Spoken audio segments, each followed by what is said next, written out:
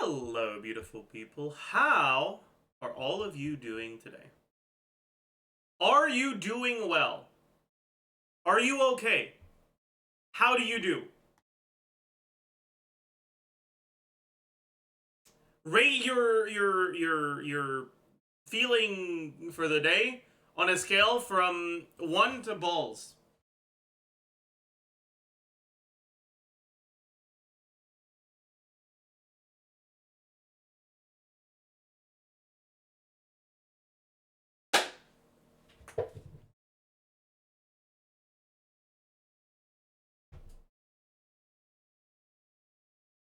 Hello! How do you do, chat? I hope you've all been well. I have been alright, honestly. No, not quite. I mean, I've been, like, fine. I feel like I've been tired, but I don't know why. Because, like, I slept fine, you know?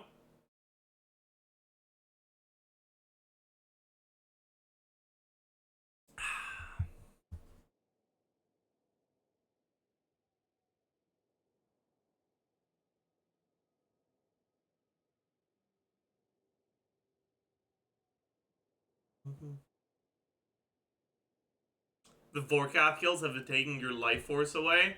It's actually not that bad. I got my 300 Vorkath KC. Like, it's fine.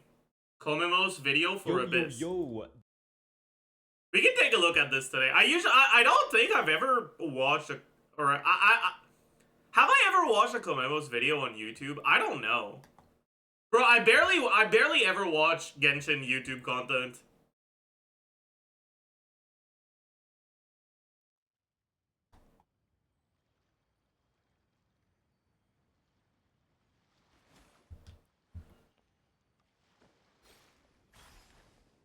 Yeah, I watched the French names one, that's true. I did watch that one.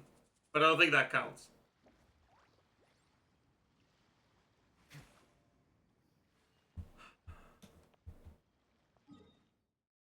Alright, chat.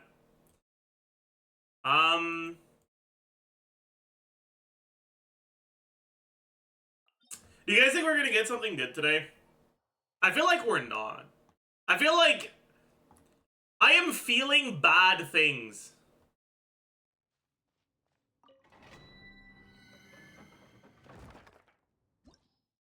I'm feeling bad RNG today.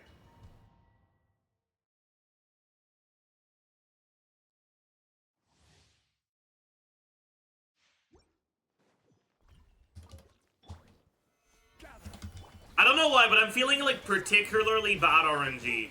I get a feeling we're only gonna get defense stuff today.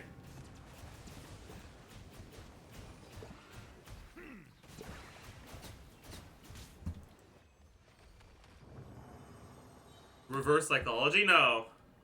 I'm just like, I actually just, I don't know why, man. Oh well. Good start.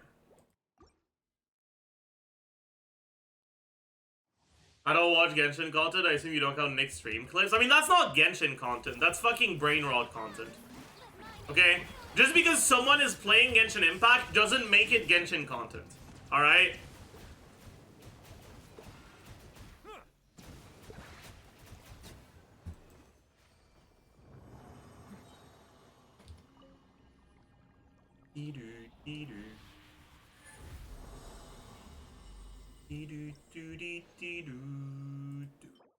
HP percent, okay.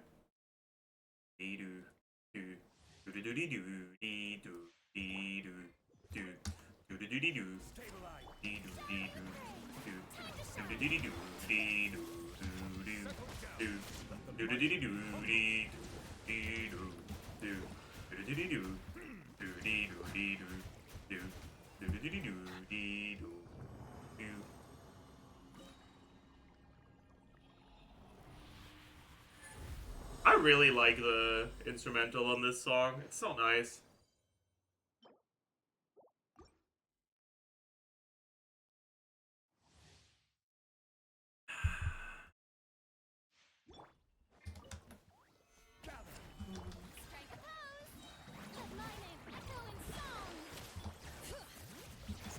Oh, my characters aren't on favs because I geared some bullshit yesterday.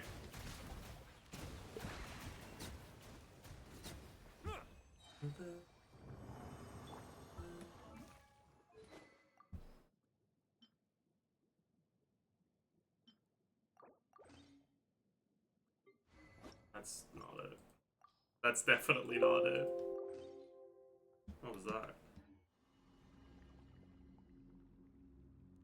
New drop? I don't care.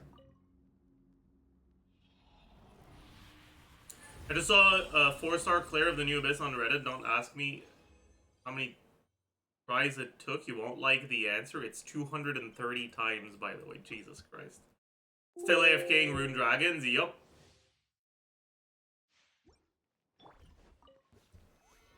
I'll keep doing it for a few days. Hopefully I get the visage by then.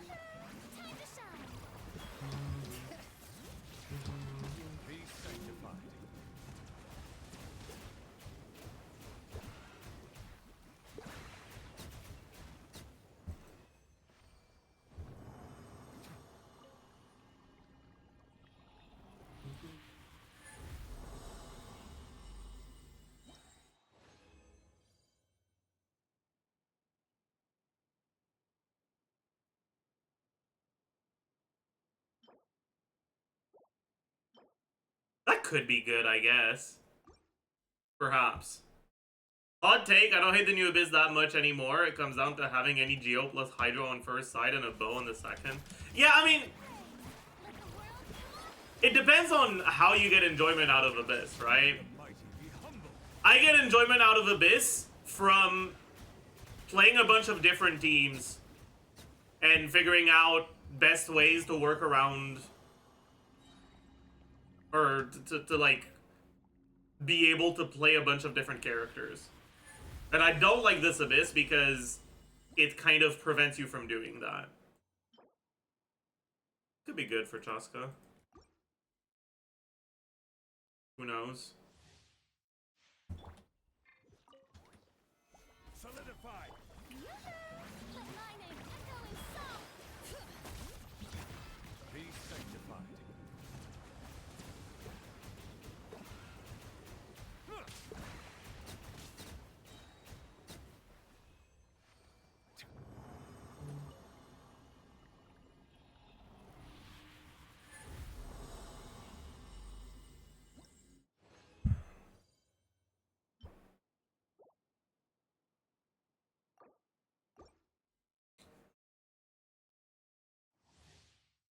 Elemental restrictions can be fine sometimes, but not when they're stacked on top of each other. So the thing about elemental restrictions is that figuring out the best way to work around the elemental restrictions with the characters you have is actually fun. The problem is that it's not necessarily balanced. And because it's a gacha game, that balance aspect plays into fucking dog shit monetization, unethical bullshit. Something that could be fun is... The fun is thwarted. You know? Strike a pose. Time to shine. The time beckon.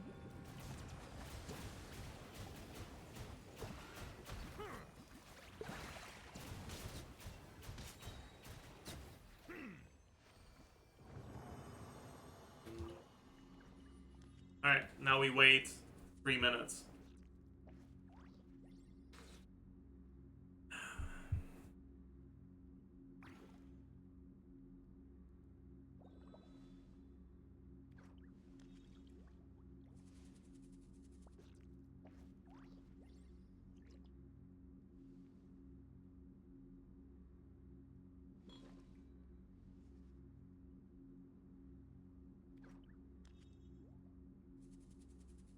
I missed MAVUIKA pre-release? Yeah, we started at the start of the stream and we finished it in 13 minutes. You missed it, sorry buddy. Sorry, you're too late.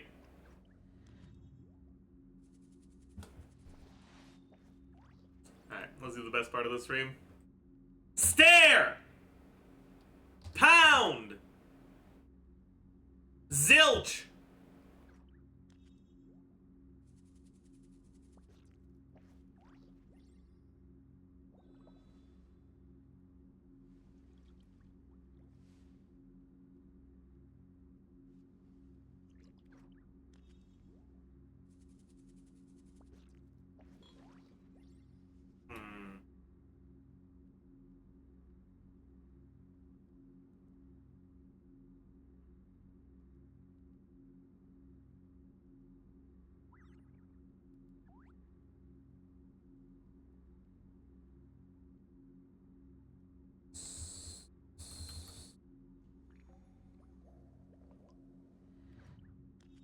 Scowl? Insane. Insane. Am I the goat or am I the goat? True. Pig's place. Den?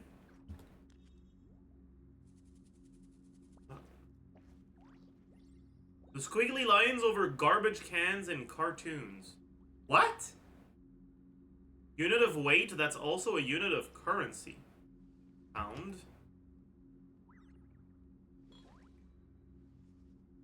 It's?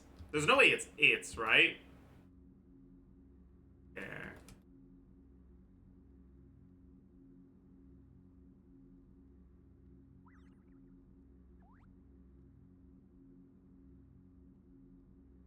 Fish aptly swimming through this puzzle's circled letters. A fish that's swimming through a pond. I don't think it's. I'm gonna be honest.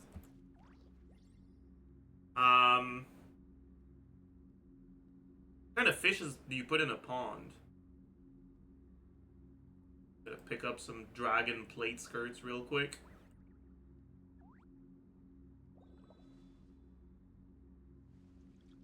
Knitting project purchase.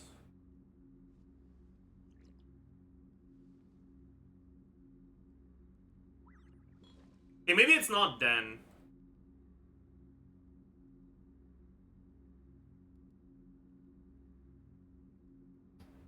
Maybe it's this. Route?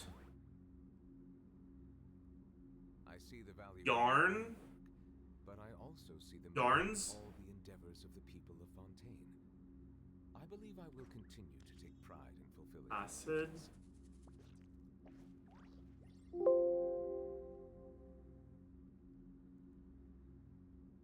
Cleaning item in a bucket? Mop? Moral?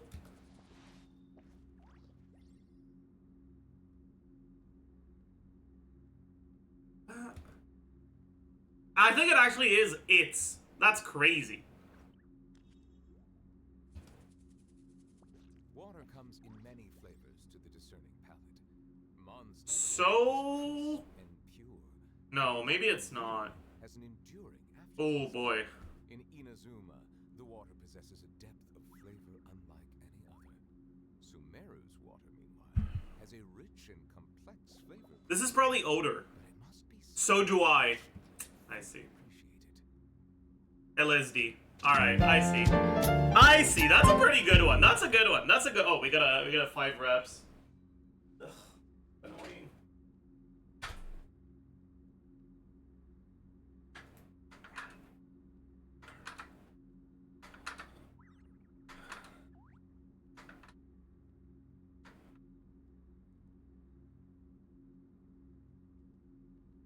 I see the value in my own work, but I also see the meaning in all the endeavors of the people of Fontaine. I believe I will continue to take pride in fulfilling my You duties. pulled out the printer, true.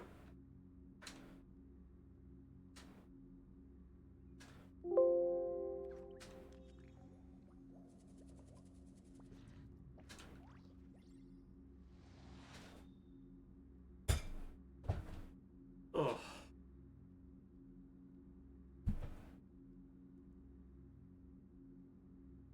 Pod expired? Yeah, I saw that. It's fine, I had my last stand.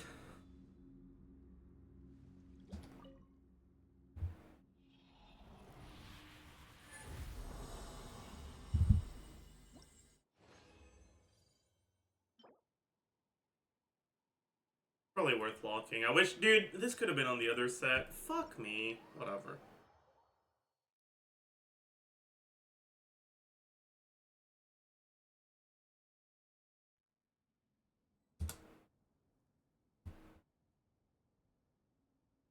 Tissue, carpet, wax, pluck, drag, nerve, clay, graph, grass, artery, hard, heart, drive, grit, construction, avenue.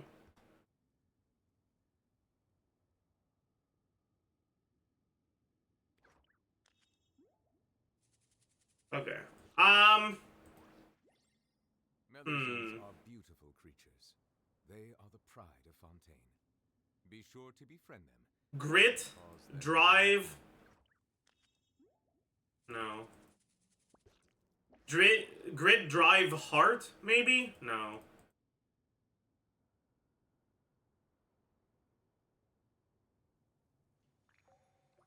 Hmm.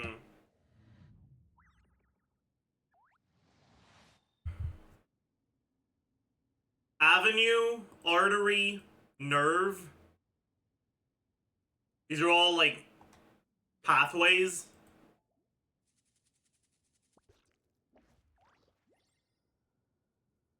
Hmm.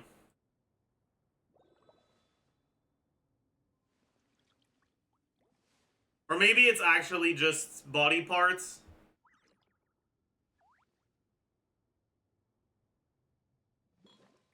No, it's not.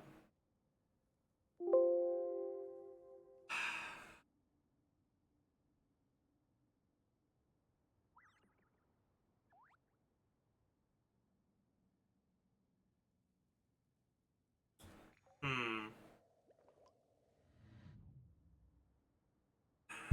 Graph. Pluck.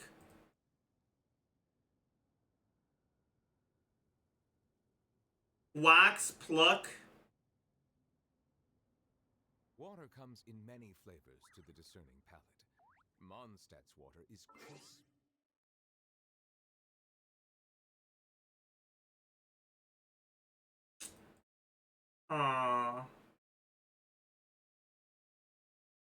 Clay. Oh. Carpet.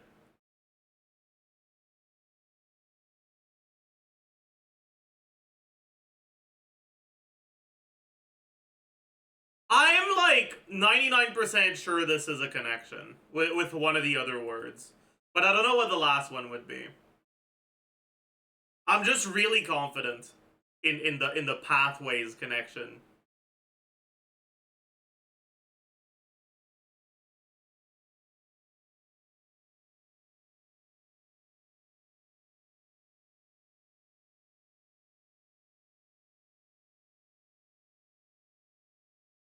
Construction. Skills in old school RuneScape. True.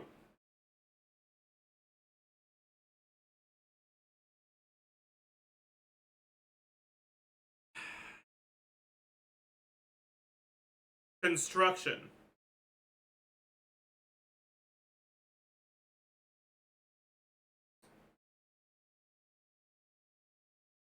Grit. Drive. Heart. Nerve? There's no way, right? Oh. It's not nerve.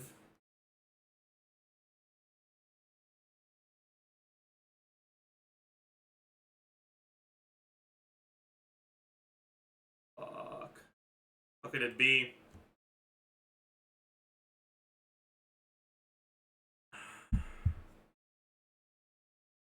You've got drive, you've got grass, you've got artery, you've got drag. Slay Queen. You've got... I mean, maybe construction? Like when someone is built different, he's constructed in a unique manner. I just dropped dragon limbs. Huge.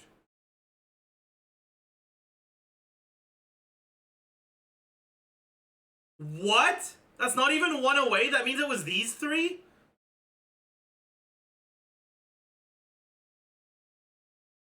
Okay, this is not gonna work out, chat. I can tell you right now, we're not gonna get it.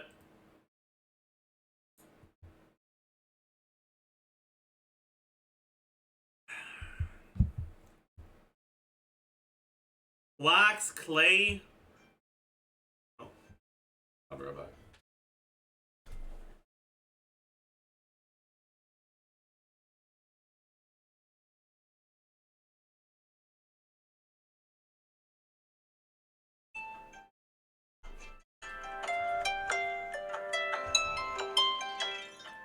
Good morning, chat.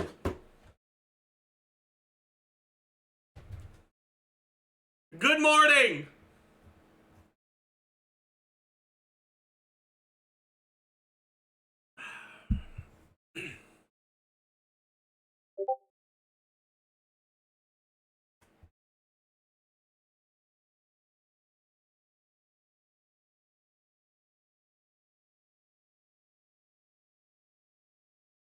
Wait, but it can't be this.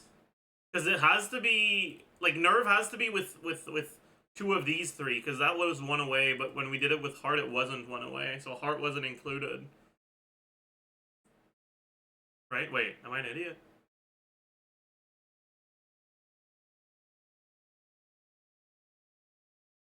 It has to be these three together. Right? Unless I'm Cornge.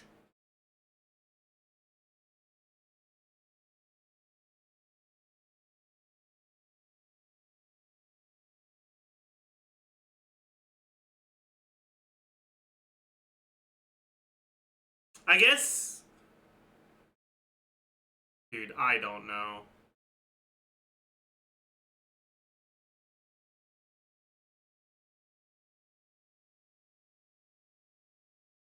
Chat, I think we just give up. Honestly, I'm not getting it. Whatever. Just get me out. What was it, man? Pluck.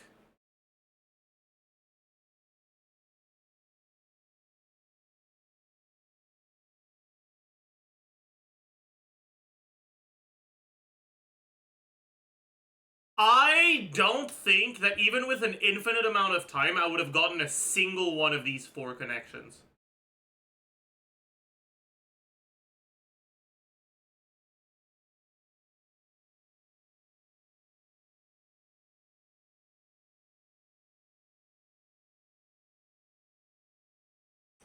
I've never heard pluck used that way before.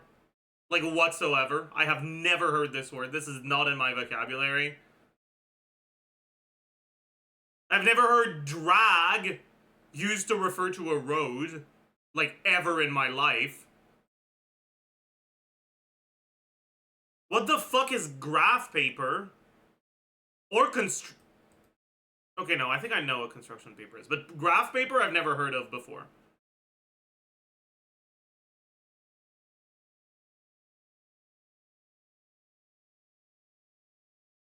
Maybe I could have gotten this one. Maybe, perhaps. Grid paper? Is that what graph paper is? Why do they call it graph paper instead of grid paper? Are they idiots? Why are they trying to be smart about things like that?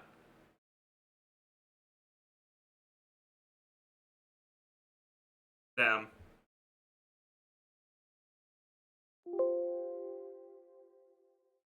They're American? Yeah. I guess they're not gonna be smart about anything else, huh? That's a good point. It's a good point you raised there.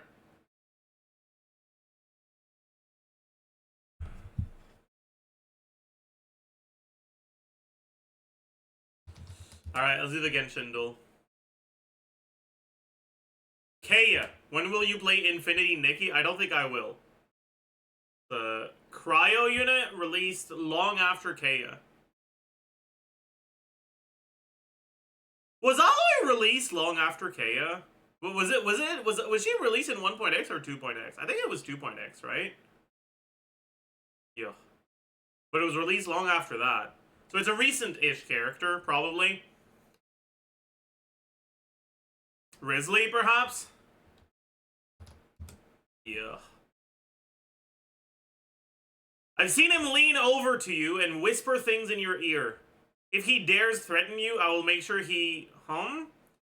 You mean it's just an in-joke between friends? Genuinely? So the he that's being referred to here, I feel like it... No. I don't know, man. Who the fuck could this be?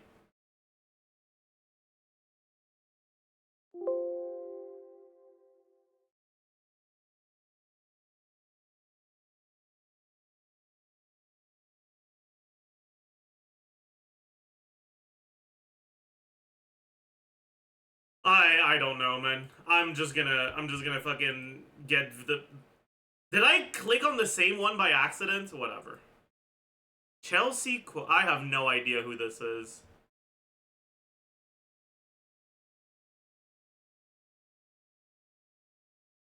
I've seen him lean over to you and whisper things in your ear.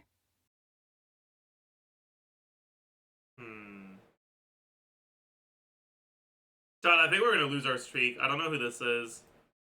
Okay, let's think about this. This is a tall female character, most likely. That is very dense.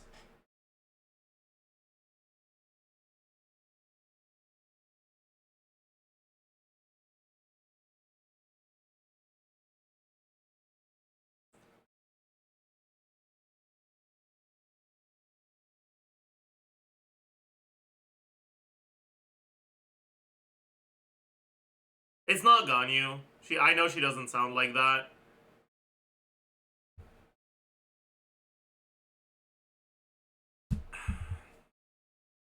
Jean isn't that dense.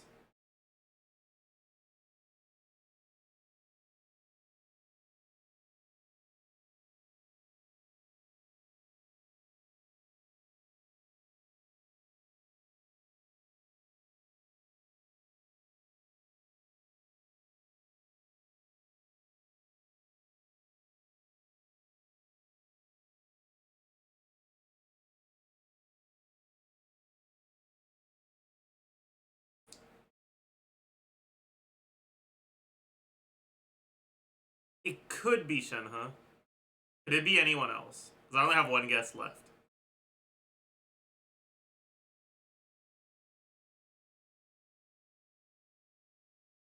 I don't think Shenyan sounds like that. I feel like this does sound like the kind of thing she could say, but I don't think her voice sounds like that. But maybe I'm an idiot. I'm gonna guess Shenhe, but if it could be Shenyan.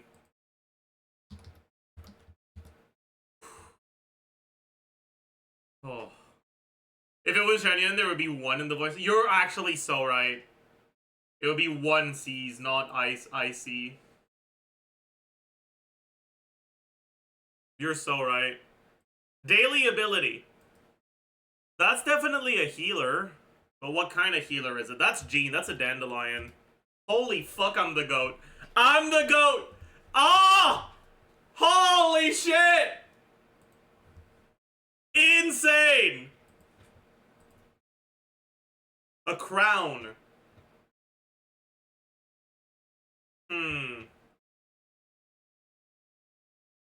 You drop this, king. Damn. Okay, it's Navia. It's not Navia? What the fuck? The fuck is this? Arena? Raiden?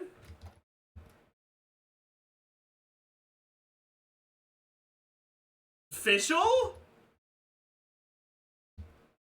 Dude, what the fuck? This was so ass.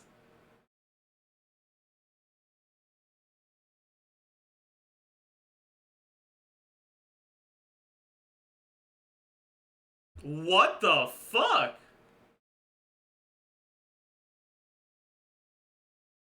Okay, whatever. Bald! It wasn't bald.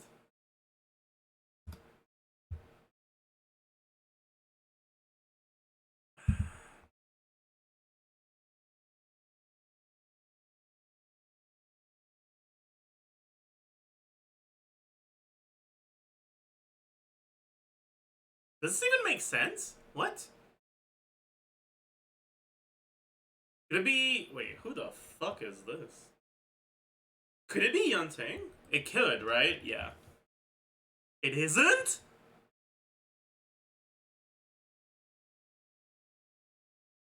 There's another Lofu Ice character from 1.0? Huh?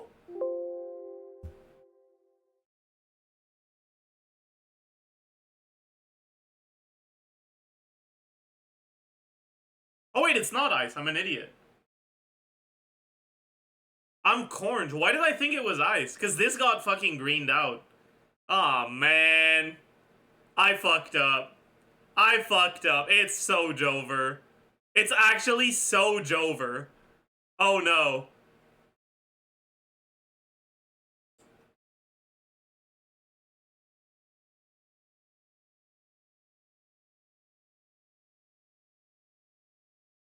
Okay, okay, wait.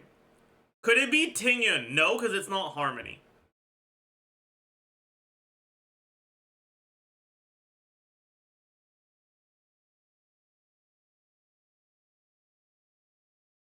Could it be Susheng? No, because it's not Hunt. Could it be... No. Could it be QQ? Maybe. I think it's QQ. I think QQ has that material as well. But I wanna rule out everyone else before I lock it in.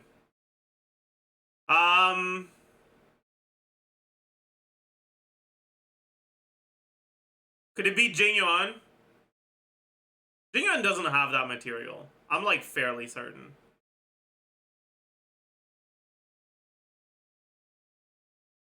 I'm not actually 100% certain though.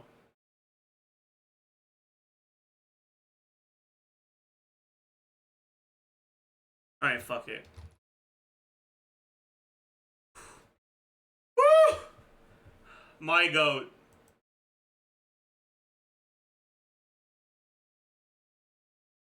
My goat. Daily quote. Need a rest? Go. Tell you a secret though. A champion wins by trading hard while others rest. This was really easy. This was really easy. Ben! It wasn't Ben.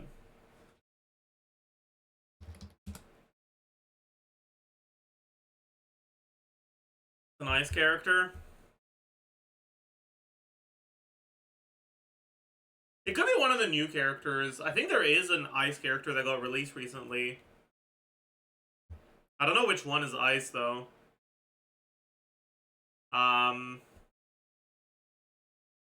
But I'm gonna hope it's not, and because if it is one of the new characters, I'm kind of fucked. It could be Sokaku.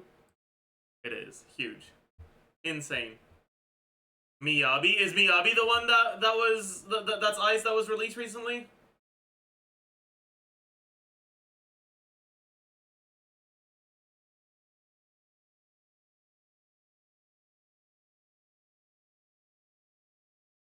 Releases in 12 hours? I see.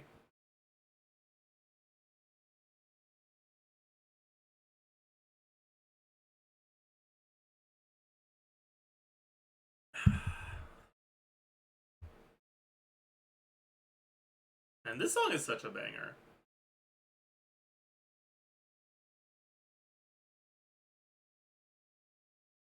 And pure, while water from Liyue has an aftertaste.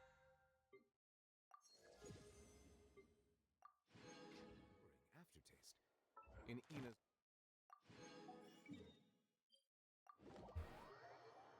Karaoke perchance? No, not today.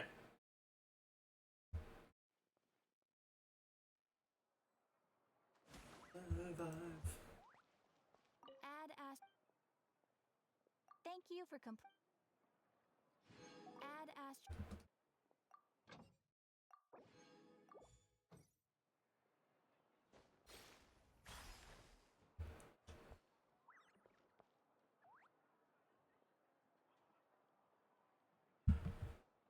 All right. Let's turn it back down a little. Where? There it is.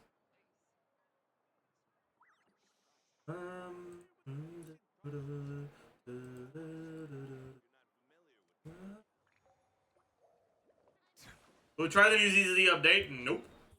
No, I will not. What I will do though is do some amazing Poggers Abyss gameplay that you will enjoy. You don't actually have a choice.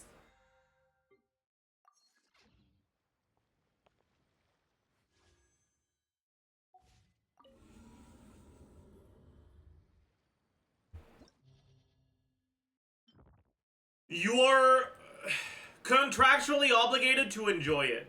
If you don't enjoy it, you suck.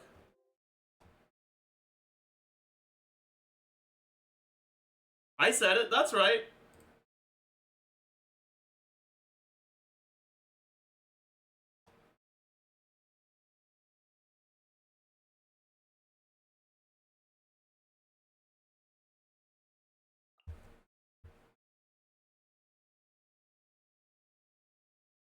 Tyrant streamer, yes sir. Alright, let's try Chaska. People were saying this was a great Abyss for Chaska.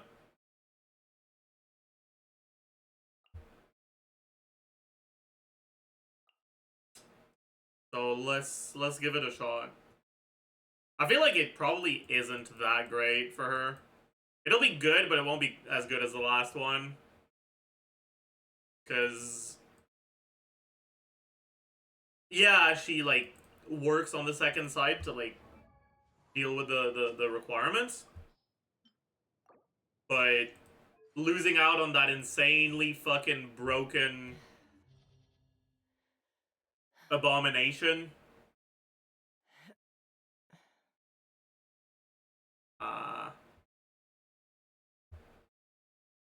Of an Abyss Blessing? Yeah.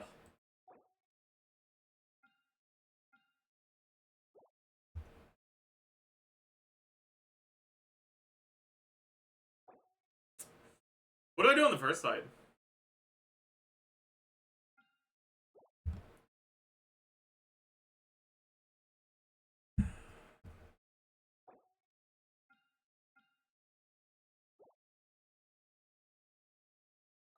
Maybe we do Milani? Is Milani gonna do well? Probably, right?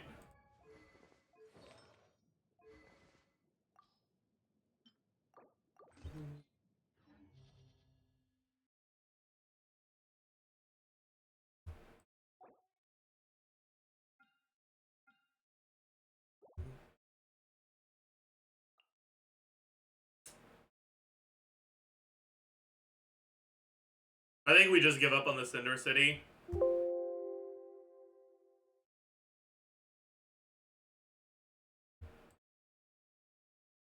Yeah. Because I have Channeling on the other side. I guess I could just use Auron here so I can use Channeling on the first side. I guess that's what I'll do. Where are you, Auron?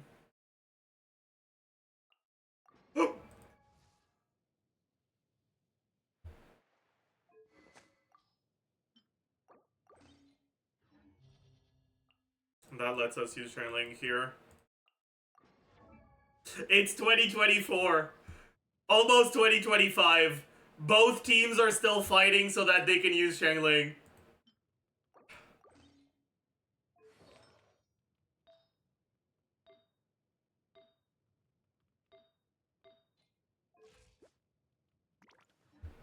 Aware. Where's Candace? There she is. My goat.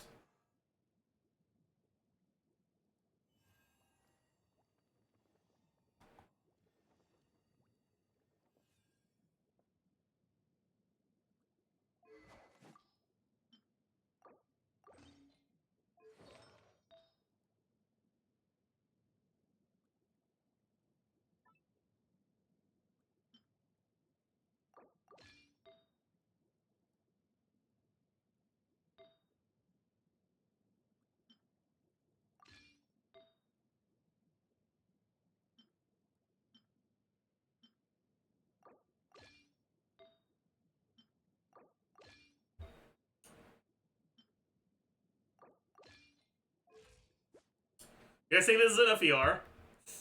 I hope so.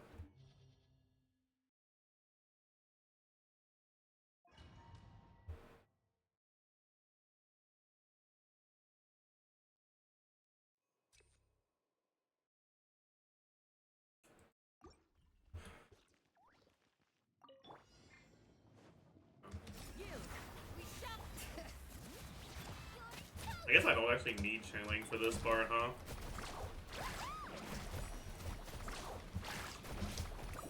I think we got a tag shot.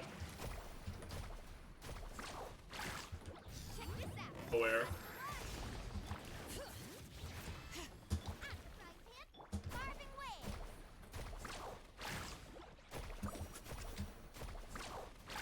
Your coming was foretold.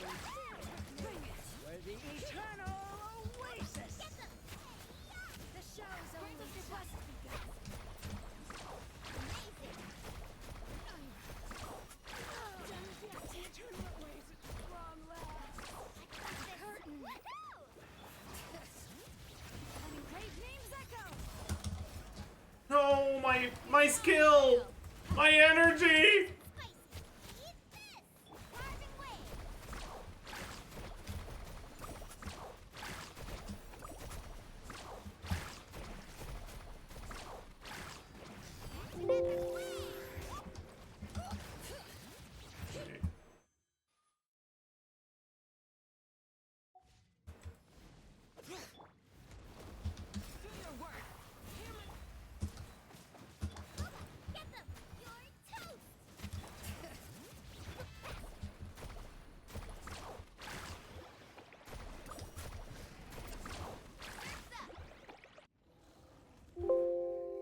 He was just flexing his primos, not actually pausing. That is true. That good point.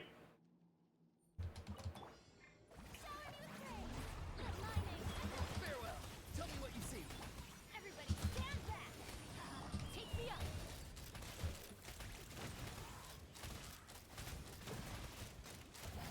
Bullseye. Bullseye. Yeah. Let's light it up. Yoo-hoo! Time to shine. Free. Go. You're free now. I'm going in.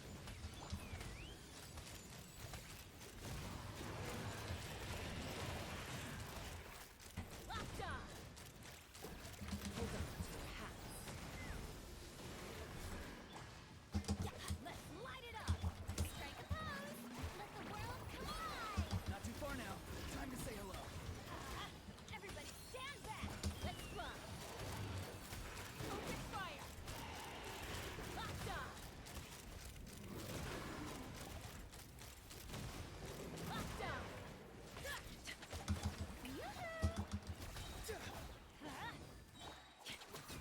I think my Bennett's not on Aquila right now. I think he's on the other one. Oh well. Moi je mets mon drapeau en berne et j'emmerde les bouffons qui nous gouvernent. Oh yeah, I forgot about that.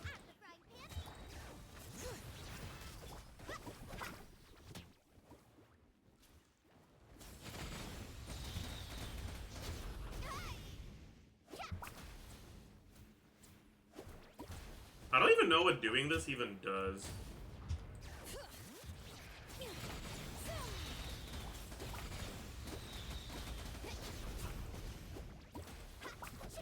Off we go.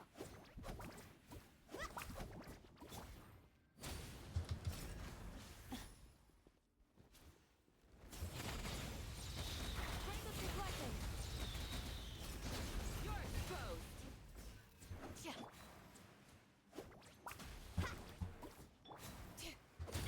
Bring it.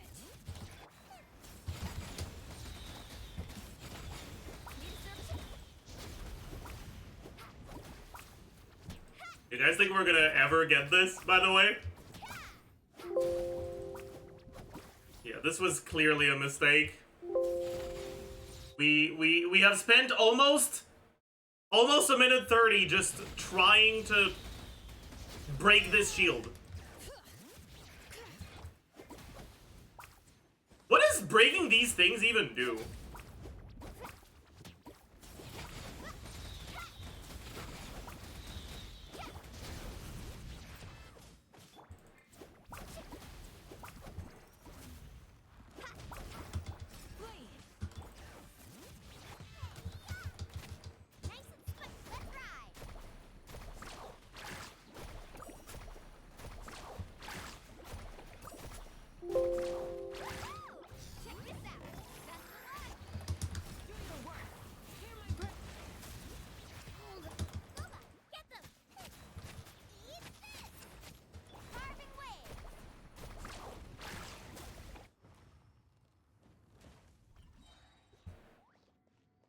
I should have used Elon. I get it. My bad.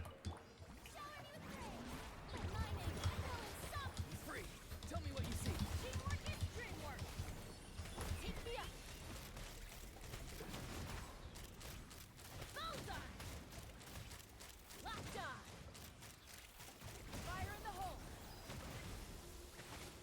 Let's light it up. Yoo-hoo! Let the world come alive. Not too far now. Go. You're Going in. That's gonna hurt in the morning. Ha!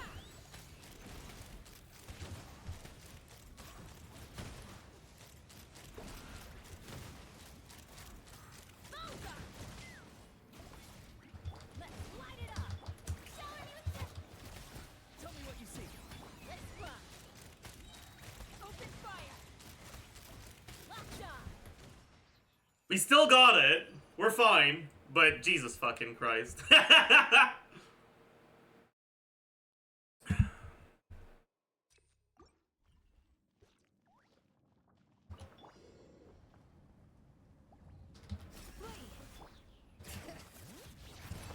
Hear the echoes of the.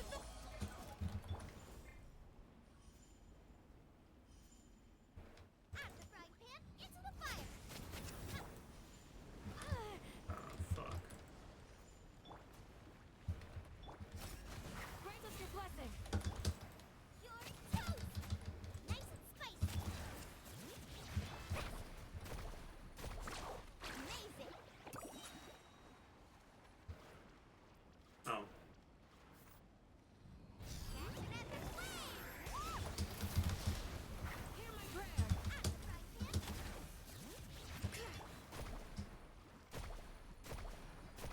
Oh, that's... That's up. Bro! Amazing.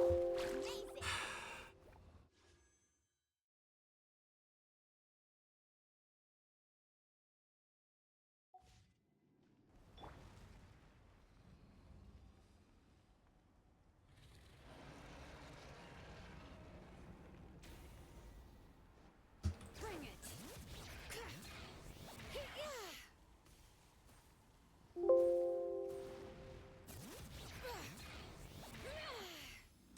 Let the mountain's veins boil.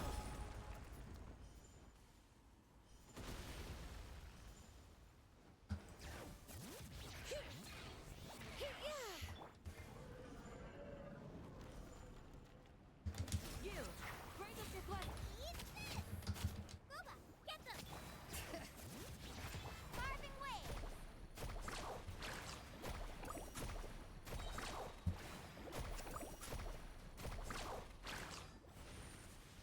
Oh boy. I heckin' love playing Milani. We'll play her second side after, because I kinda wanna see how cringe it is. Oh! Thank you for the raid! Welcome, raiders.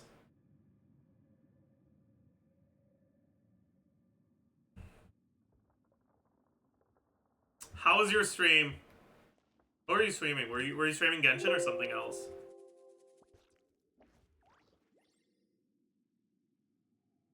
Do you even still play Genshin? I haven't caught your stream in a while. Marvel Rivals. Ooh, I see. How did that go?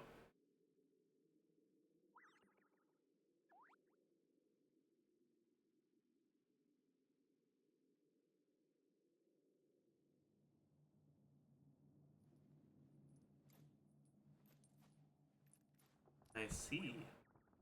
Interesting. I feel like Warframe doesn't really fit with the other two, but hey, whatever. I mean, hey, as long as you had fun.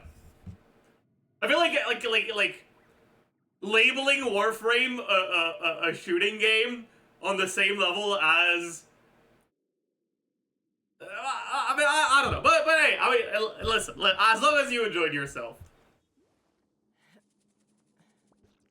I liked Warframe. Yeah, I played a little bit of Warframe a long time ago.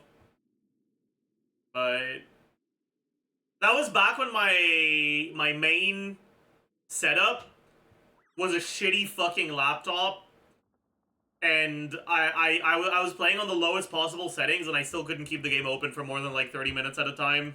I'd have lost my Otherwise, my computer would like straight up start leaving. Like, Surviving is tough. Taming the beast within is tougher. sometimes I played games with like my laptop on my lap. Well, it's a laptop, you know, kind of crazy. On top of my lap, and I think it was when I played Warframe. I actually got like a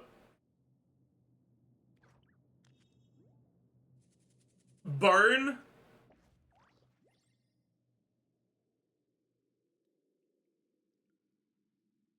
Like an actual like proper burn through my clothes. Oh, we got an exercise redeem. Oh.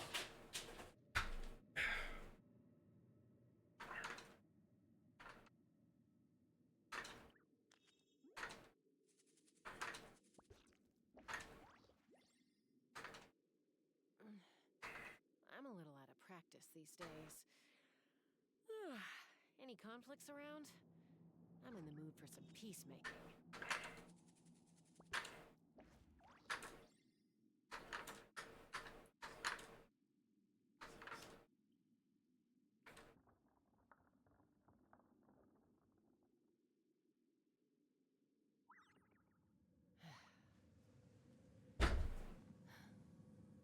Yes, Zajef is lifting an entire printer with one hand. He is that impressive. True. That is true.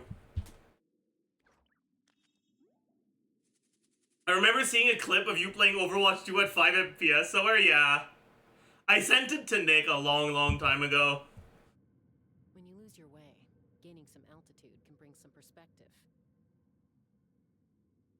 Let me see if I can find it, actually. We don't send each other a lot of videos, so maybe if I... From... Zajef has video. Yeah, I can probably find it.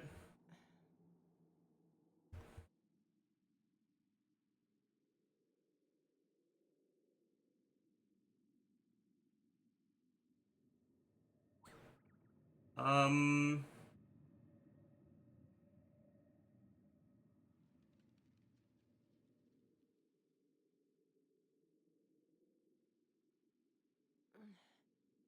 a little out of practice these days. Any conflicts around? Brig is pretty beginner friendly. Yeah, but Yuli actually has good aim. I'm not gonna put him on fucking Brig. Wait, what? Ana, you can change your sense too. Okay. To the exact same one. The thing with Ana is when you scoped in, it's hit scan, so like a normal like Val shot, like it goes instantly. Unscoped is projectile, so there's travel time. So what Ana's do is you can like quick scope, like kind of like how you use the Marshal. You're just like right click. This was actually what my screen looked like, by the way. Or just No. body? Like this black area is because I had to like make it smaller, otherwise it was too fucked. Bro was locked in, bro. I was omega locked in. True. One showing so versus Sojourn is Val. Dude, Sojourn is so broken.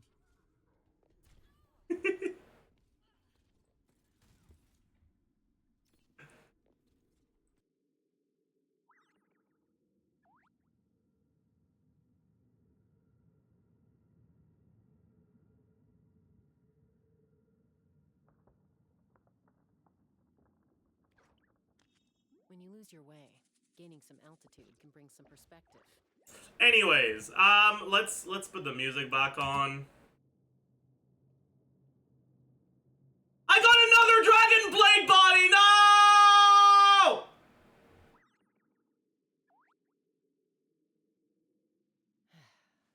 Dragon Blade body number 4.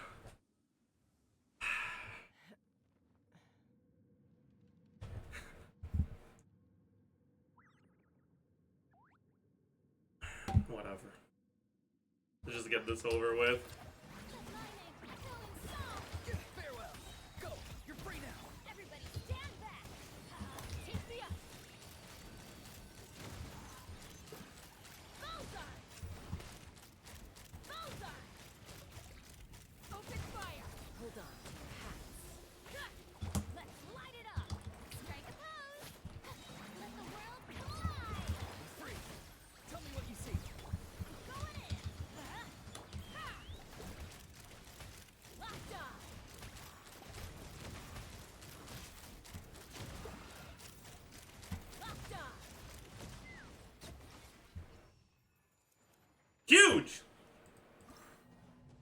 Are you still rank 1 in levy kills? No, not anymore.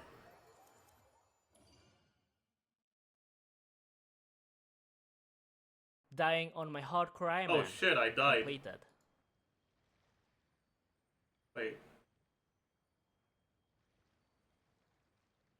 I gotta go get my stuff back real quick.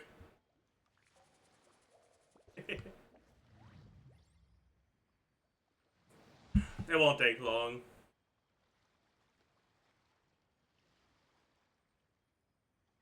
Can I collect my items from my gravestone? Bring my items, I'll pay your fee. Yo.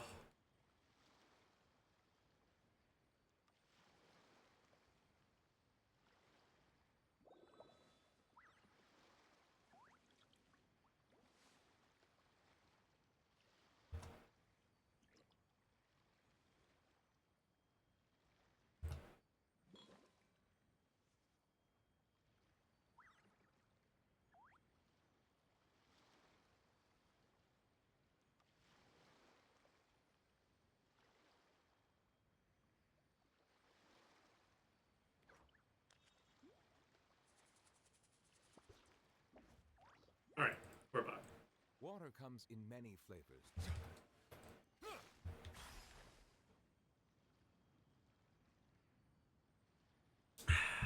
New Abyss usage rate? Ooh, we can take a look at that. But not yet. Before we take a look at that, I want to do a run with Molani on the second side.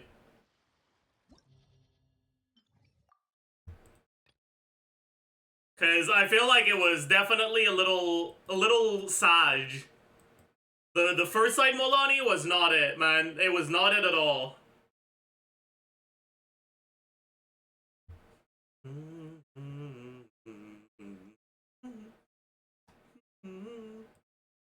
Yeah. What bow user do we put for this, though? That's the question. I guess it's Yelan, right? How cringe.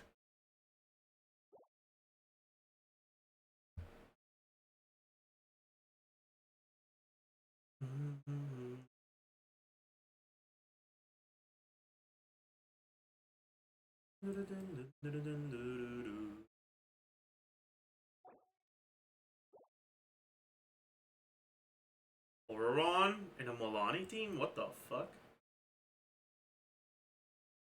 Venti?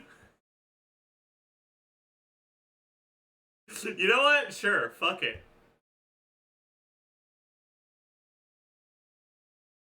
Alright, sure.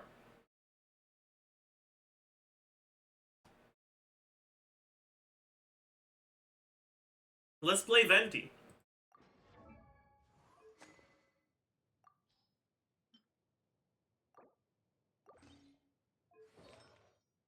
Let's at least have him on 4v though.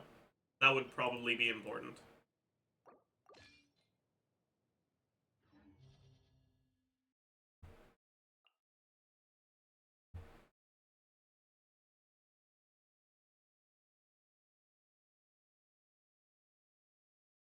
You can avoid the shield guy by sitting in the corner. What shield guy are you talking about?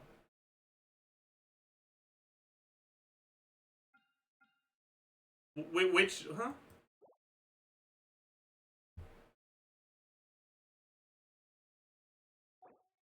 This thing? Oh, but who cares? Just break the shield. What?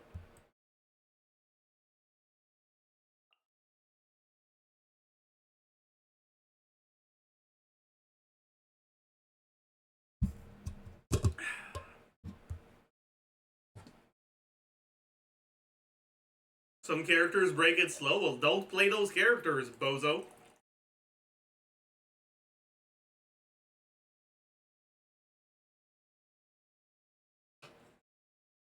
What if you give me 2 more billion bits?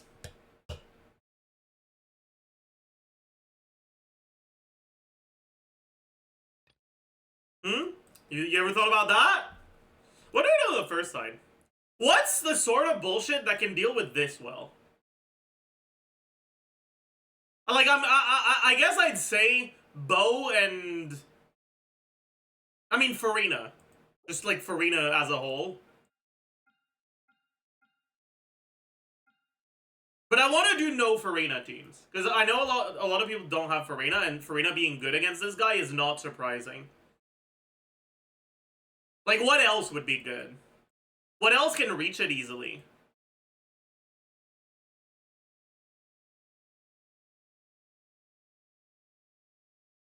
Wrong side.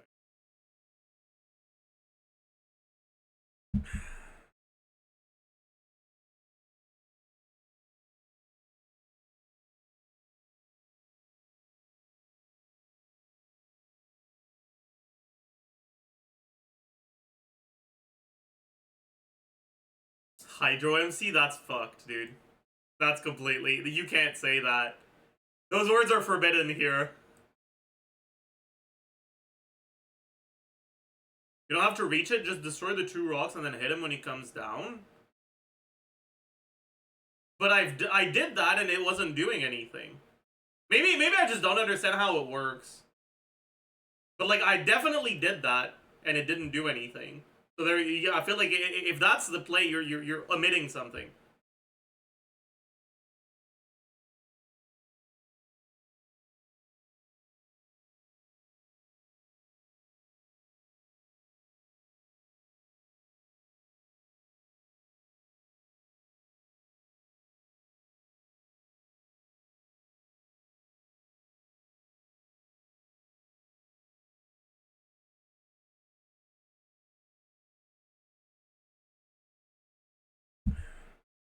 He comes within reach if you break the 2 rocks. I see.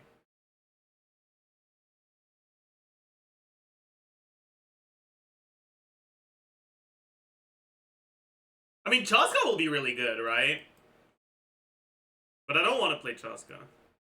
Let's do...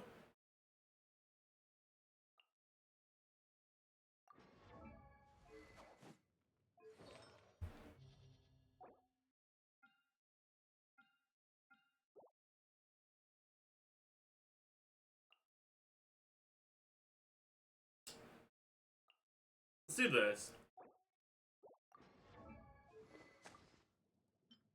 We can't do Elegy. We're not gonna have enough ER otherwise. Also, what the fuck is going on here? Something's definitely wrong.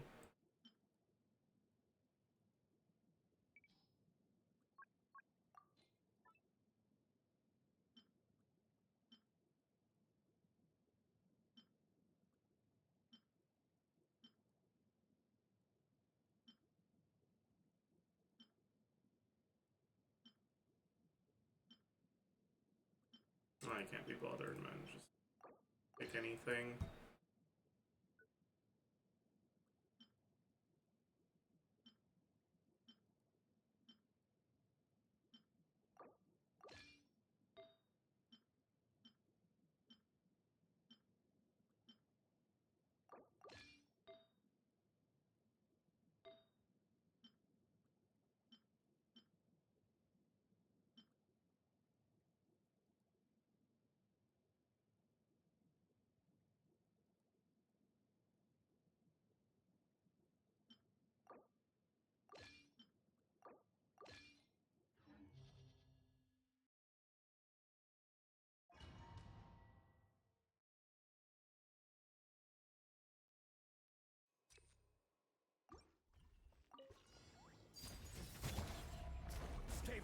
Game's up. Fun's over. Then teamwork is dreamwork. Let's.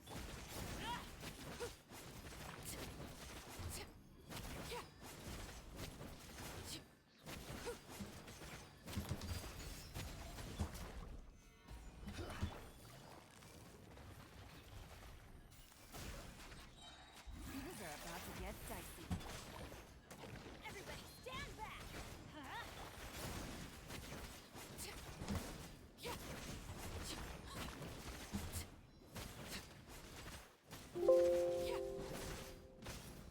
Your coming was foretold. Dance with me. For the eternal oasis. The show's only Is he not on 5? Oh my god, he's not on 5. busted. Here comes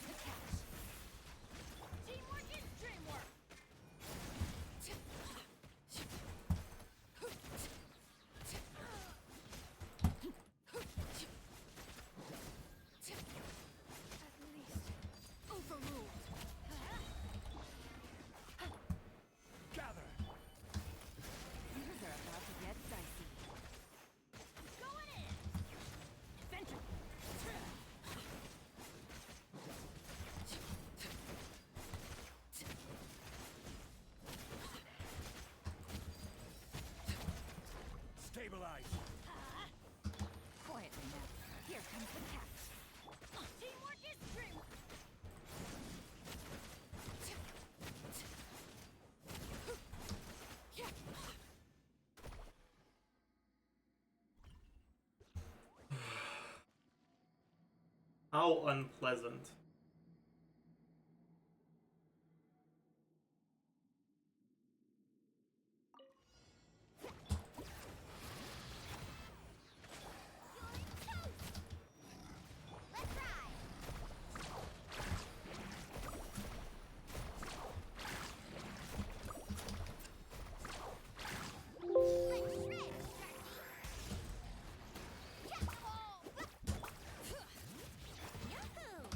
I didn't get a swirl.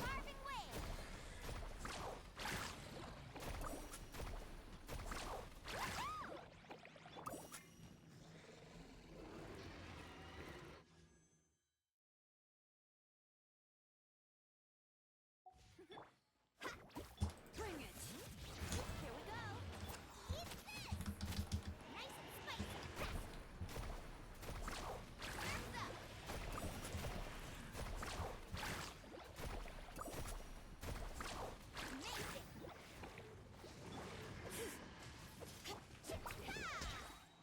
I lost my wits at frog. Yeah, this is not good enough. Holy fucking shit. Jesus Christ. This is not even close. Whoever recommended Venti was wrong and stupid, actually. Definitely not. Though the first hide wasn't helping, but still.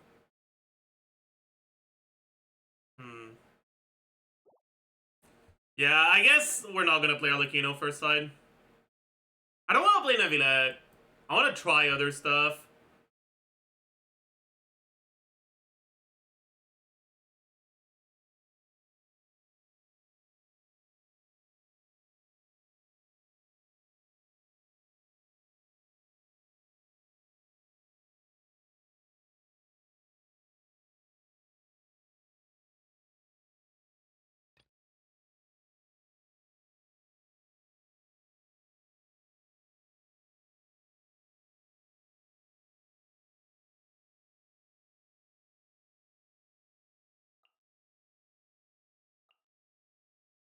I'm definitely gonna do this, I think.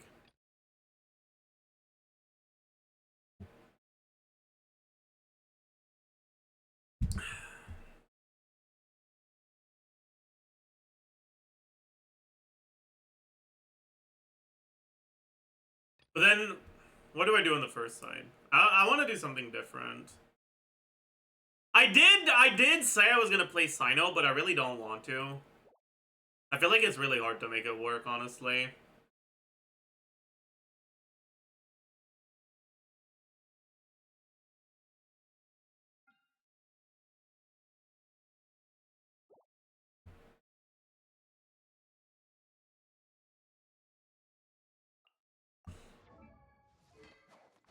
It's mainly the later chambers I'm worried about.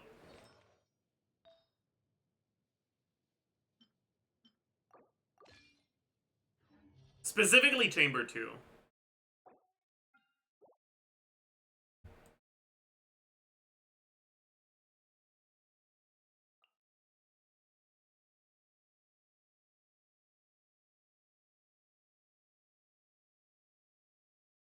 Or Chamber 3, really. Like, we can either put a Hydro unit in and be fine on 2, or put a Geo unit in and be fine on 3. I feel like we can't do both.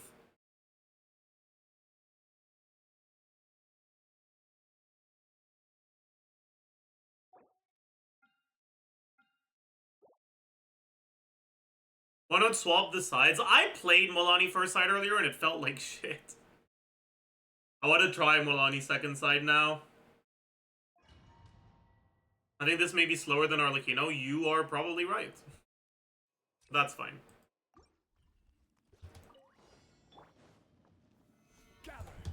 Everyone hold hands. Make yourselves at home. Nowhere to run. Judgment is upon you. Your penance is due. You stand condemned.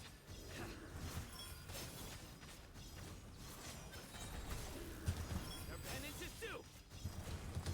You stand condemned. Guilty.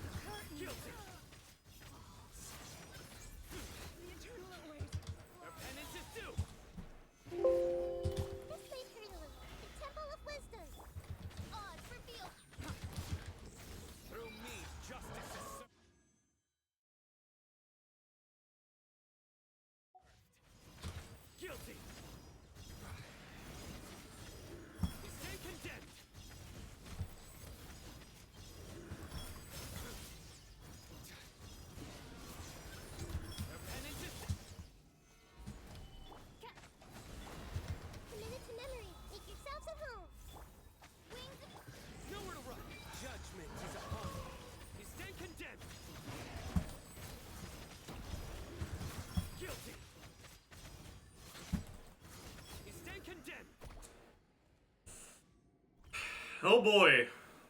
I don't think this is gonna be good enough.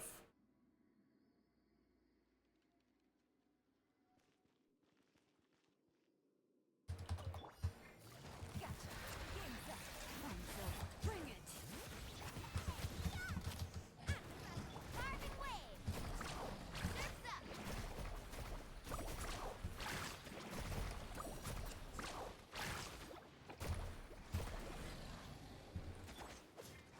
Surf's up. Busted. Here comes the cash. Eat this. Surf's up.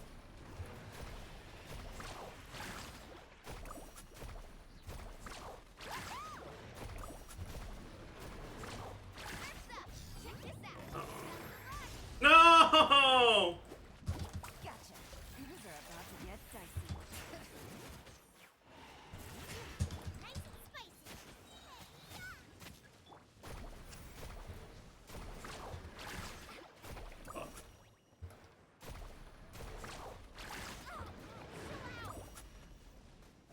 It's not good enough. Can't 2-rotate it. I don't have the damage to 2-rotate it, unless I get good Witsith RNG, and I don't want to reset for that. I guess we changed the first side. I tried Sino. Okay, it wasn't good enough. Okay, like, whatever.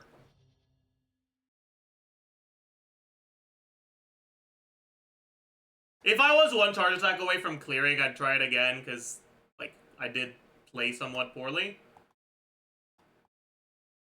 But yeah. Goodbye, Sino. That was as much consideration as you will ever be given. Okay? I did my best. It didn't work out. Sorry, buddy. A valiant effort, yeah.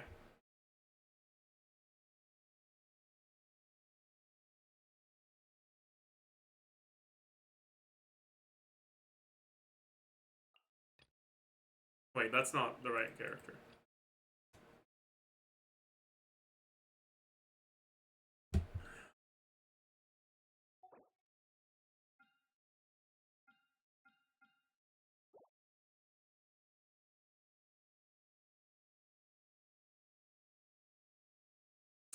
Alright, whatever. I give up. I'll just play Taser.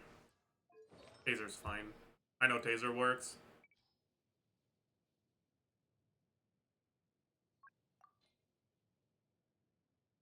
Do I play it with Auron or Beto?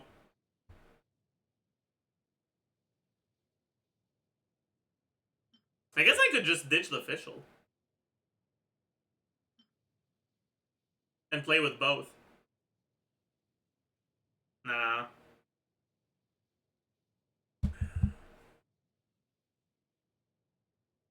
Nah, I won't. God, I fucking hate this Abyss. I really do, man. Like, with a passion. This motherfucker makes team building so cringe. So cringe.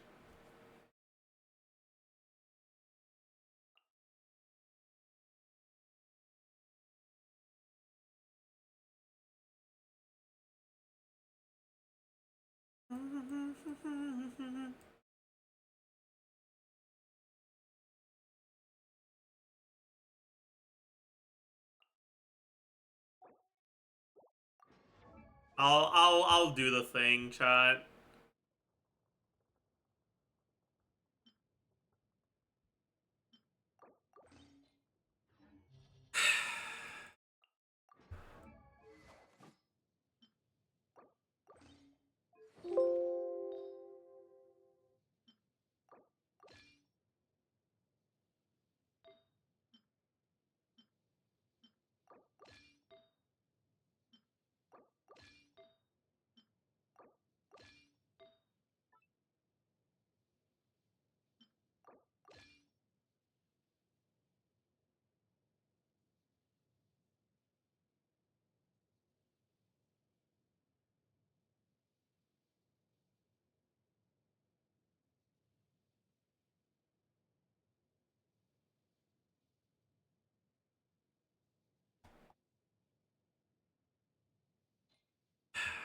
I'll do the thing.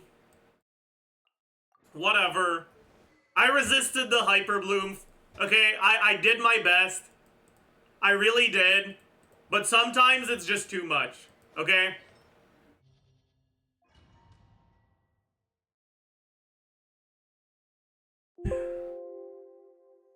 The hell did I...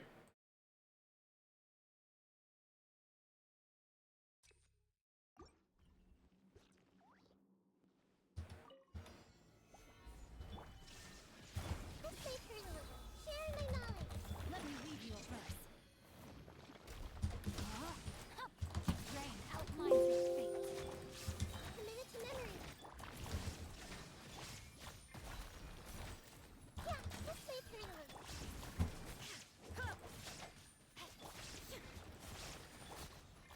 Committed to memory. There is no escape. Witness the power of Gugwa. Gather. No, my sword. Your coming was foretold. Dance with me for the eternal. The shows are Bloom as the flowers in Gurabard. committed to memory. Let me read your verse. Shine down. Not done yet. Rain outlines your fate. Stabilize. This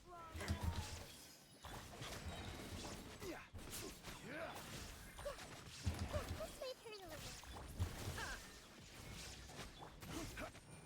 I will have order. I'll try to keep them grouped for a little bit longer. No, my sword.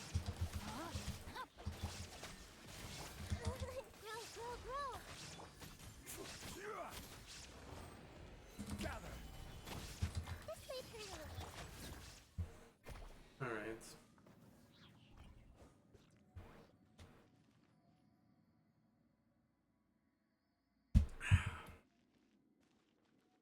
Lucky grouping. I mean, it was, but also it was manipulated a bit.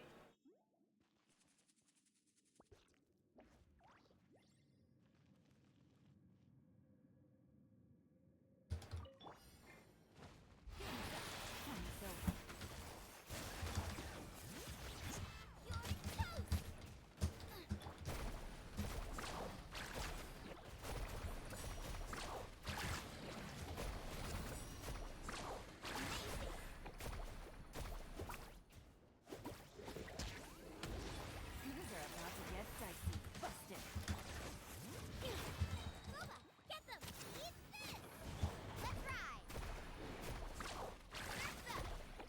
Fuck. Catch an epic wave. Ah, fuck! Game's up.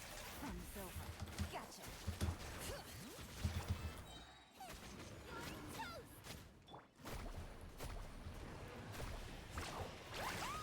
Ooh. Wait, we got the damage or the EM one. I don't know which one it was. No! I caught my thing too late. Whatever. That's frustrating. Quietly now. Carving way. Oh well. Primo Bishop is an enemy that feels like ass to do with Milani. Oh well.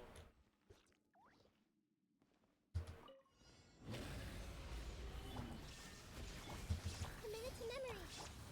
Rain cutter. Rain outlines your fate.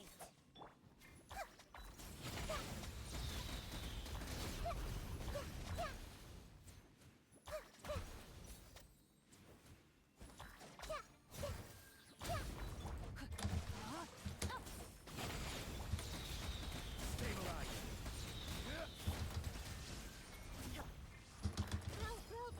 Witness the power of Gugwa. Committed to memory. Solidify. There is no escape. No, my sword. This may hurt a little.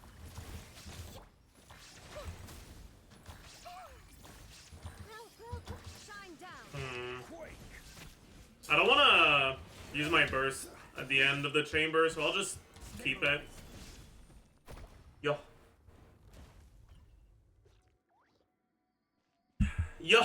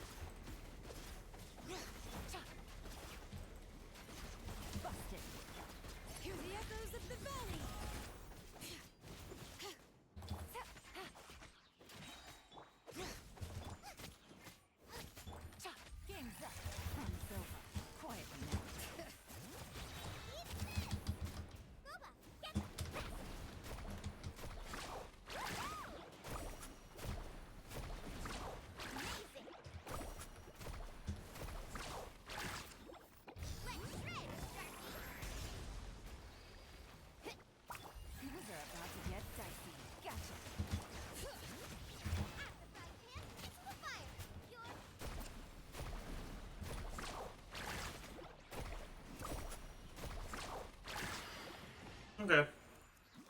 This part feels alright. Enemy. E. E. E. E. E. E. There is no escape. Just wait for a little. Make yourselves at home.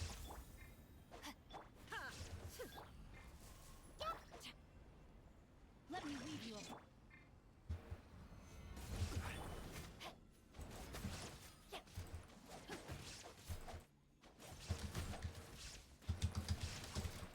Rain outlines your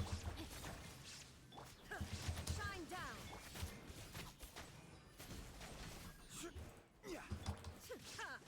I could definitely skip if I played it a little bit better.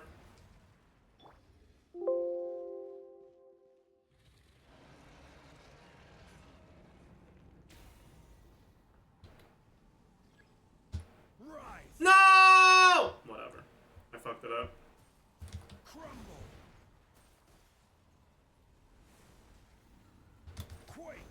How did I fuck it up again? Whatever. Surely I won't fuck it up on this one, right? There we go. I mean, on the last one it doesn't matter because I could have just bursted, but whatever. Witness the power of Gua. Know my soul.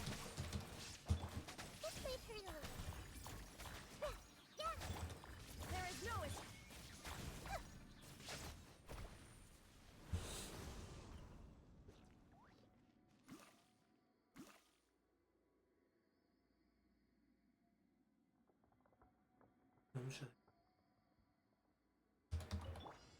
Be fine. I think I'll just wait, honestly.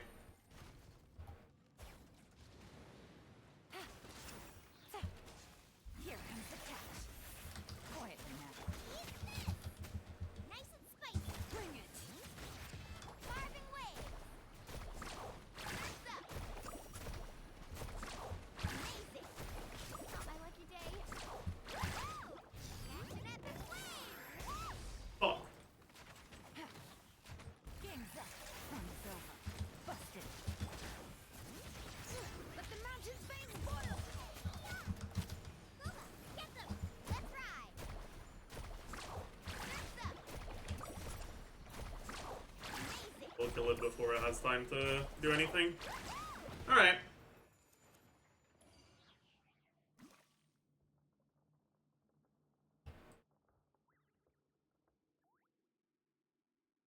So Milani's second side feels alright. Like, as long as you have a good way to knock the thing down.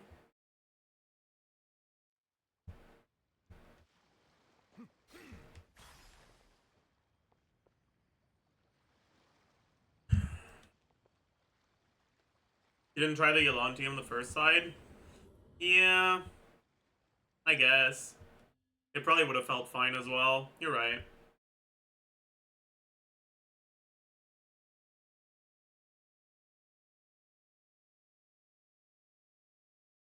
Is there an official way to dismantle the Red Dragon's flying state? Just kill him. Break the shield as fast as you can. That's all there is to it.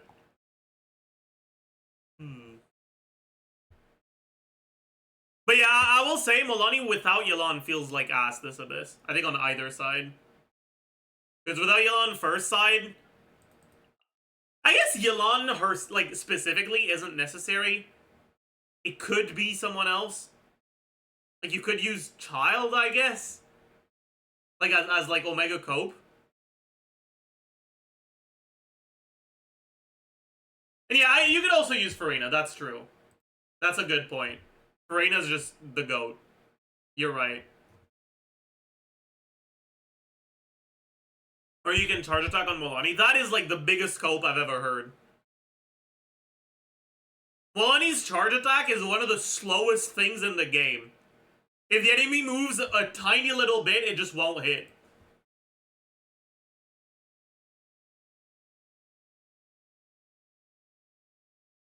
Right.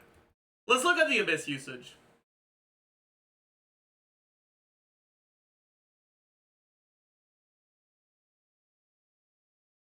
Farina 97.7. Holy shit.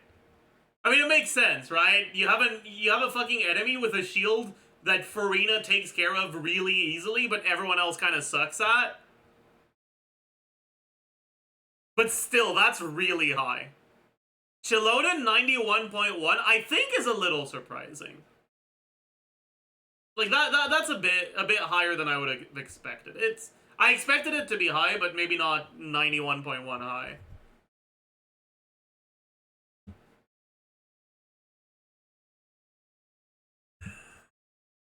Chaska, very popular, which makes sense.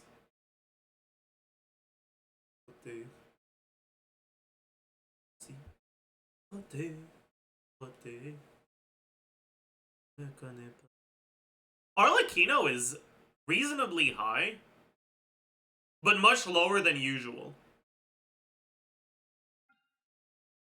Which makes sense, I guess.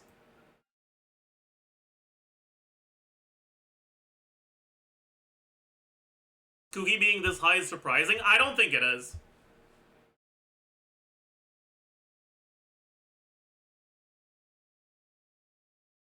Hyperbloom being good is not... Like, Hyperbloom is good this Abyss. So I don't think it surprises me very much.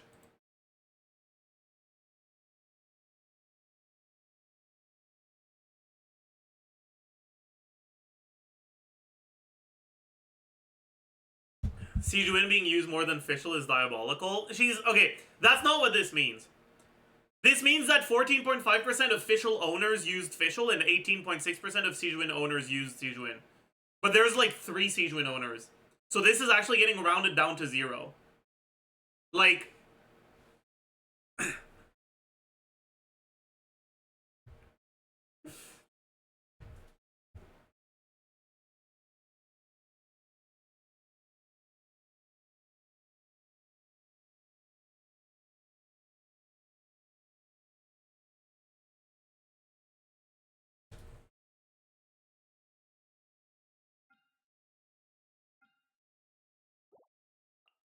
But yeah. I wonder what I consider the best 2-team combination this Abyss to be. Probably some sort of ChesseBurgers team on the second side, and some sort of Hydro Carry, probably Navidad team on the first side.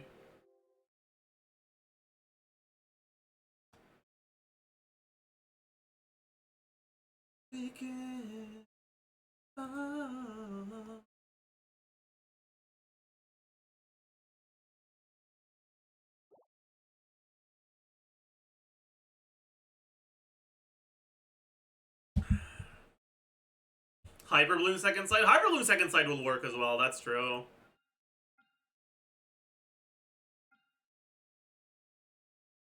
Very true.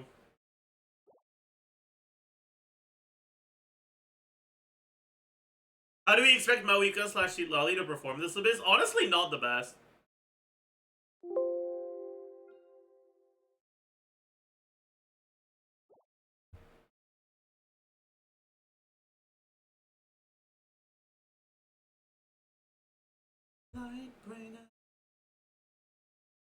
Can Nevilet work second side?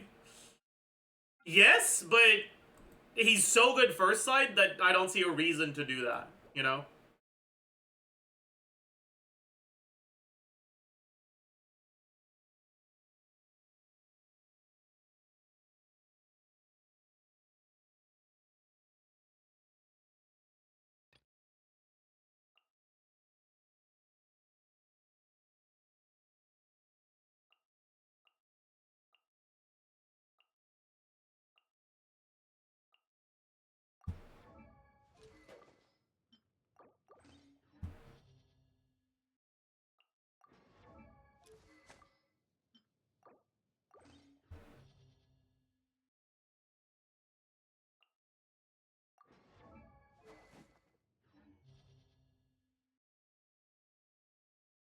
Like, I think this is probably the best combination, like, the best default combination.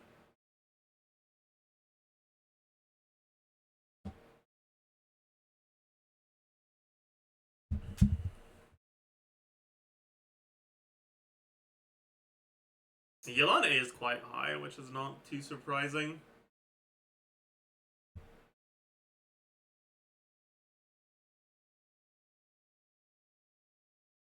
Hyperbloom is better second side? I don't know.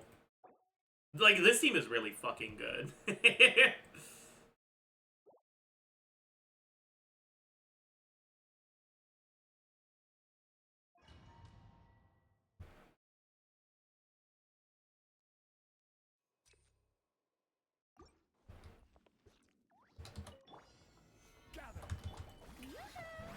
to shine.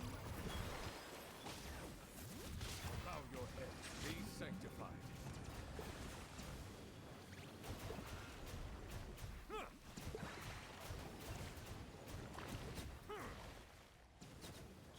Your coming was foretold. Dance with me.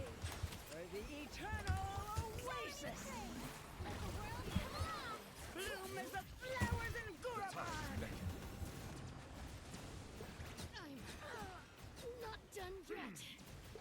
The curtain falls.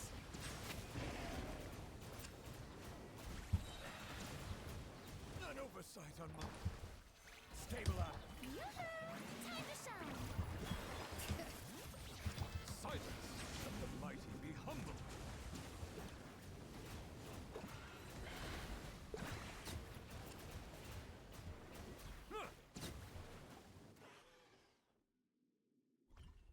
I got another dragon blade body!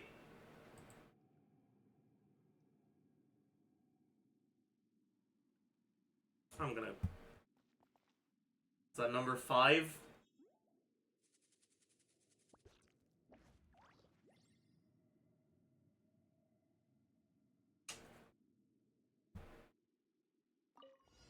Lay down.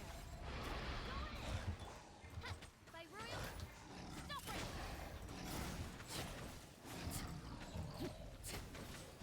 Wait, she's not on Jadewing Spear. Fuck.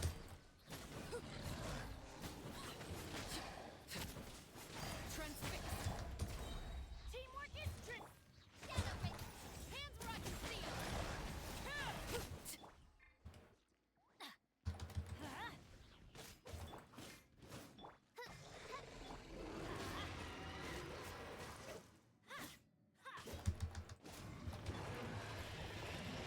Final war. Everybody stand back. Let on.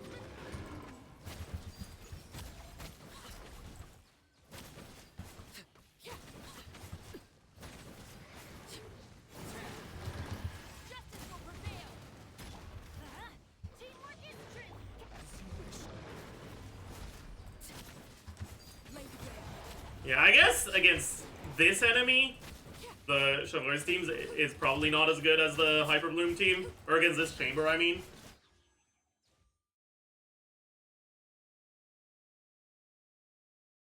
Good shot. I think I'm gonna die. Oh.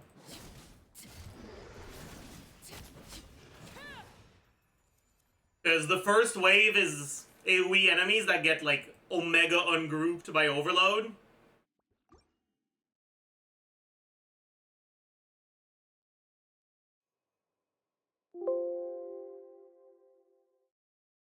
And the second wave is electro resistant. I mean, it won't be too bad, but...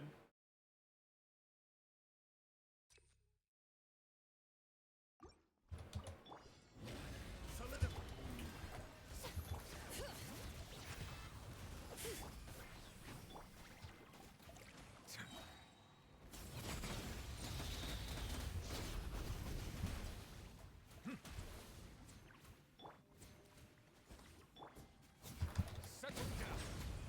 Gather.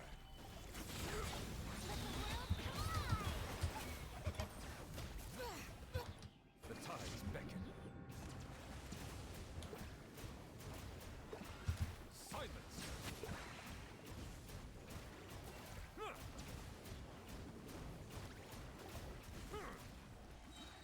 Oops. Be not perturbed. Stabilize. I don't want to ult again. I don't think I need to.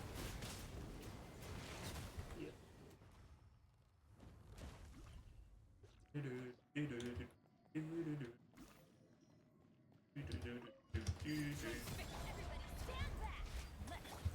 By royal decree, you asked for it.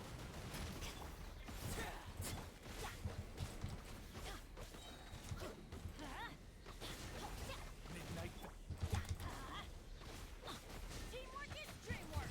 What? We couldn't break the curse. How? How did that? His shield was broken before his attack! What do you mean that doesn't matter? Like what? He did the attack after the shield was broken! I didn't know that was possible! Shower me with praise. Hear the echoes of the valley.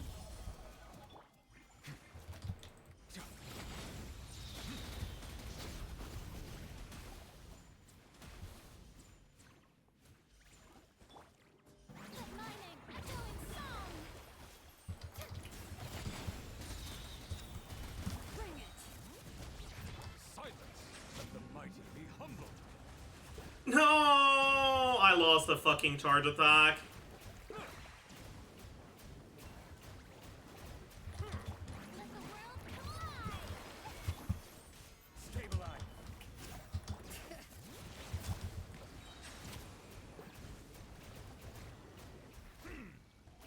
I'm not bursting. You can't make me.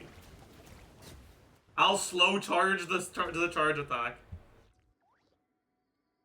What are you gonna do about it, huh? Odds repeat. Justice will prevail. Don't break it. The queens of let's light it up. Everybody stand back.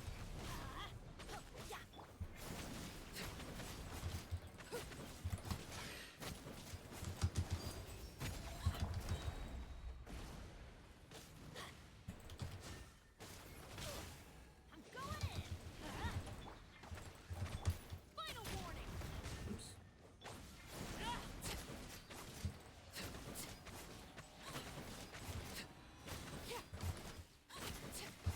Overruled.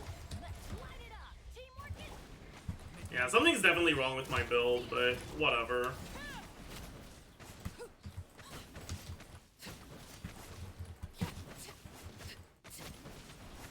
I think it's more than the tassel. everybody stand. By royal decree, drop your weapons.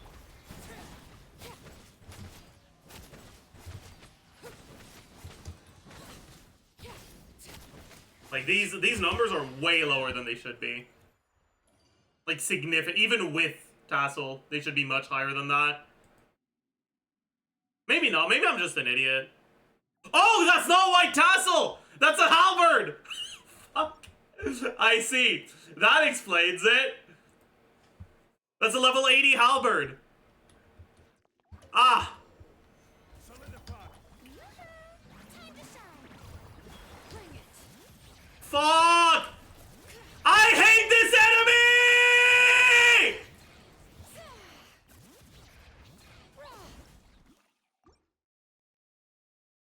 I give up. Dude, like this game fucking sucks ass.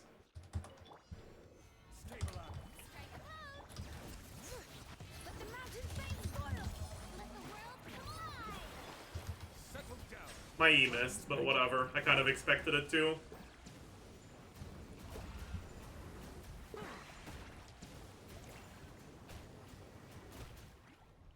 Bow your head.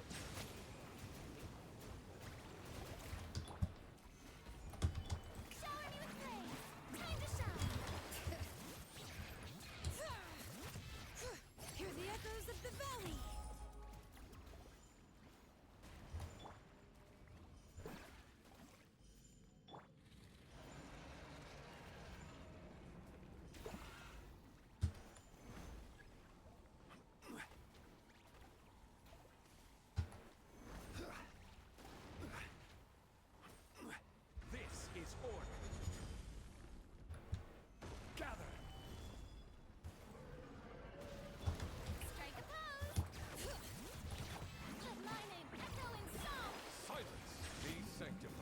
C1 John Lee. The C1 doesn't matter. The thing was broken by the time I cast it again. The C1 doesn't actually do anything.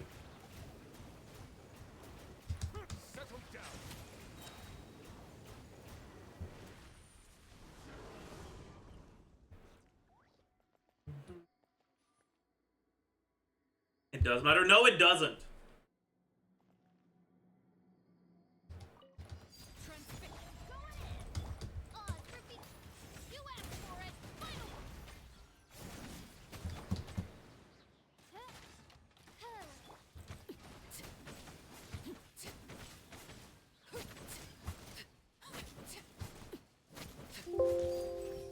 Teamwork is dreamwork. Midnight.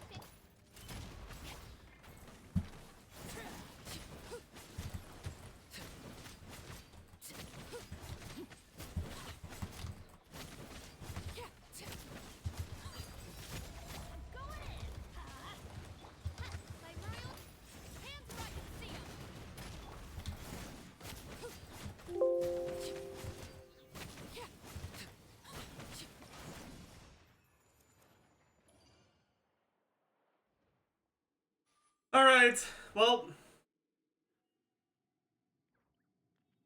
So that was certainly a run of all time.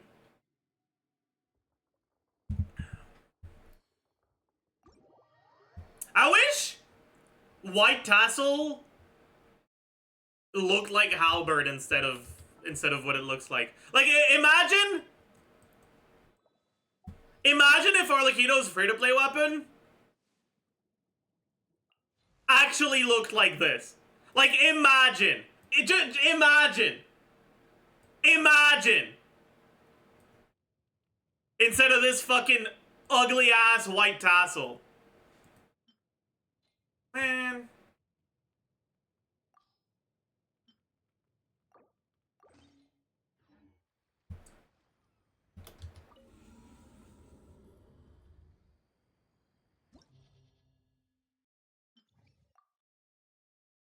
Alma looks better? Shut up. Relorp? No, I don't like it. Let's send it again, but with Hyperbloom this time. Also,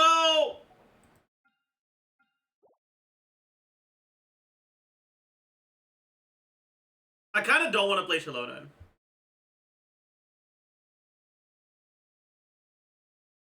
Is he on VV? I'm not sure. I'm gonna double check. Yo.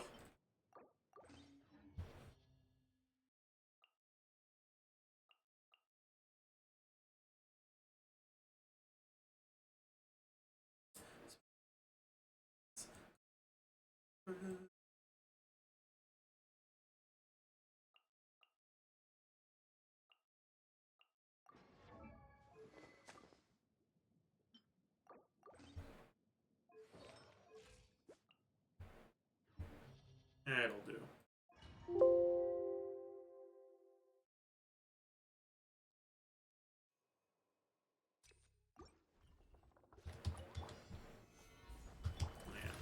For this thing, it's gonna be slower, because we've got an 8 Pyro Aura, so we can't get a Swirl. Which means no VV, but only for the first wave. It'll take 3 charge attacks instead of 2.5. I guess, actually, it'll take 2.5 instead of 2 and, like, a tiny bit.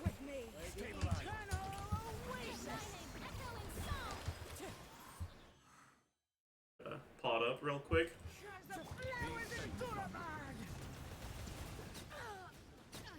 The eternal oasis at long last.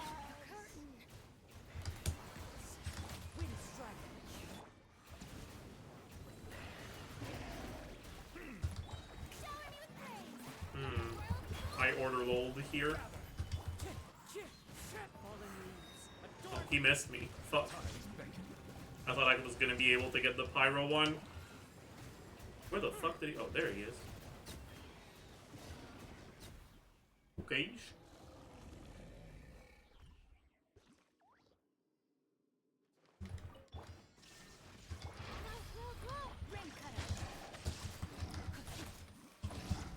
Am I not on sack? Did I put on the wrong weapon by accident? Illusion shot.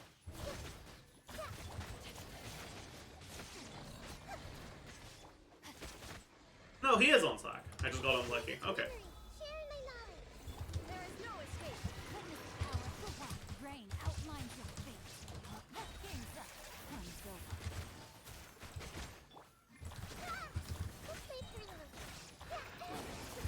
Shine down. Committed to memory. Busted. Temple of wisdom. Illusion shot. Rain cutter. Rain outlines your fate. Huh? These are about to get dicey. Gotcha. Throw.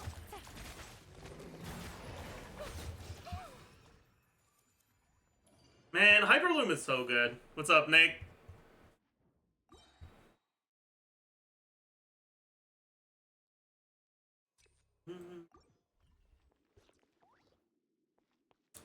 Nick. I got another 2 dragon plate bodies today. I'm so tilted. I'm so fucking I'm at 5 now.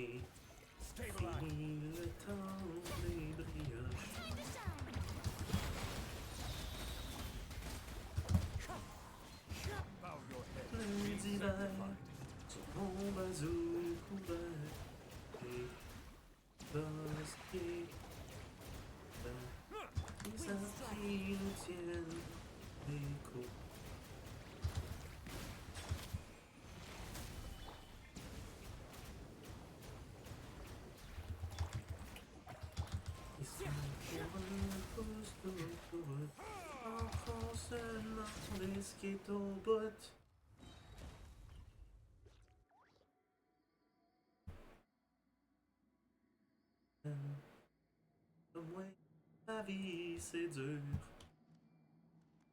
All right. There is no escape.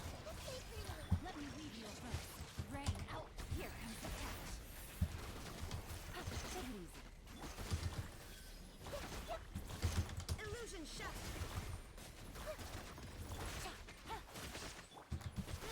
Throw. Quietly now.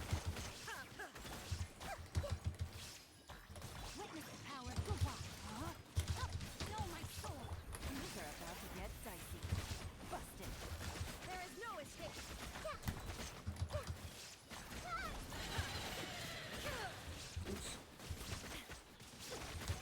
Oh, right. It's 4 hits. I thought it was 3. Share my knowledge. Shine down. Let me lead you a verse. The rain outlines your fate. No, my Le jour de la nuit, toute la connerie, publicité, risquons à nous vendre comme bullshit. Dans des centres d'achat, en bas de combat. Is that Proto Amber? No, he doesn't know. Oh yeah.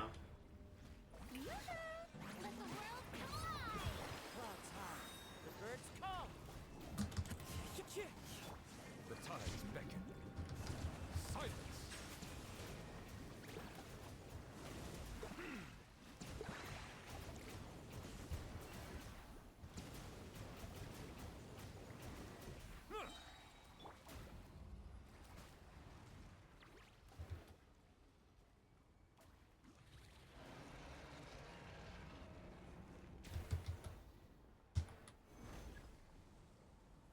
I'll show you guys that the C1 doesn't matter.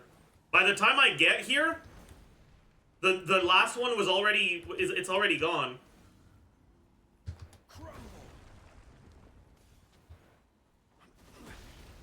Oh, that was a little cringe, but whatever.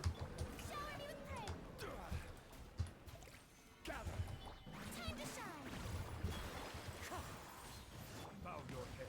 Be sanctified.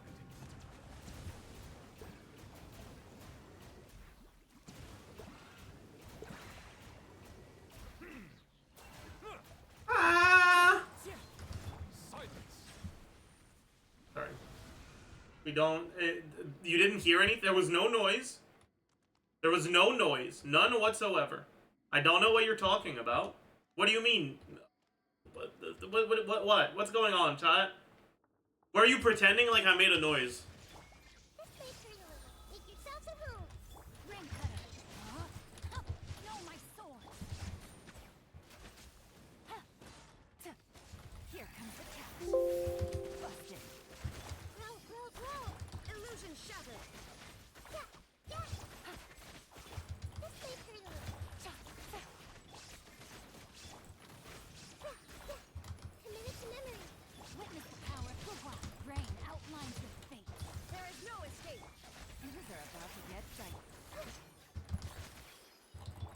Oh.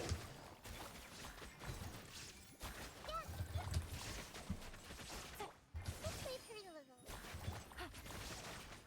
Illusion shattered. Man. Hyperbloom really is my goat.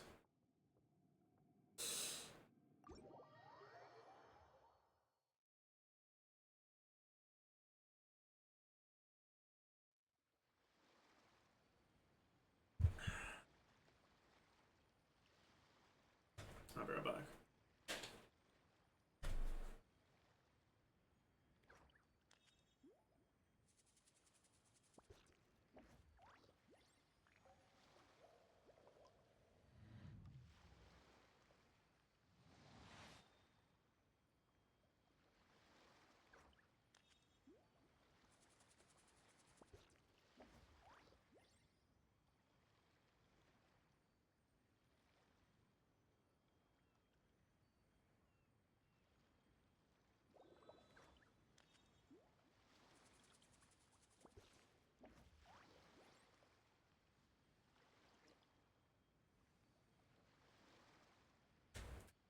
I have returned. No more. Guards!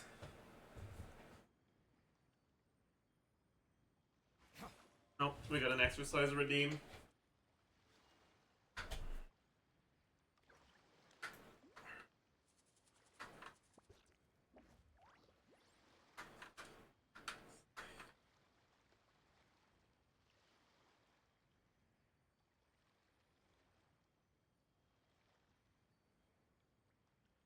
Melusines are beautiful creatures. They are the pride of Fontaine. Be sure to be friendly and cause them no harm.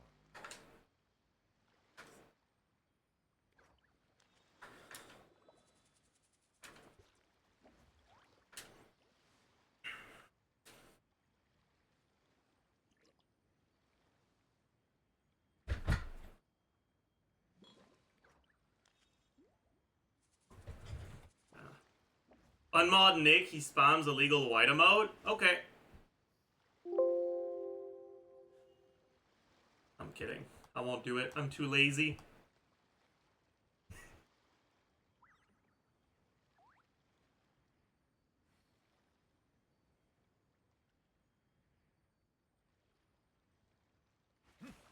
Oh.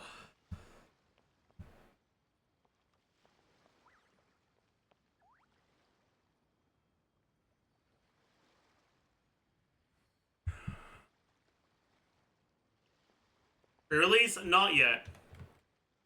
Before that, let's take a look at Komimosa's latest video.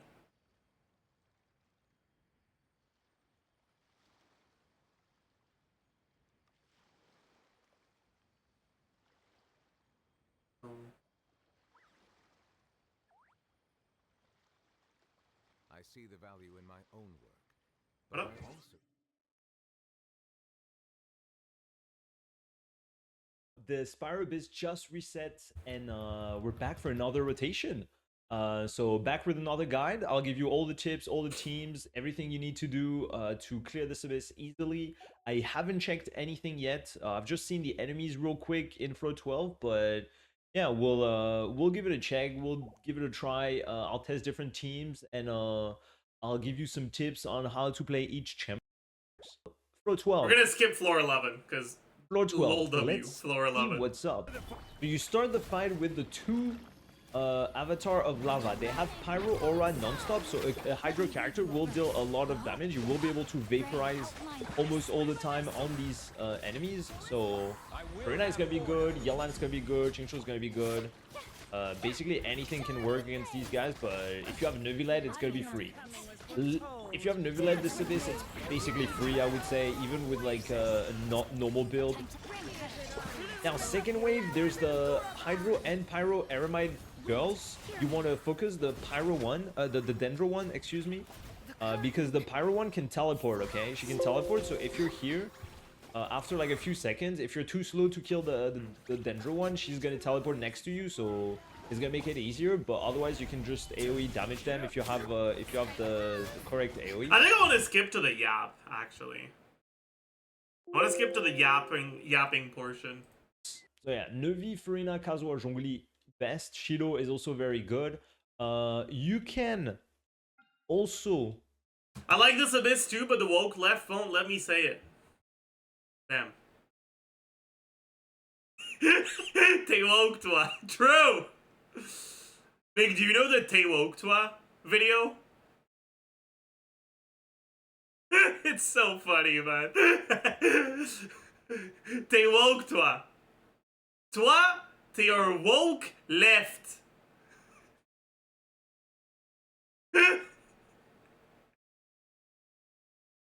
Navia team is going to be extremely good too, actually. If you have Bennett Farina with Navia, and then last one can be anything, can be Zhongli, or can be another Geo. No, I don't know it. Can you show it to me, please? +1 farm, true. Does anyone have the link? Any linkers in chat?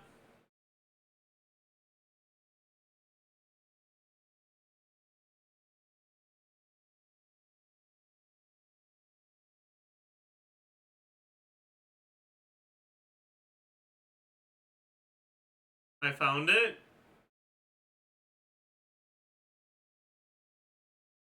You just send me a Discord DM?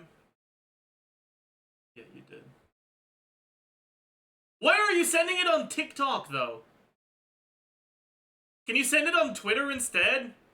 TikTok always prompts me to fucking make an account whenever I like click a TikTok link. I don't want to.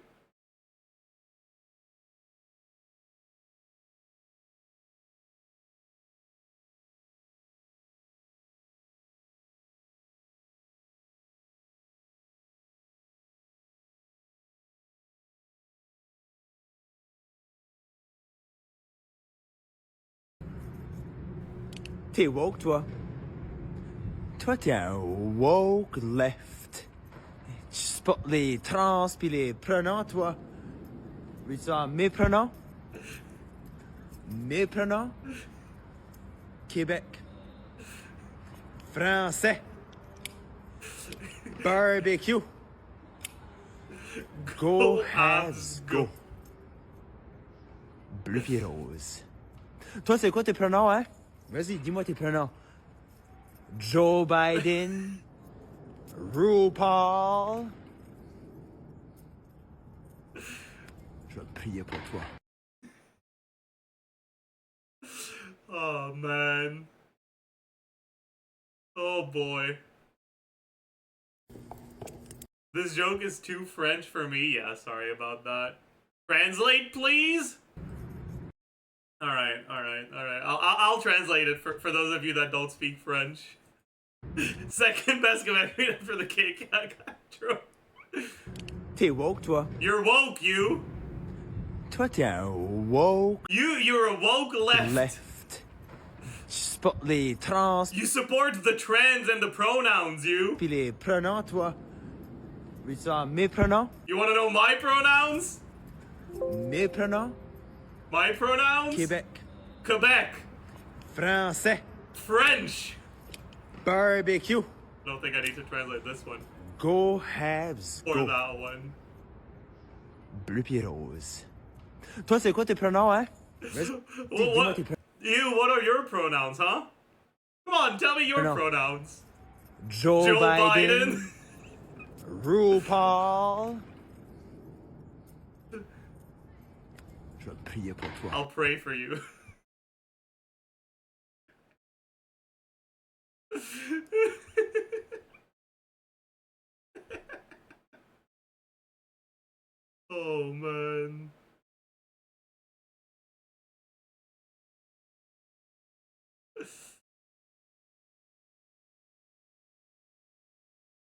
True banger.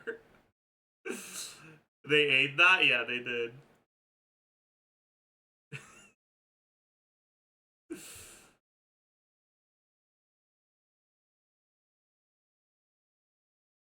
For those of you that are a little bit slower, this is an ironic post. This is they're making fun of conservatives. In case you couldn't tell.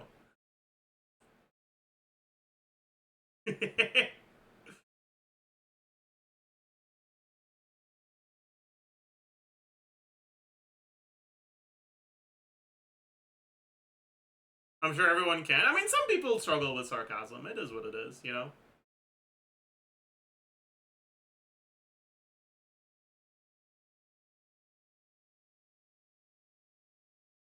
Right.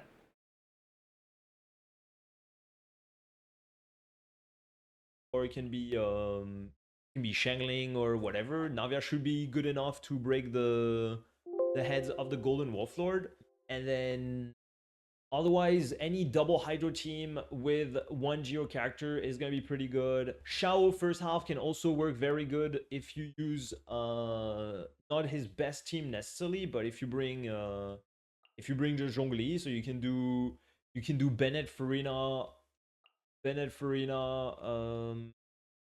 with Zhongli.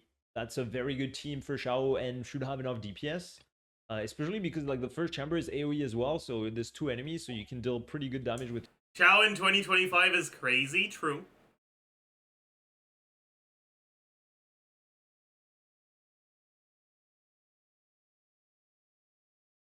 Yeah, I feel like Shao is not the best this Abyss. Because you need to be able to fit a way to break the Cucasaur, and a way to break the Wolf Lord stuff. But like, a team like this is not a good Shao team, you know? Yeah, like you'd want to run him second side, but then on the second side, why is he good? Like, why him over a carry that's actually good in single target instead, huh? Tell me. On top of that, you gotta deal with the fucking Geovishops, which is cringe.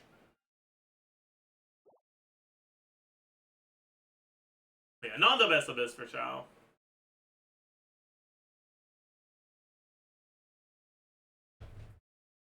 Especially because like the first chamber is AoE as well, so there's 2 enemies. Shao in single target isn't bad of colliding, but Papilla is ass for him. Why is it ass? So you can deal pretty good damage with Shao. And then, honestly, those... I can't pass the check? Just... I mean, that's not the end of the world, is it? Those are the very best teams for the first half. In terms of 4 stars only, I feel like the DPS check is super high for 4 stars only. I tried with Taser, it didn't work too well. So I wouldn't necessarily recommend trying 4 stars only. I feel like it's going to be pretty tough. I'll give it more try. If I manage to do it with 4 stars only, I'll probably post a video. But for now, I can only recommend 5-star teams. Yeah. So yeah, for first half, my best team recommendations are going to be Neuvillette Farina, 100%. They're going to be your best bet for the first half. If you have Kazuha plus Shilonen or Kazuha plus Zhongli, it's going to be perfect. You don't even need Kazuha, but at least Zhongli or Shilonen for the shield. If you don't have Zhongli or Shilonen, you can bring Noelle. Noelle, even though she doesn't bring that much value to the team, just having the Geo character for the Geo Wolf on the last chamber, Neuvy Farina plus Fischl or Kazuha will be able to take care of those enemies pretty easily. Might struggle a little bit against the Hydro Crocodile, but after a few seconds, like, the Crocodile will do their super attack and you will be able to kill it, so it's not really that bad. Yeah, Neuvy team first half, best option with 1 Geo character. As I said, can be Noelle, can be Kachina, can be... I mean, everyone got Kachina, so you can definitely be Kachina. It can be Ningguang as well. It can be anything just to break the Geo heads pretty easily. And second best team options is going to be Navia Bennett Farina. With last slot can be another Geo as well, Shilo or Zhongli. But Navia can take care of the heads pretty easily. Basically, when you use her burst into the heads are gonna get hit by the burst, and it can destroy them pretty fast. But realistically, you'd like to have a second Geo if possible with the Navia team. And then after that, it can be Shao team. Shao team with Bennett, Farina can work pretty good if you bring Zhongli as well on the last slot, or Noel or whatever. But you don't need that much damage, I would say, for the first half overall. So it's really just having the right characters. I disagree with that, actually. The 12-1 DPS check is actually kind of rough. It's arguably the harshest one in this whole abyss. And first sight is more of a DPS check than second sight.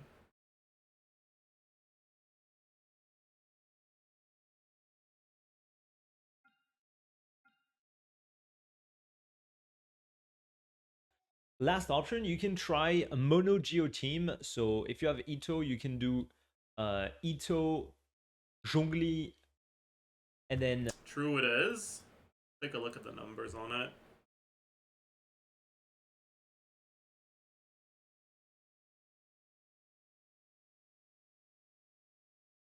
Was that looking at total HP? Not even. This is consolidated HP. Which means even if all of your damage always hits AoE, you still need more DPS on the first side than on the first chamber than on the rest. And usually your DPS won't be hitting everything. Preferably Farina if you can. Farina if you can. But if you don't have Farina, you can still do Yelan, and then last slot can be another Geo like Goro or Albedo. And this team should work fine, honestly. Those are my best teams for first half. Now for second half, you have actually a decent amount of options for second half. Best is gonna be Hyper Bloom. So either with Alhaitham, Nahida, Cookie, Yelan.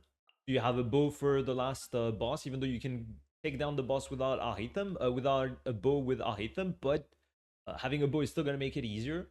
You can do F2P, Hyper Bloom. I will show you some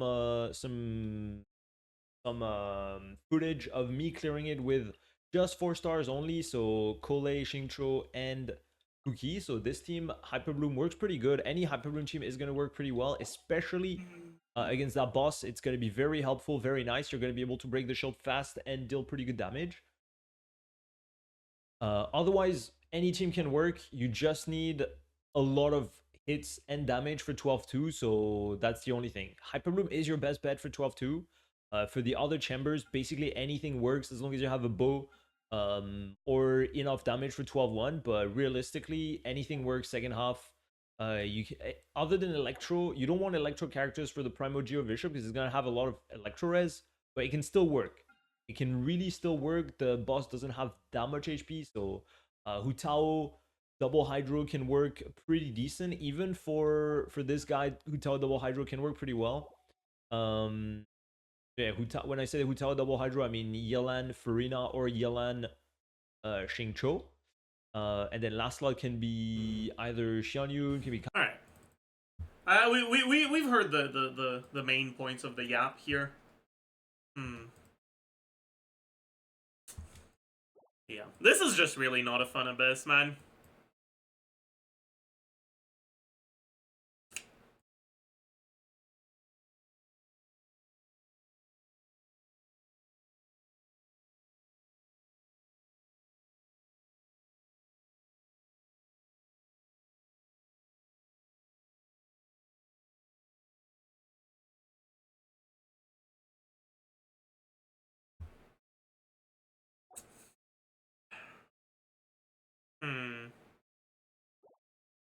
Honestly, I kind of want to play more Taser.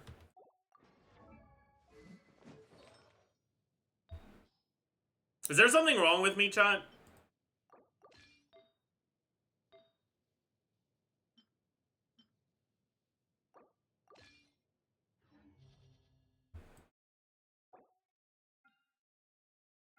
I really liked Taser for Chamber 1.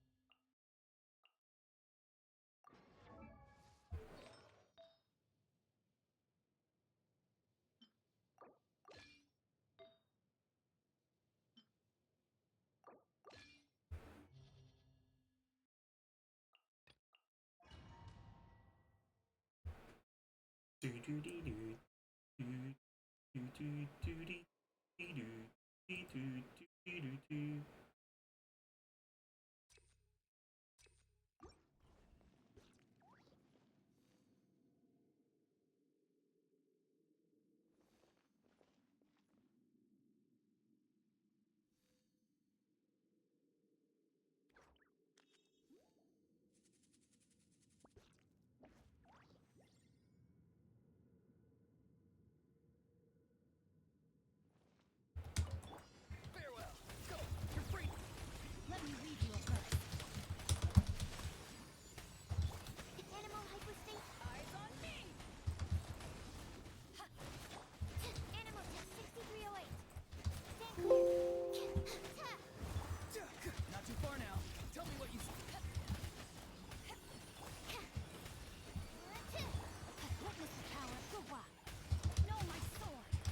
Rain outlines your fate. Power that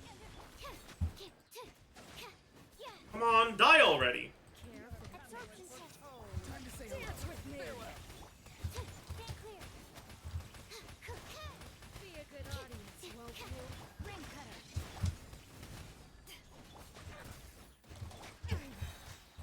Not done yet. Body and mind.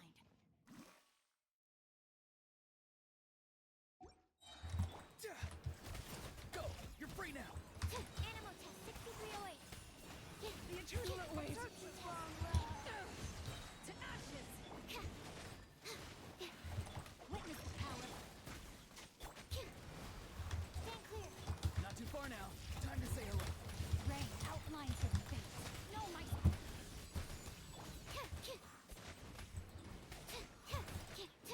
Animal test. Yeah, this definitely does feel quite nice. Free. Go. You're free now.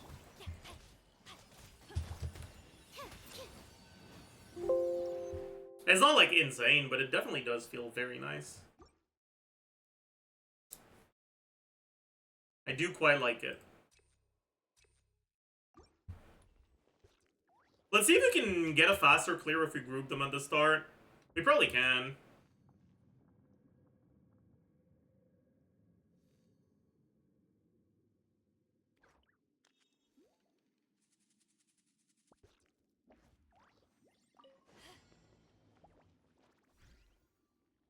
Let me read you a verse. Tell me what you see. Eyes on me. Rain outlines your absorption test. Animal test 6308. Not too far now.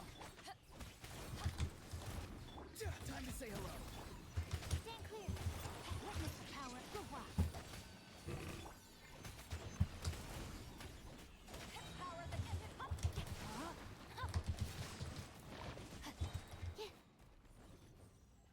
Dance with me. For the Go. eternal You're free now. oasis. Bloom as the flowers in Gurabad. Let me read you a verse.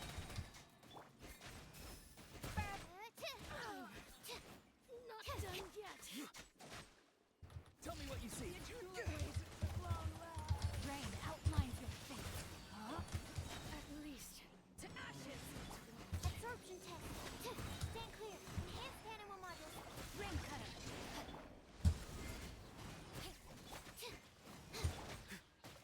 Go. You're free now. Ah, fuck. I thought it was a different attack. Know my sword.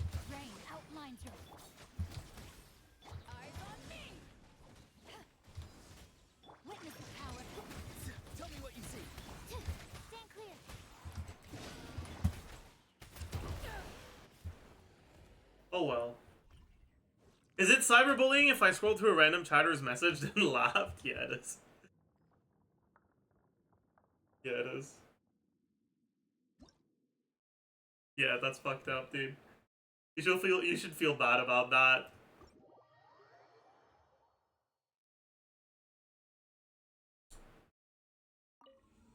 What would be the team that's like that would the non-Neuvillette team that would perform the best in the first chamber? What do you guys think? Maybe Shao?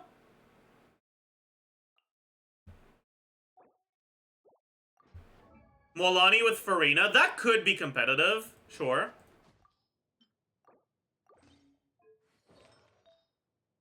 Edge cares not, so why should I?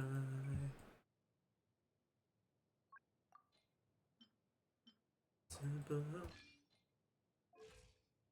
destiny.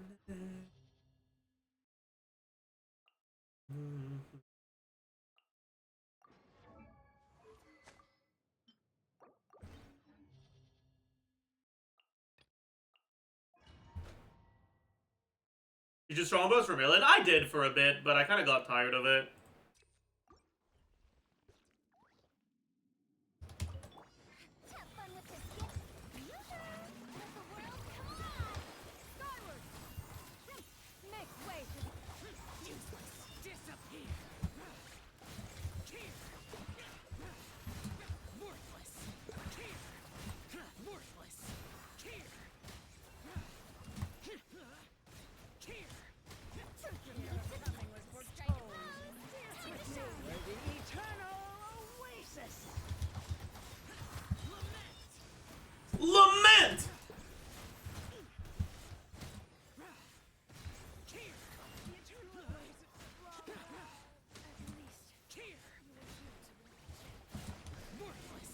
Have fun with this gift. Show him your praise. Let my name echo in song. seize the sky! Disappear.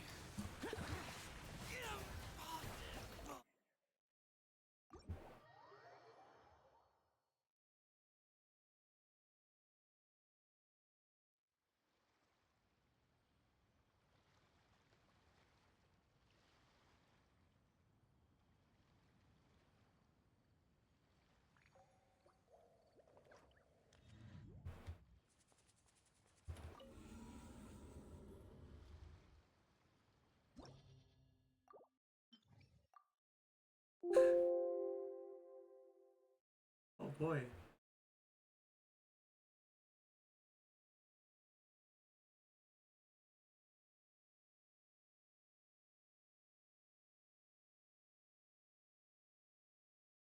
Get C4 next rerun? True. Nick wouldn't have died there because of the C4. Good point. Actually, he might have died anyways because he gets hit by more things.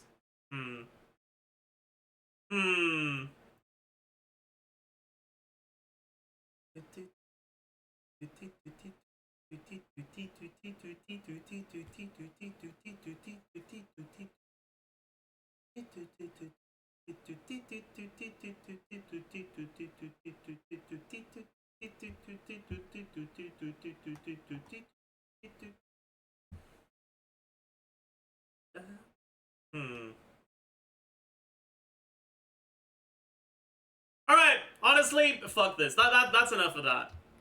I think it's time to record the MAVUIKA pre-release video.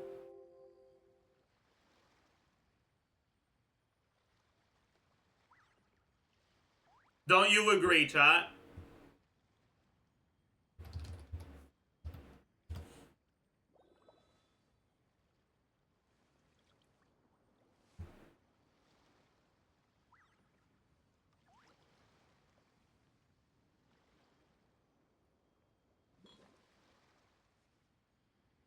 I'll probably have to close my OSRS for that, though.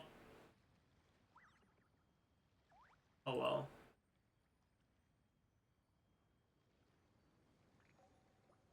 Let me kill this one last rune dragon. See if it gives me the visage.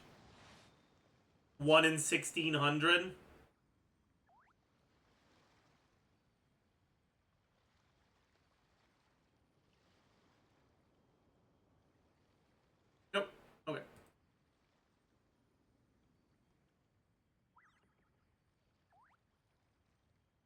Melusines are beautiful creatures. They are the pride of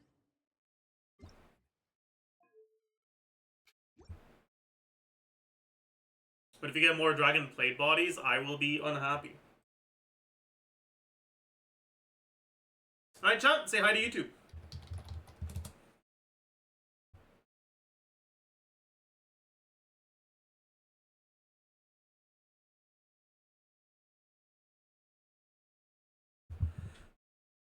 Hello, beautiful people, and welcome.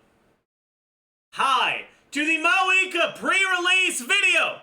Woo! Now, I have already posted a first impressions video, and since then, she has gotten some relatively major changes. That being said, there hasn't been any changes to her mechanics or descriptions, other than, like, minor wording changes. It's just the numbers that got changed a bit. So, let's get right into it. And this is a very interesting character where I have a lot to say. Like, a very, very large amount of things to say outside of the, like, default best weapons stuff, blah, blah, blah. But before we get into any of that, let's go through what she does, starting with her base stats. So, base HP, 12,552. Base attack, 359. Base defense, 792. Now, as usual, the base attack in a vacuum doesn't really mean that much, because, well, any damage stat is going to end up taking your attack and your motion value, your multipliers, anyways. So if it has high attack but low multipliers, it doesn't matter. So in a vacuum, the base attack itself doesn't really mean too much. But it is interesting that this is the highest base attack in the game.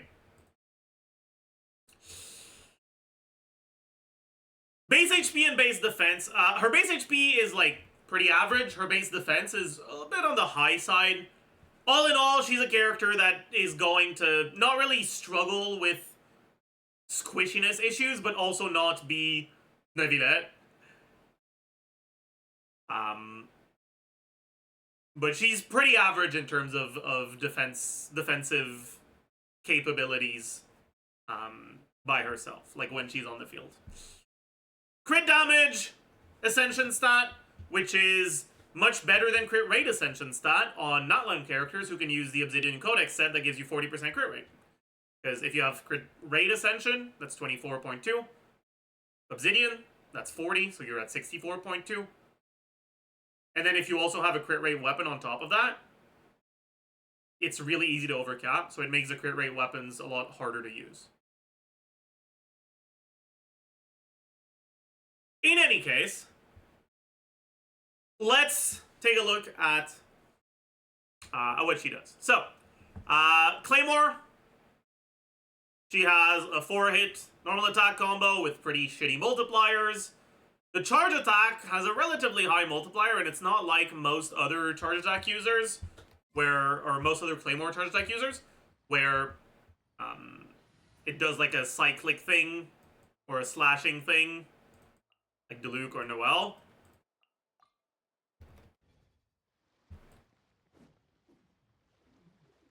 It's not like this. It's a lot closer to Kanich, where you do one attack. That being said, the multiplier is not really high enough to justify the animation time. So, as we're gonna see when we get into the rest of the kit, none of this really matters.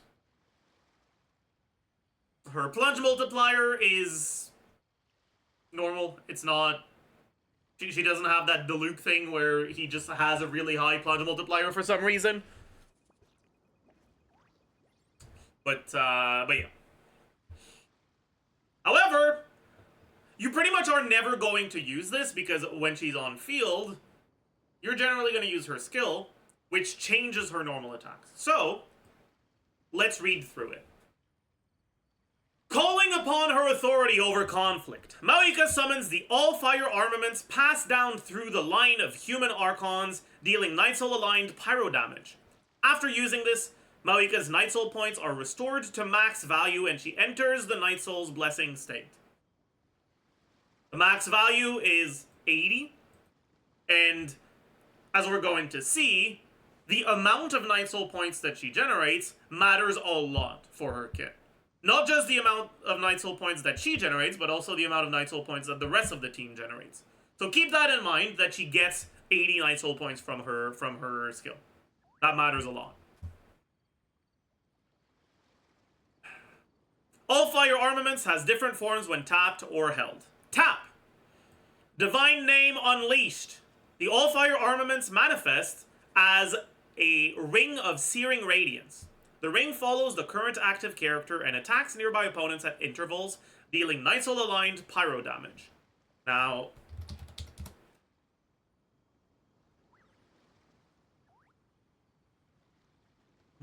advanced data.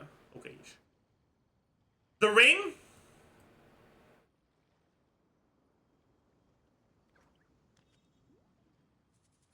does it not have radius? Oh, the radius isn't here. No! Whatever. The AoE of the ring is reasonably big. It shouldn't, unless the enemies are like really far away from each other, it shouldn't really pose a problem in terms of hitting enemies in AoE.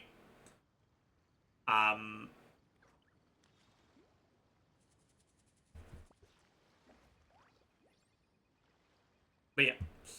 It hits every 2 seconds, dealing a little bit over 200 motion value. It'll hit a total of 6 times, plus the initial hit, so a total of 7 pyro hits.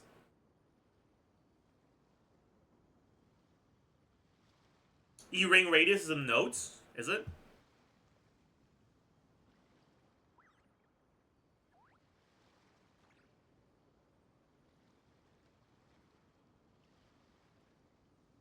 Oh yeah, it is. 6 meters. Alright. So, that's the skill. So basically, the first version of her skill, if you tap it, gives you off-field pyro application every 2 seconds for a duration of 12 seconds. Hold! Ancient Name Unbound. The all-fire armaments manifest as a Flame Strider. In this state, MAVUIKA can ride the Flame Strider at high speed, or activate its hidden backup propulsion mode to temporarily cross various terrain types and glide in midair. So this second part is just, exploration stuff. MAVUIKA's normal charge and plunge attacks will also be converted to deal Night Soul aligned pyro damage, which cannot be overridden. When sprinting, she also deals Night Soul aligned pyro damage to opponents along her path. While in the Night Soul's blessing state, tapping the skill can switch between the all-fire armaments form. The armaments will disappear once MAVUIKA's Night Soul's blessing state ends. And then blah blah blah. In other words, this skill hold transforms her normal attacks, charge attacks, and plunge attacks into different things with the bike. Now you'll see that the numbers for it are actually lower than the numbers for the base animations. However, that doesn't actually mean they're bad. And the reason for that is because of the elemental burst. Thank you for the prime, Prastel. So, elemental burst, Hour of Burning Skies. Let the people's inner voices reach the divine throne in the heavens! Which is a very useful ability description, so thank you for that. MAVUIKA's elemental burst is not reliant on energy, but instead on fighting spirit. Now, what is fighting spirit? MAVUIKA can obtain fighting spirit via the following methods. When in combat, Night Soul points consumed by party members are converted to fighting spirit. And this is where what we said earlier about the Night Soul points, the amount of Night Soul points on the skill comes into play. She's going to get 80 Night Soul points from... She's going to get 80 Night Soul points from her own skill. And she can gain additional Night Soul points from other Natlan characters on her team entering Night Soul state and consuming Night Soul points. Additionally, when nearby party members' normal attacks hit opponents, MAVUIKA gains 1.5. This might be wrong. Is it 1.25?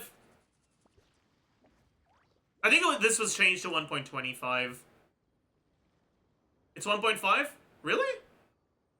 I thought they changed it. Maybe I'm corned. Nerf was fake? Okay. MAVUIKA gains 1.5 Fighting Spirit. This can trigger once every 0.1 seconds. Now, the reality is that this doesn't really do anything. Technically, it means that on characters like Arlecchino, for example, you'll get an additional almost 30 Fighting Spirit if you were to use Arlecchino in a MAVUIKA team. If you were to use Chlorinde, you'd get something like that as well. But any Natlan character is giving you like 80 plus Fighting Spirit. And so the amount of Fighting Spirit that you gain from this is very small compared to what you get from other Natlan characters. MAVUIKA's Fighting Spirit limit is 200. And when MAVUIKA has at least 50% Fighting Spirit, she can consume it all to unleash her Elemental Burst. In other words, you don't need to be full Fighting Spirit to use your ultimate. You can use it as long as you have at least half. However, the strength of the burst is going to increase based on the amount of Fighting Spirit that you have. So after using this, MAVUIKA gains 10 Night Soul points and enters the Night Soul's Blessing state. Riding her Flame Strider high in the air, she uses a powerful Sunfell Slice against opponents on the ground, dealing Night Soul aligned AoE pyro damage and entering the Crucible of Death and Life state. Crucible of Death and Life. During this state, MAVUIKA's various actions will no longer consume Night Soul points, and her interruption to resistance is increased. Now, the interruption resistance multiplier is 0, which means she gets infinite resistance to interruption. This is the same multiplier as...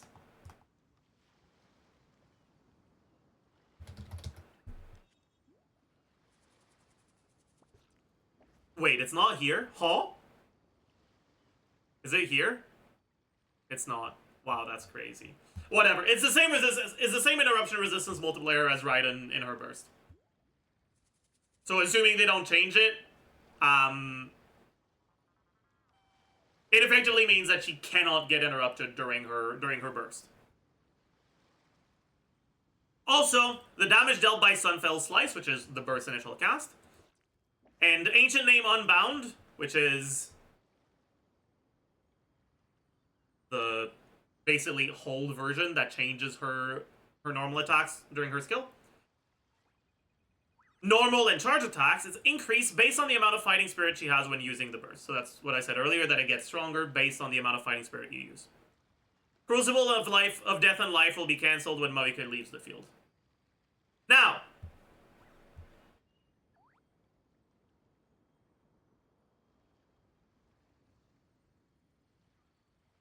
in a team that is properly built around her, maxing out your Fighting Spirit is going to be very doable.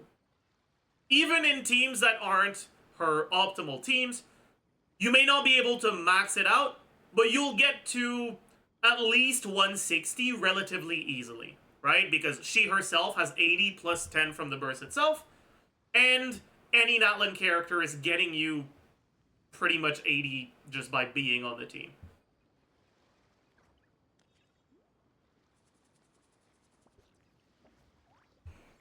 So,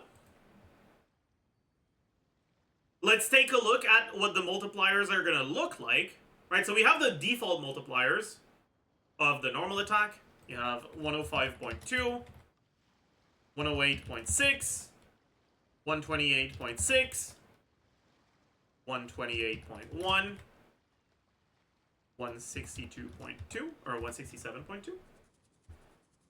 Then you have the charge attack, 181.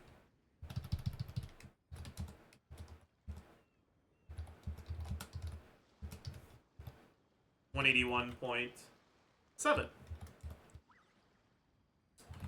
The amount that you get from your burst is 0.47%, and again, right, I'm using talent level 9, it's going to be the same proportions at talent level 10. So, 0.47 per fighting spirit, so since you have 200,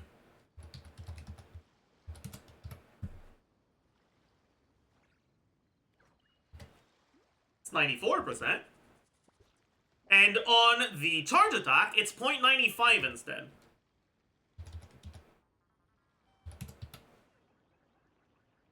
Which means the damage that your abilities are doing... N1 is around 200... Oh, N1 to N4 are all around 200. N5 is 260. And the charge attack is 370.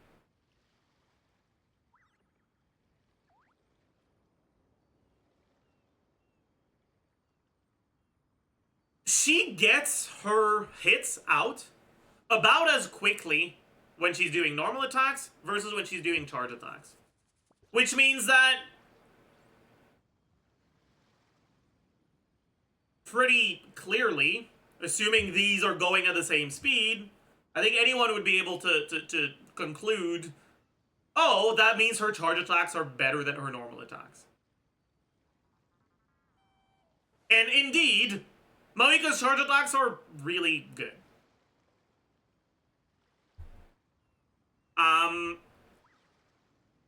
The charge attacks are what have been nerfed the most. So if we look at...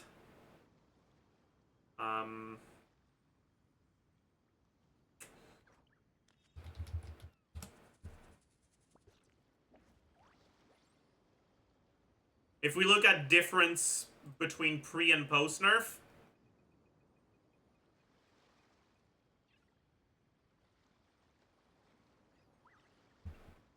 I'll have to use talent level 10 instead because this thing doesn't have talent level 9. So, whatever. 113.2, 116.9, 138.3, 137.8, 179.9, 217.6,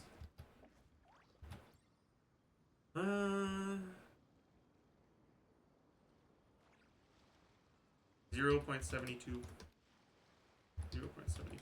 times 200, and 1.44% times 200.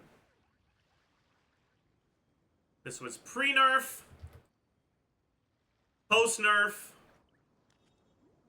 This is 0.51. This is 1.02. And this is 195.5. So, as we can see, looking at talent level 10, the nerf she got since my first impressions video was, I mean, technically there was a nerf to the charge attack, or to the normal attacks, but the normal attacks weren't particularly good to begin with, so that's not what we really care about. What we really do care about is a nerf to the charge attacks, which went from around 500 motion value per charge attack hit to around 400, right? Which is a very sizable nerf. However, they didn't touch the burst initial hit multipliers. That part has stayed the same. So, compared to my first impressions video, her damage during her uptime has gone down a little bit, but her front load is still just as good.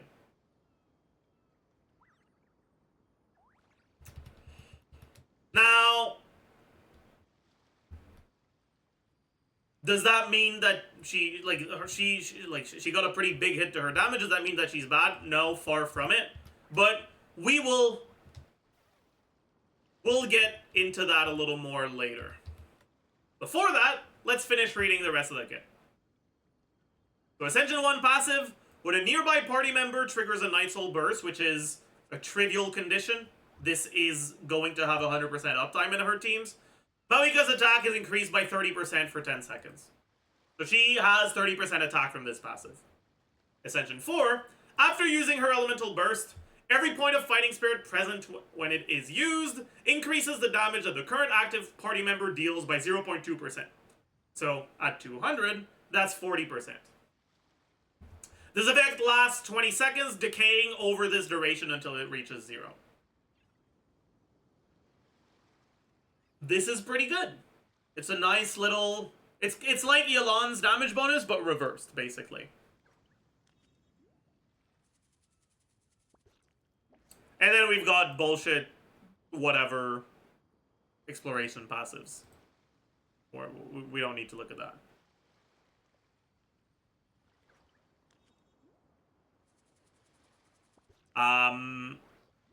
But yeah, for those of you who watched the first impressions video, they also slightly nerfed her passives.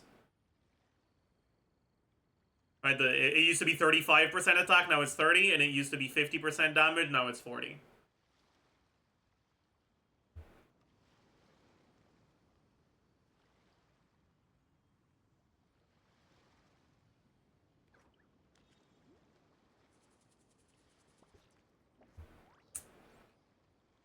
Okay. So, what does a kit like this play like? Like, what exactly are the characteristics of this kit that are going to dictate what sort of teams you want to use? So, we've already talked about the multipliers on the normal and charge attacks. Let's add the multipliers on the skill, right? So 217%. E, well, cast, and then E to hit. The cast is 126.5. The hit is 217.6. And the burst initial hit is Q cast.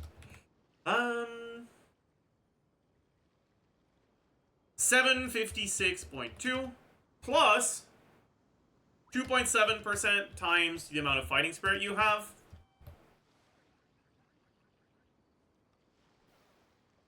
I guess technically we should put these here.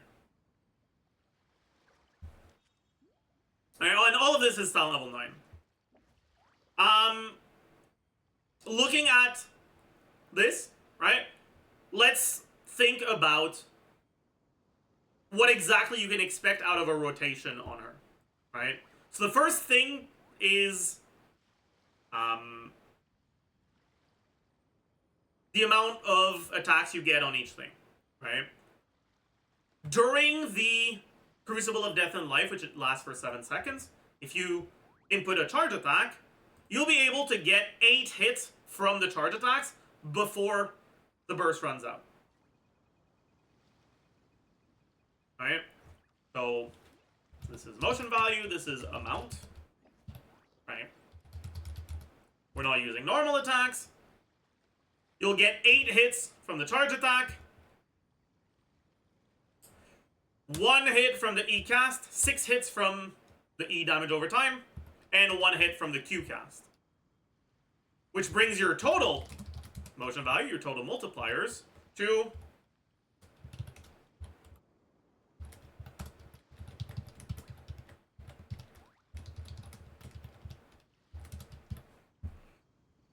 around 3,000.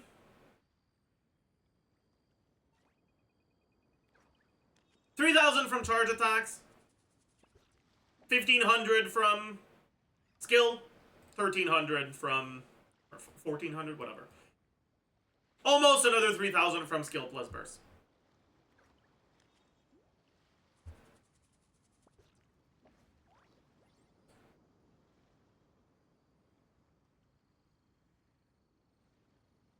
What that means is that if you don't do charge attacks at all, right, her damage goes down a lot, obviously, but she still does a pretty large chunk of her damage. Right, if you were to compare this to a lot of other on-fielders, like, I don't know, you compare it to Diluc. I guess Diluc's not a good comparison. You compare it to Arlecchino, right? And you look at the sort of damage that Arlecchino can output without spending field time, you'll notice, well, that's really low. Her burst multiplier is okay, but it's not great. Her skill multiplier is kind of bad. Most of her damage is from her normal attacks. MAVUIKA, on the other hand, has a pretty good portion of her damage coming from her abilities that don't rely on her spending time on field. Which means MAVUIKA is going to be a character that can be played as an off-field damage dealer. Now, how good is that going to be? We'll get into that later. Before we talk about her ability as an off-field damage dealer, let's talk about her ability as an off-field elemental applicator. So, like we said earlier, if you're using her as an off-fielder, you'll get a power application when you cast, and then an additional 6 power applications, 1 every 2 seconds. Cards, please.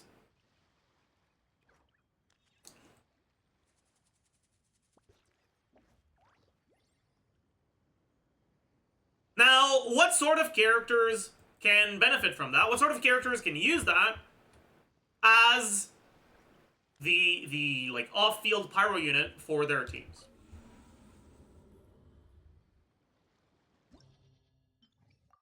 Right, if we look at characters that require, or at least maybe not require, but benefit from having pyro units on their team, we have Chaska, where the pyro unit kit doesn't really matter too much. It's not about the application, so we'll talk about it more later, but her application doesn't really matter for Chaska. Kanich, where the application also isn't really what matters too much. It's more so about the utility and the damage. Molani, first character where the speed of the application actually matters. Now, how does MAVUIKA work for Molani? Is she applying enough pyro? Yes. Now, when it comes to Molani teams, there's a few ways to go about building one, but for the purposes of a discussion around MAVUIKA, we can separate them in 2 different categories. You have Molani teams where you need fast pyro and Molani teams where you don't. The Molani teams where you need fast pyro are the Molani teams where you're playing her with a second hydro unit that also applies some hydro. So for example, if you're playing Molani with Yelan. Now, I think this is especially relevant in this Abyss, where the second side requires a bow user to knock down the Aeon Blight Drake, and the first side requires good hydro application in order to break the Kukasaur's shield. And so in both of those situations, Molani benefits a lot from having Yelan on the team. All in all, Yelan and Molani teams is a very reasonable option. Other than Yelan, you'll also have Candace if she's C6. It won't... Fast Pyro won't be necessary if your Candace isn't C6, but if she is, it can be a problem. And the last Hydro teammate that you often see with Molani, where you need Fast Pyro, is Farina. Now, a lot of people dismiss Molani Farina teams as kind of not great, which, in terms of, like, reliably vaping your Molani stuff, like, yeah, that's fair. In terms of speedrunning, they're generally not the best teams. But Farina's, like, off-field damage and buffs make it so that even when things go wrong in your Molani team and you kind of fuck up your vapes, you still get reasonable team DPS. And in my experience, they tend to be the Molani teams that feel the best to play. In those sorts of teams, MAVUIKA won't be too great, because when you look at what Xiangling does, with Xiangling you can still get a decent amount of vapes. You can still vape somewhat reliably. With MAVUIKA's slower pyro application, that won't be the case. You pretty much won't vape any of your hydro stuff. MAVUIKA will vape, but that's not as good.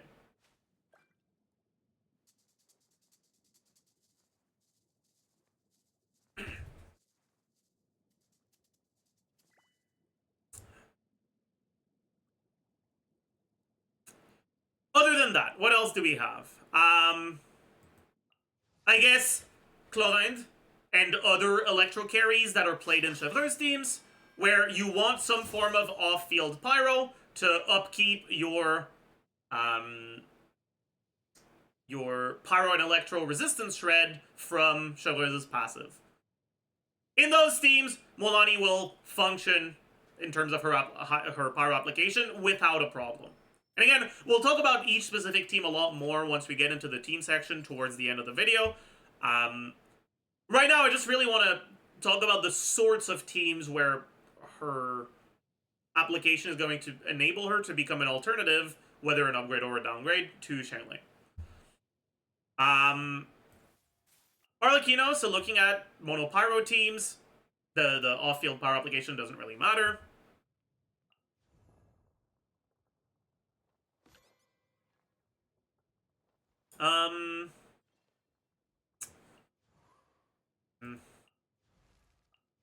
Navia.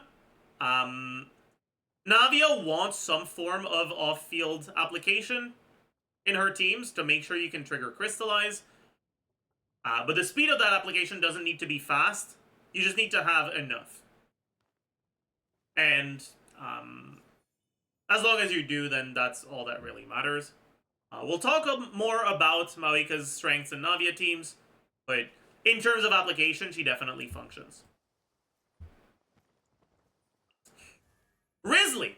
So Wrisley is a very interesting case.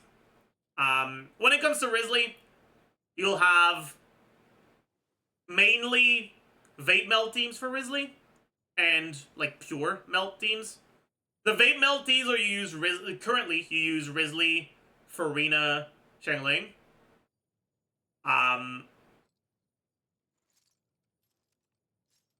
The aura in those teams is a little up in the air, and you kind of end up vaping or melting on whichever character ends up getting it. If you replace Xiangling with MAVUIKA in that team, you won't get reactions on your Farina and Wrisley anymore. It's pretty much all going to be MAVUIKA, which won't be necessarily the best, but it won't be bad either.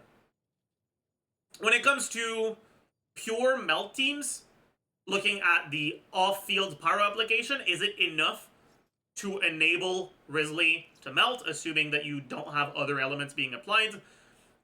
It can be. Characters like Wrisley that have inconsistent application, in the sense that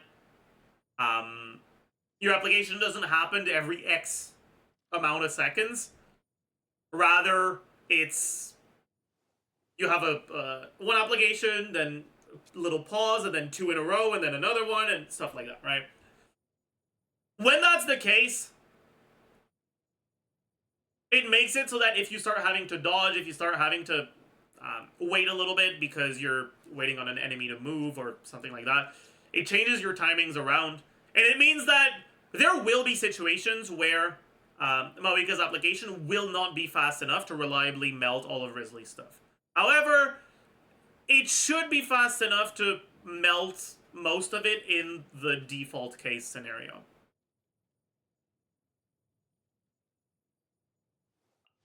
When it comes to characters like Neuvillette, so hydro carries that want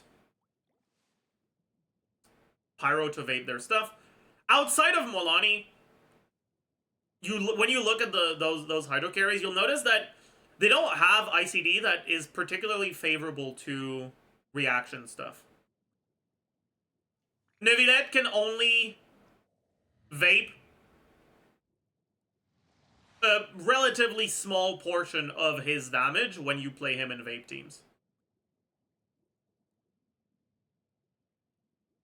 It's not a minuscule portion, but it's not a very big one either. Which is why his vape teams don't tend to be that popular.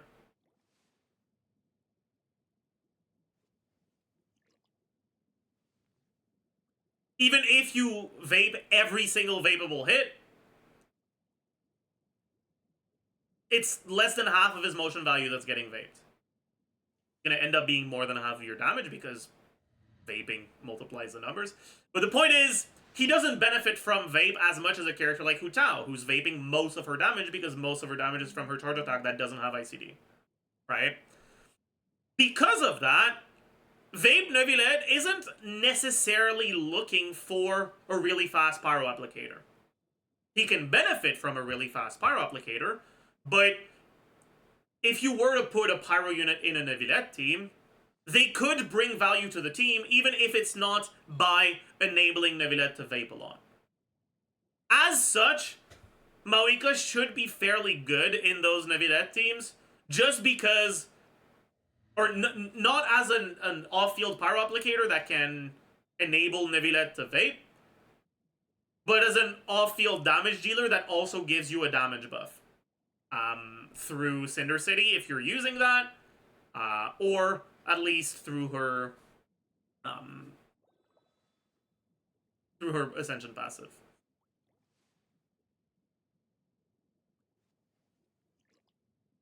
Outside of that, Burgeon stuff, I guess, we can talk about. What Burgeon is looking for is kind of weird. The default interactions that go into Burgeon, right? Because Burgeon by default requires Hydro, Dendro, and Pyro. And the reactions that can be triggered by that are obviously the Burgeon itself, but also Burning and Vape. Because of the way that the reactions work, because when you trigger Burning, it strengthens your Pyro aura, and it consumes your Dendro aura, while preventing you from triggering Bloom for a bit. When you're looking at a Burgeon team, if you have fast Pyro application, it can prevent you from triggering a lot of Blooms. That's one of the main reasons why in Burgeon teams with off-field Pyro, Toma tends to see a lot of play. It's because Toma hits with Pyro often, which is what's necessary to proc Burgeon. But he doesn't apply Pyro often. He only applies Pyro every third hit of his burst. That way he won't trigger Burning too often, which will allow you to trigger more Blooms. Now, hypothetically, there could be future characters where the interactions work differently. Because if you're playing in a Burgeon team, a Hydro character who benefits a lot from being able to vape, then you would want a fast Pyro applicator. You would want to be able to use your Pyro application as a way to enable more vapes. Right now, though, we don't really have any teams that are focused around both Burgeon and vape damage. Technically, there's a few. There's the Risley by Marie team, right? With Risley, Baiju, Changeling, Farina.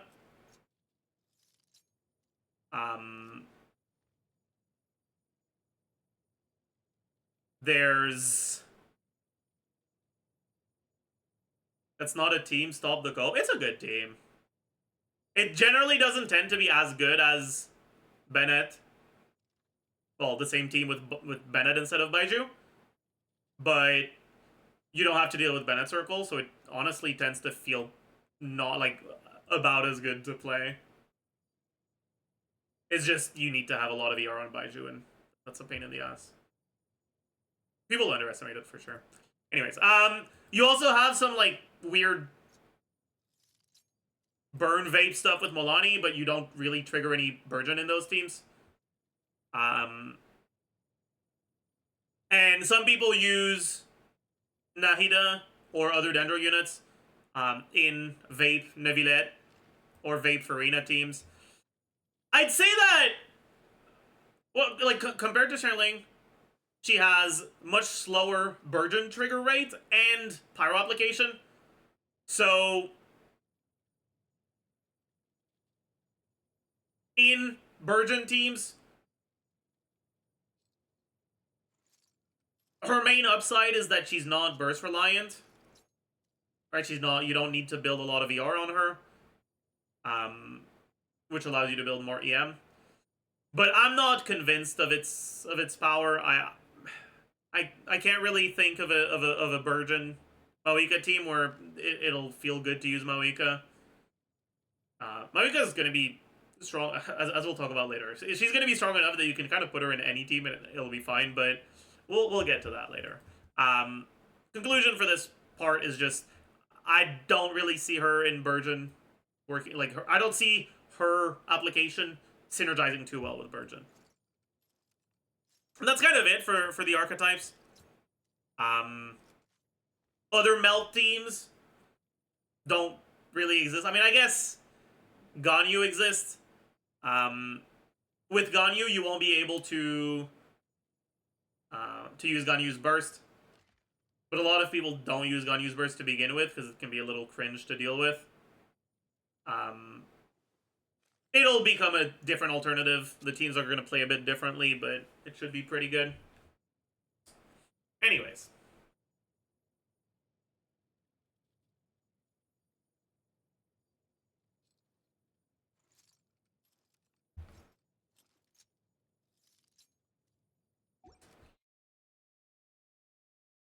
The biggest issue when it comes to looking at her performance in teams where you're using her as an off-fielder is how good her burst is. And why is that an issue? Well, it turns out, well, as you can see, her burst does about as much damage by itself as her whole off-field. And if you react it, because you only need to react it once, it's probably going to do more. Her burst is just, like, her burst initial hit is just a lot of damage. To the point where it kind of ends up warping her team performance and her team synergy. Where even if she's not that synergistic in terms of application, she'll still be a good option just because her burst does that much damage. Does that mean the burst is perfect? No. It has an incredibly long animation compared to a lot of other 5-star bursts. But it justifies its animation length by having really high damage and giving you a damage percent buff.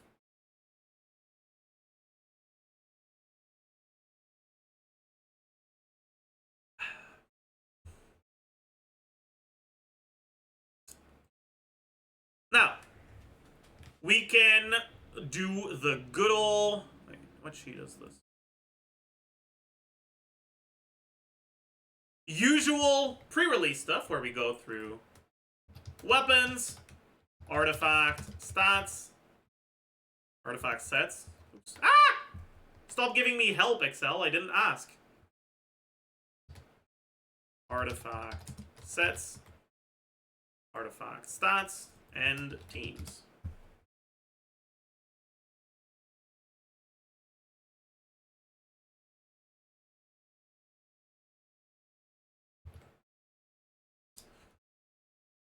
So,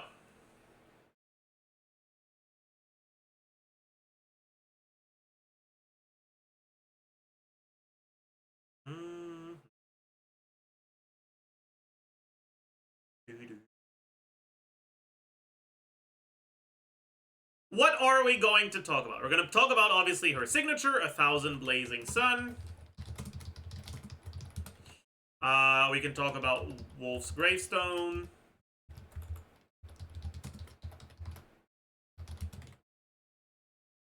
We can talk about Unforged.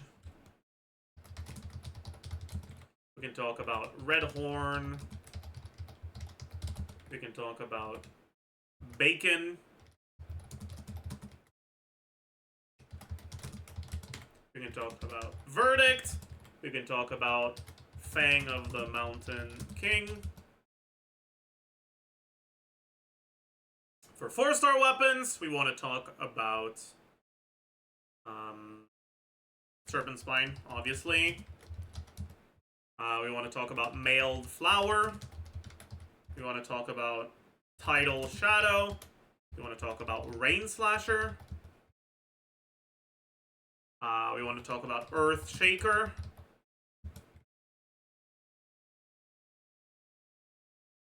Is there anything else? I guess Makara, Aquamarine. But, like, that's fake as fuck. I'm not talking about it. I don't care. Talking Stick, sure. And Blacklift. Alright, we can talk about all of these.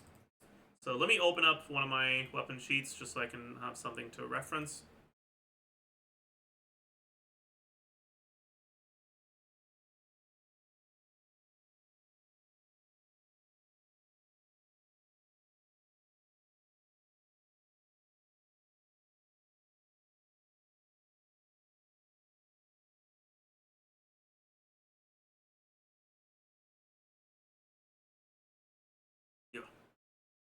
Okay. So, first things first, her signature, 1,000 Blazing Suns. 741 base attack, crit rate substat. Now, the crit rate substat is actually a pain in the ass. As I've mentioned earlier, she's an Atlan character. You want to use Codex on her. So this can make it a bit annoying. Not to overcap. However, it's only 11%, right? It's the highest possible base attack a 5-star weapon can have, similar to Song of Broken Pines and Fang of the Mountain King. So it's not a 30% crit rate weapon. It's only 11. So it won't be too bad, but you can overcap with it. Just keep that in mind. So, high base attack, low substat crit rate. Gain the Scorching Brilliance effect when using an elemental skill or burst. Crit damage increased by 20% and attack increased by 28%. While it's active, its duration is increased by 2 seconds after a normal or charge attack deals elemental damage for up to 12 seconds total. Additionally, when equipping characters in the Night Soul's Blessing state, the effects are increased by 75%. And duration will not count down when the equipping character is off-field. Part that matters here is, this is effectively 20% attack, 20% crit damage, 28% attack stat stick. That becomes 35% crit damage,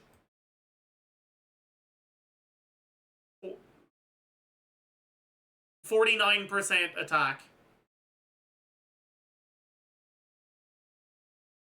On Natlan characters that can enter Night Soul.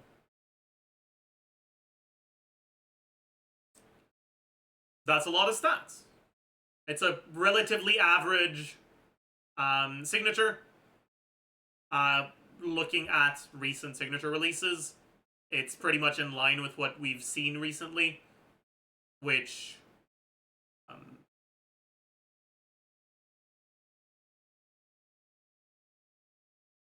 well, recent signatures have been better than old signatures. So when I say average for like within the context of recent signature weapons, it is more of an increase than the old ones, but it's similar to what you'd expect out of or it's pretty much what you'd expect out of a signature nowadays. It is about somewhere between 20 and 25% better than your free-to-play options, and about 10% better than the 5-star stat sticks.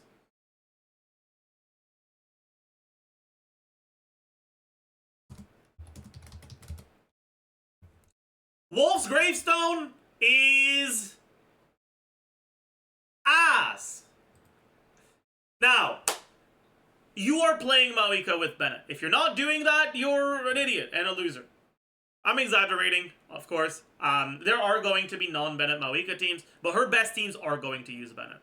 And if you are using Bennett, you're getting Pyro Resonance. You have Bennett buff. MAVUIKA gets attack percent from her Ascension 1. Her best teams have TTDS. You're getting a lot of attack. Which means that the attack percent you get from weapons like Wolf's Gravestone and the Unforged, it tends to be pretty redundant. It doesn't multiply the attack that she gets from all her other sources. You'd much prefer weapons that give you EM or crit.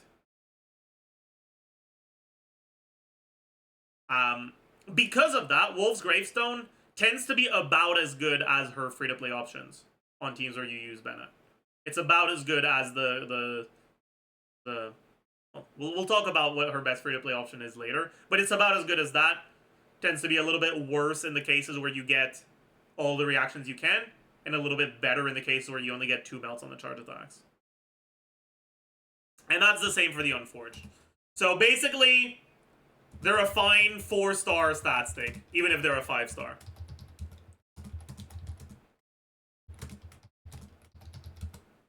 Like that's how you should think about them. They're basically 4-star weapons. They're fine. Like they're an okay stat stick. You can use them, but they'll perform similarly to other 4-star weapons.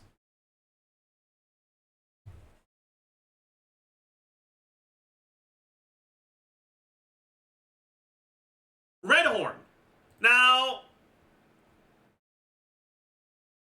Redhorn has a passive that gives you more damage on your charge attacks, but MAVUIKA's multipliers are so fucking wildly high already that this passive is almost meaningless.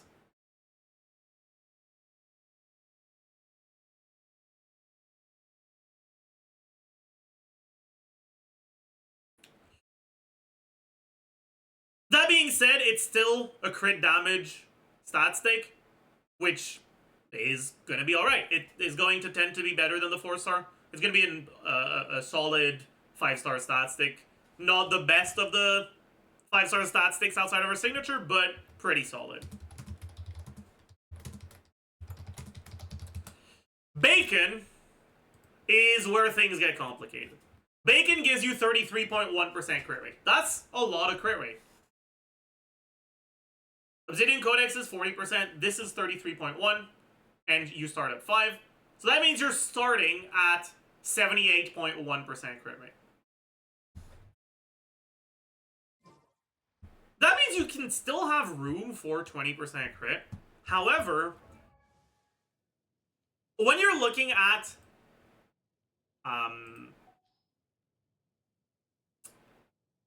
who has my, I think she does, right? No, she doesn't. Who's wearing my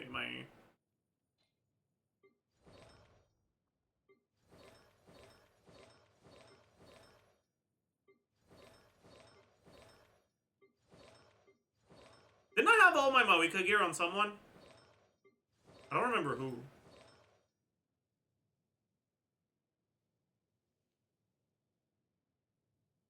Eh, whatever. It doesn't matter who it's on.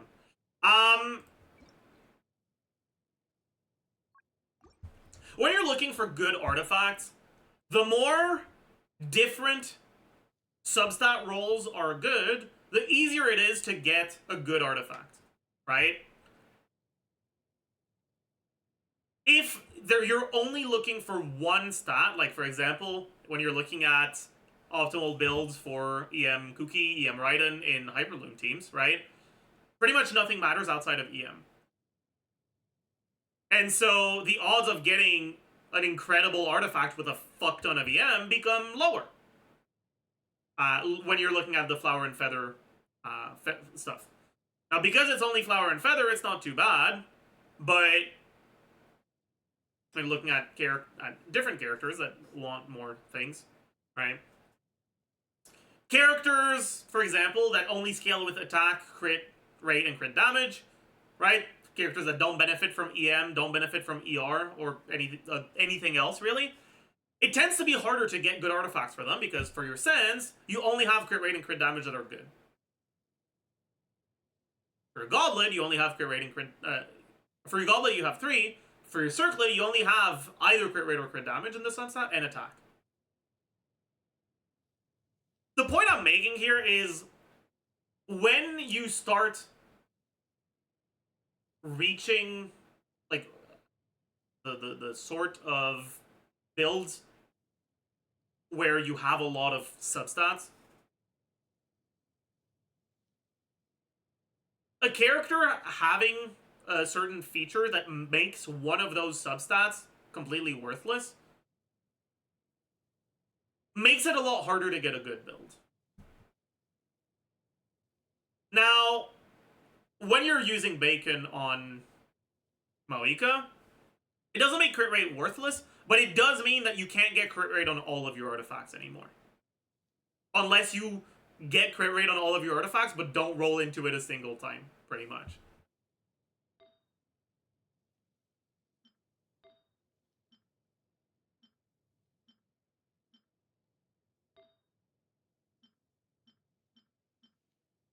But yeah, it'll make artifacts like this one not all that good, actually. And that's gonna make it harder to get yourself a good build. Now, if you can still get yourself a good build, Bacon is gonna tend to be her best non-signature 5-star weapon. However, 33.1% crit rate is a lot, so it's going to tend to be the hardest weapon to not waste stats on.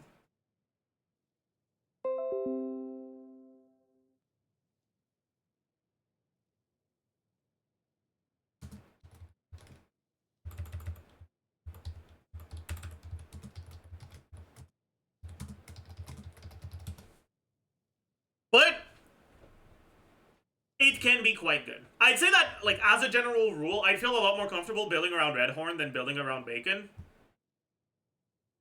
But it is what it is. The main thing is, when you're looking at a build with Bacon, or crit rate weapons in general on MAVUIKA, your Circlet, you're going to want crit damage, but you don't want to roll into crit rate. So you care more about rolling into attack percent and EM than rolling into crit rate on your Circlet. Which is obviously not ideal, because rolls into attack and EM tend to be lower value in terms of the damage they provide if you're not overcapped on crit. Anyways, Verdict is also a solid... Oops, what the heck? A solid 5-star stat stick. I'll just change this to solid as well. It can have the same issue because it's also a career weapon, but at 22.1, it means that you're starting at 67.1%. Which means you can still get over 30% crit rate from your substats. That tends to be a lot less restrictive than overcapping after 20% from substats, like is the case for Bacon. Fang of the Mountain King, same stat line as her signature, so also can technically be a thing, can technically be an issue, but generally won't be. It's a good 5-star stat stick. It'll generally be a little bit worse than the other ones, but it's still a fine stat stick. Now, Serpent Spine, much like Bacon, there's a lot of nuance to it. If you manage to get a good... Like, if your best Serpent Spine build is the same quality as your best build on another weapon, Serpent Spine is going to be her best 4-star weapon, and it can even be her second best weapon after her signature. at R5. However, on top of the annoying stuff build-wise, because it's a crit rate weapon at 27.6% crit rate, halfway between Verdict and Bacon, in order to use the Serpent Spine at its best, you also need to wait for fucking 30 seconds at the start of each chamber, which is honestly just annoying and boring. And so, I would generally assume, or I like looking at Serpent Spine with 3 stacks instead of 5 average, because that tends to be where it hovers in practice. And in those situations, it doesn't really tend to pull ahead of the 5-star weapons, the non-signature 5-star weapons. And at low refine, it's also not really pulling ahead of the other 4-star options. So, technically, best 4-star, or best in slot, 4-star weapon, but yeah. Next is Mailed Flower. Now, if you didn't get Mailed Flower because you didn't do that event because you were lazy or because you weren't playing at the time, honestly, it sucks to be you, bozo. You're a loser and cringe, actually. Mailed Flower is really good for her. Assuming that you are playing her in a team where she's being played as a carry and you're reacting her stuff, Mailed Flower is her default free-to-play option. It's honestly a pretty good weapon. Again, assuming you're reacting your reactable stuff, Mailed Flower is going to be about as good as Wolf's Gravestone. So, best in slot, free-to-play in reaction teams.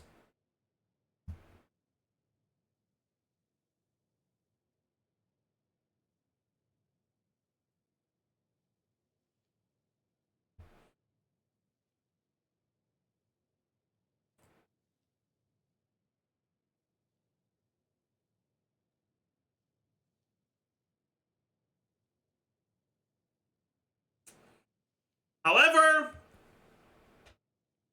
you won't necessarily be able to play her in reaction teams. Now, you should. Her reaction teams are much better than her non-reaction teams, but some people don't want to. Some people want to play specific other characters. Some people want to play her in a ChesseBurgers team. They're like, sure, whatever. If that's the case for you, Mailed Flower will not be as good. And her best free-to-play option is going to instead be something like Tidal Shadow. Best in slot, free-to-play in non-reaction teams.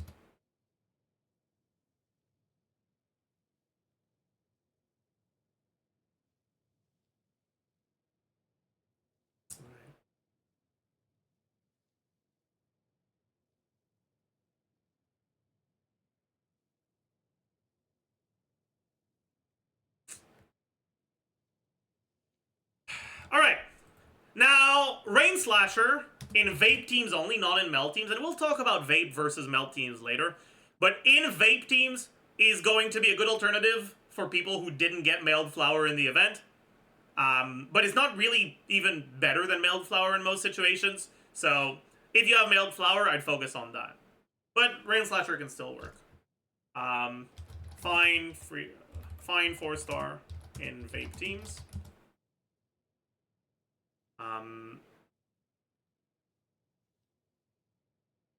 Now, like I said earlier when I talked about Wolf's Gravestone, she tends to have an issue with attack percent stat sticks, and then on top of that, there's not that much of her damage coming from her elemental skill in teams where you're using her as the main carry. And so Earthshaker will not be too great. It can be fine.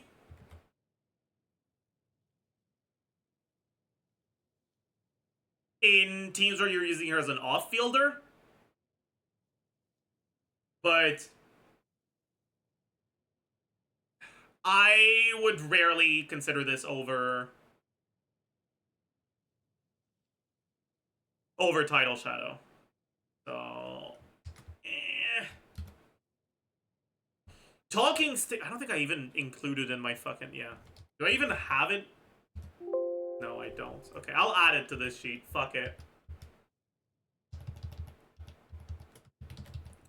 Talking Stick R1 and R5. Okay. It's such a fake weapon that I tend to not include it, but whatever. Attack percent, 16.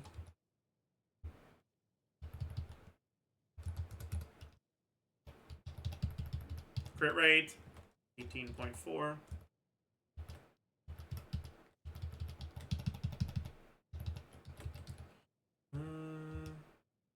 Attack percent becomes 32. Yo. Yeah.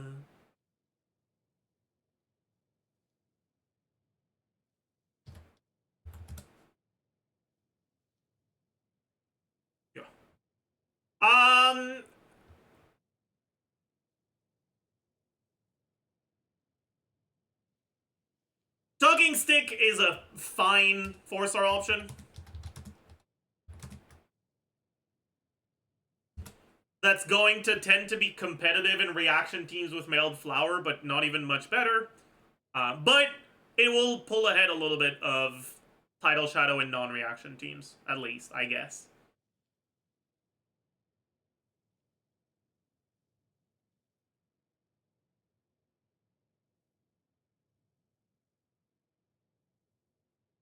Is this assuming the enemies never hit you and you get the other buff? You won't get the other buff even if enemies are hitting you.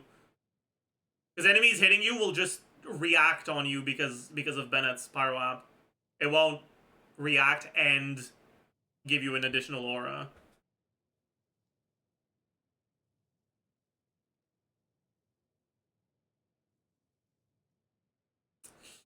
And then finally, Blacklift.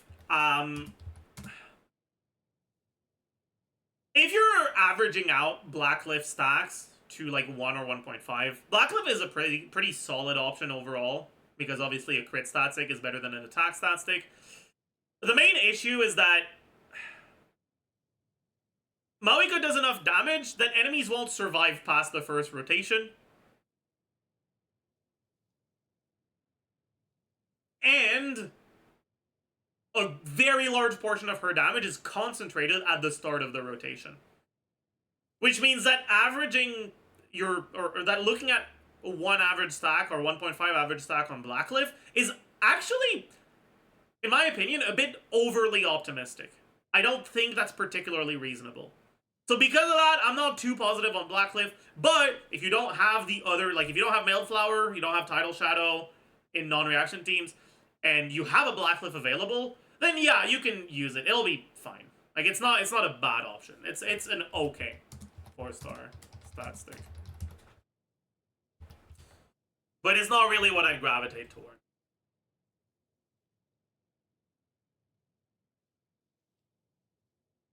Alright, artifact sets. So,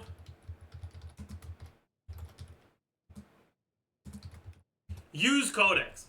Now you might be thinking, Zajef, you buffoon, you idiot. Obsidian Codex only lasts for 6 seconds when consuming Night Soul points. MAVUIKA's burst says MAVUIKA's various actions will no longer consume Night Soul points during her burst. Why would I use Codex when it doesn't even have 100% uptime? Well, as it turns out, Codex is just that good. Even without 100% uptime, it's better than the alternatives, because so much of her damage is front-loaded. Just use Codex. Codex is your savior. Just use Codex.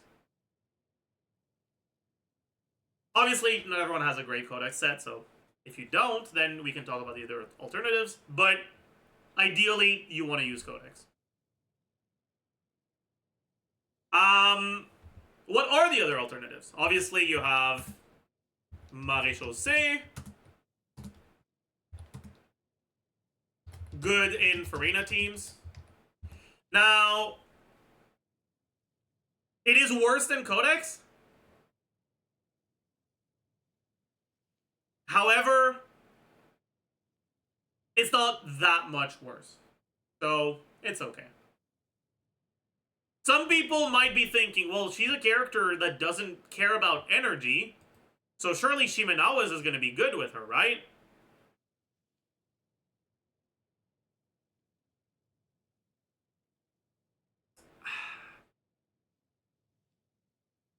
About that.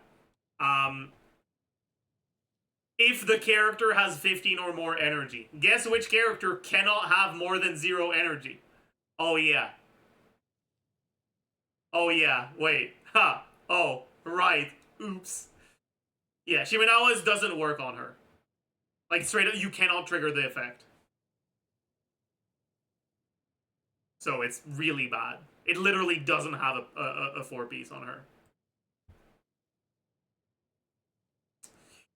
What other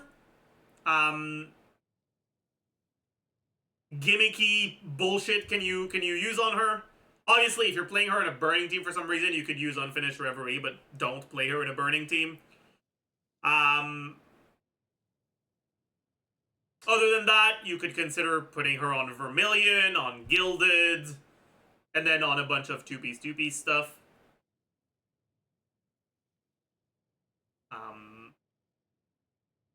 But really, all of those end up being pretty similar to one another, where they're just...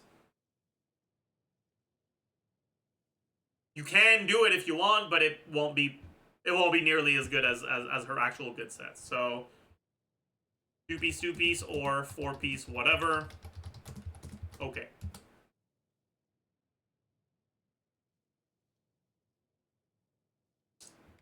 That's for when you're using her as a carry. Now, when you're using her as a support, it opens up a few new things. The first one is Scroll of the Hero of Cinder City. And the reality is that Cinder City is not actually good on her. The main reason for that is because there is very little reason to play MAVUIKA in teams where there's no other Natlan character. And she does so much damage that you'd often rather have the other Natlan character on Cinder City instead of her. Now, that being said,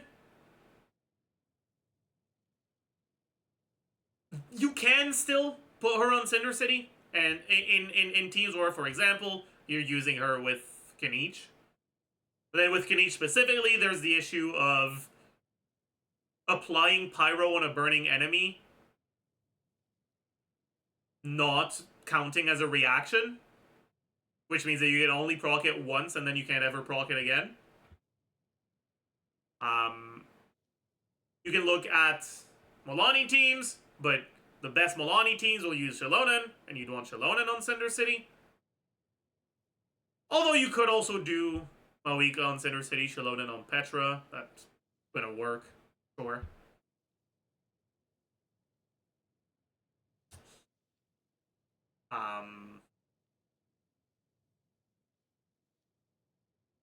Okay, all in all, Cinder City,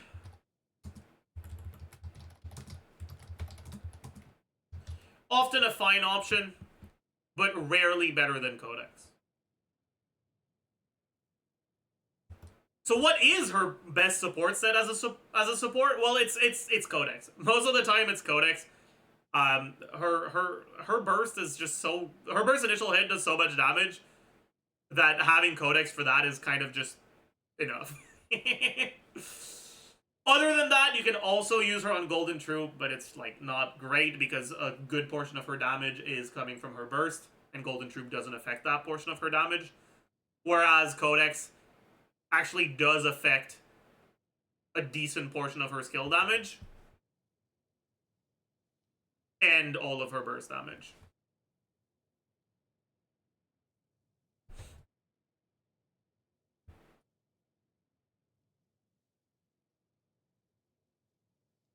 Artifact stats! Now, I think a few of you may be surprised here, But in a good amount of situations, in her best teams, her optimal artifact distribution for main stats is not attack pyro crit. It's actually going to be EM pyro crit.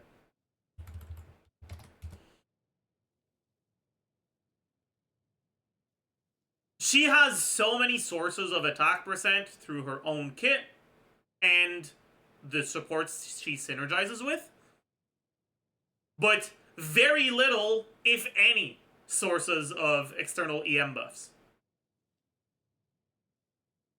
Her reliance on Natlan units to generate fighting spirit is a pretty big obstacle to her potential synergy with characters like Sucrose, who are the usual reaction-focused EM buffers.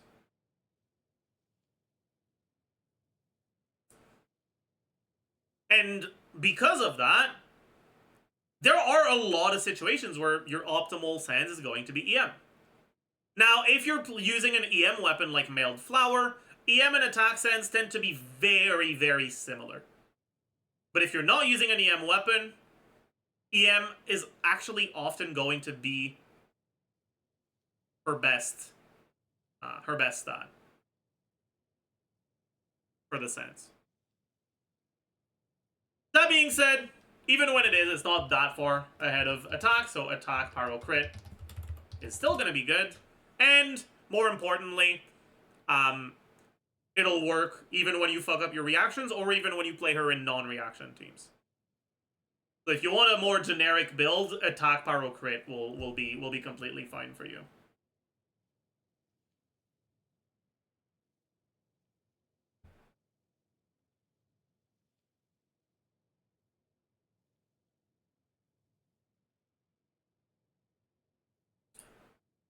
And finally, teams. Now, unfortunately, MAVUIKA's best team includes another unit that is getting released in the same patch, which means if we want to talk about MAVUIKA's best team, we need to very quickly give a rundown on Citlali's kit.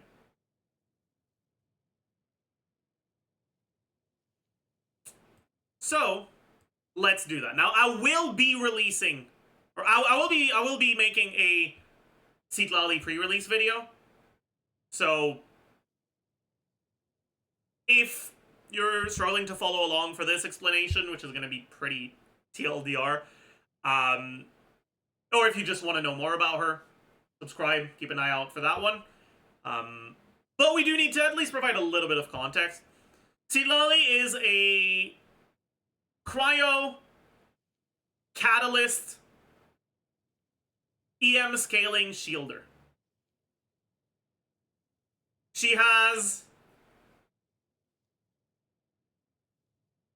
not particularly good, but not completely negligible either damage output if she triggers melt on her burst. And she has fairly slow, but not insignificant, cryo application from off-field. The fact that she's a catalyst enables her to use TTDS, and the speed of her cryo application is enough to relatively reliably melt the first 2 reactable hits of MAVUIKA's charge attacks, and in very specific setups that are hard to replicate, potentially melt all 4 of the reactable hits of her spin during her burst.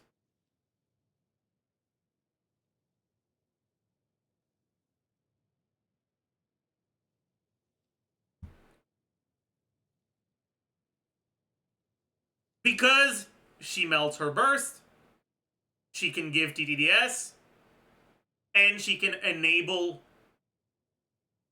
MAVUIKA to react a good portion, if not all, of her reactable hits. Citlali is going to tend to be part of MAVUIKA's best team.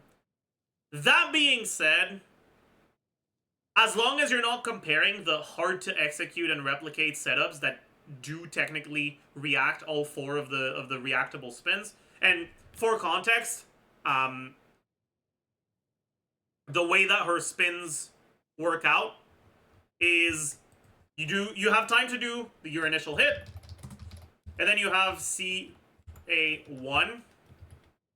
then 2, 3, 4, 5, 6, 7, and 8. And then after that, you have the final hit. This can react. This can react. This can react. This can react. And this can react. And then I guess this can react as well, but this one matters a lot less because some of your buffs may have run out, and the burst buff will also have run out for this one. So when I talk about the 4 reactable hits, I'm talking about hits 1, 4, 5, and 8 of her charge attack.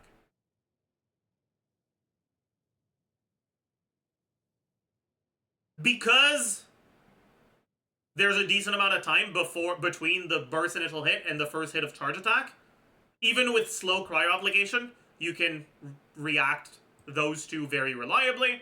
And because there's 2 non-reacted hits after the first one, reapplying cryo, even with a relatively slow cryo applicator, will almost always happen, right? So these 3 hits are very easy to react. However, getting the reaction on the 5th hit means that you need to apply cryo specifically between the 4th and the 5th hit, which is only going to happen if you set it up properly. And it seems to be very difficult to set it up properly. So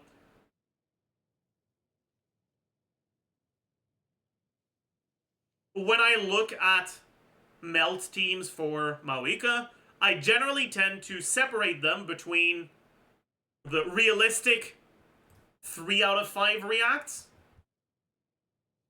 or 2 out of 4 looking at just the charge attack hits, right? Versus the technically possible but most likely unreliable and 4 out of 4 reacted hits. When I say that Citlali is looking to be MAVUIKA's best partner, I'm talking about a 2 out of 4 react. Even with reacting only 2 out of 4, it is looking like Citlali is going to be part of MAVUIKA's best team. However, the difference between Citlali and your other alternatives is not actually that high. It's a fairly small difference. That being said, if you do end up getting a 4 out of 4 react, the difference is pretty massive. The difference between Citlali and others will be sizable.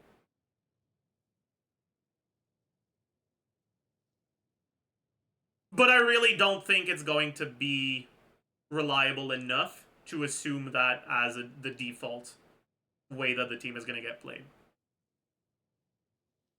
Outside of Citlali, what...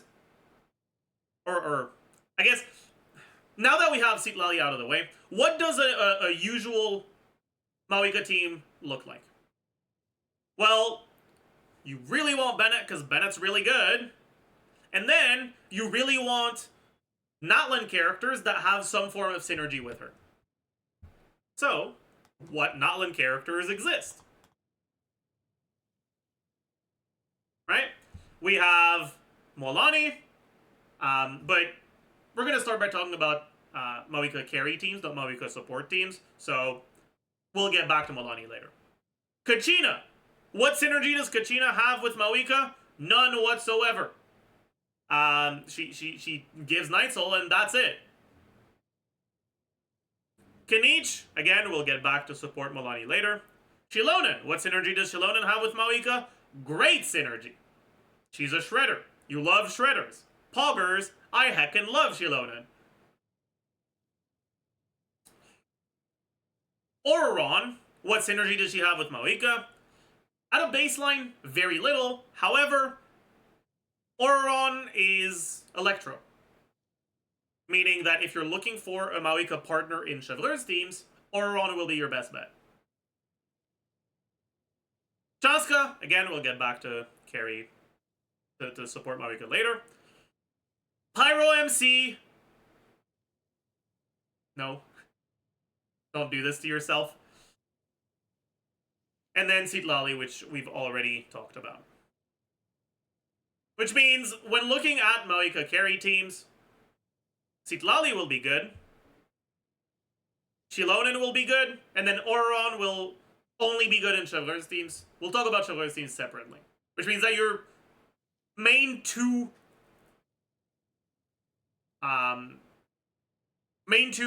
fighting spirit generators that you're gonna see are Xilonen and Citlali. Now, what if you didn't get Xilonen and you don't have enough primos to get both MAVUIKA and Citlali?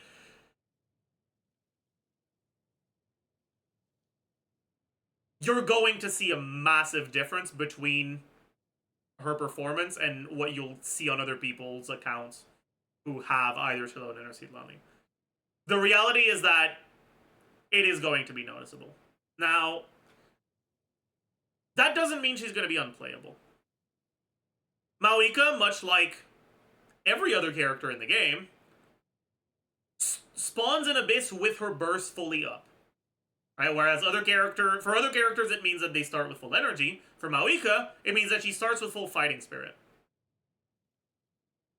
On top of that, she is definitely strong enough to be able to one-rotate a good amount of the content.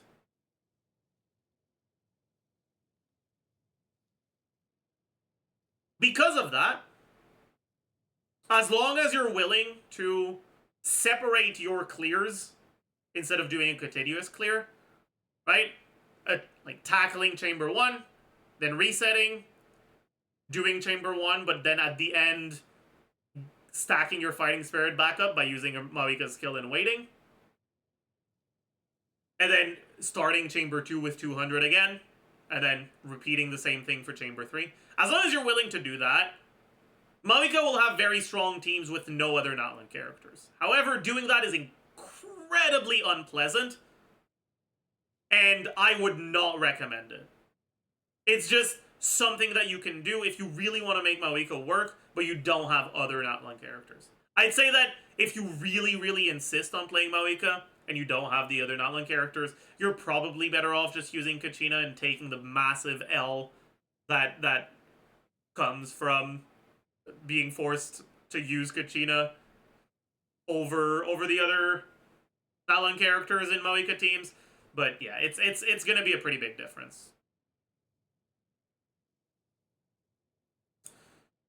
Now, because Citlali is coming out on the same patch, I think there's a good amount of people that are only going to get one of MAVUIKA or Citlali. Which means that for most, the default core for MAVUIKA is going to be MAVUIKA, Bennett, Xilonen. Or, rather, Bennett, MAVUIKA, Xilonen. The BMX core.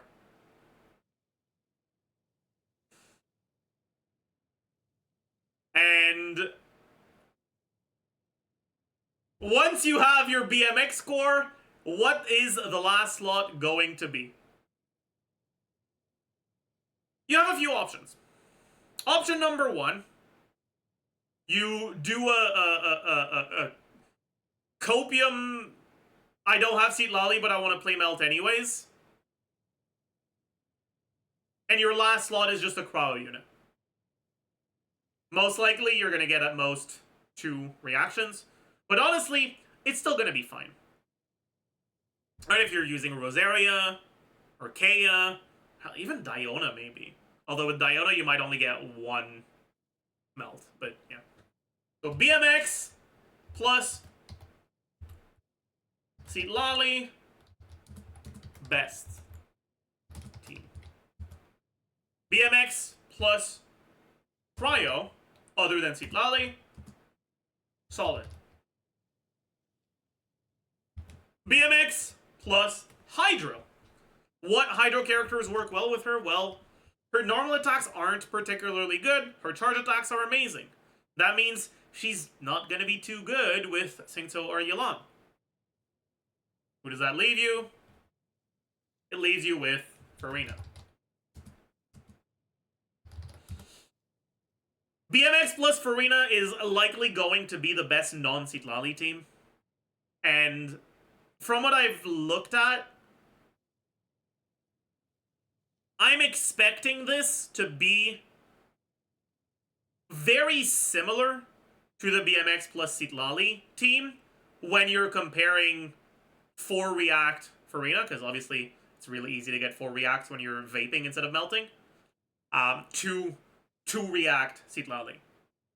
Now, because with Sitlali your damage is more front-loaded and more focused on MAVUIKA herself, it means it scales better with investment, like much better. And so, in practice, most people will see better performance on the BMX Sitlali team than the BMX Farina team. But, if you don't have Sitlali and you do have Farina, you'll still be able to get most of the value out of MAVUIKA. Now, if you don't have Chilonen, what can you do? You can do, obviously, if you're gonna end up getting Sitlali, BM Sitlali. Your last slot, you have a few options. You can use another Natlan characters because MAVUIKA plus Sitlali is not enough to completely max out your fighting spirit. So you can use something like Kachina here. But honestly, even if you don't max it out with MAVUIKA plus Sitlali, you're getting somewhere between 160 and 190 without too much of a problem. And so you're generally going to be better off using a different character that does something else. Sucrose is going to be a great option here. Kazuha as well, but obviously Sucrose's shorter animations are going to matter a lot more in teams like this where you can't swap directly from your Animo to your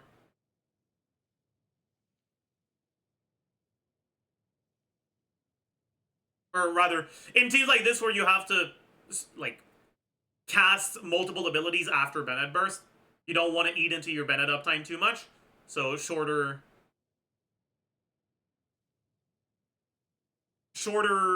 cast time characters like Sucrose will tend to perform a little bit better. But if you care about the grouping, Kazuha can still be very good, right? I'll just use Animo here. I'm not going to separate the two, but it'll also be good. Other than that, BM Sitlali. You can do double cryo, right? You benefit from cryo resonance, but then you get the same potential issue as you do with crit rate weapons.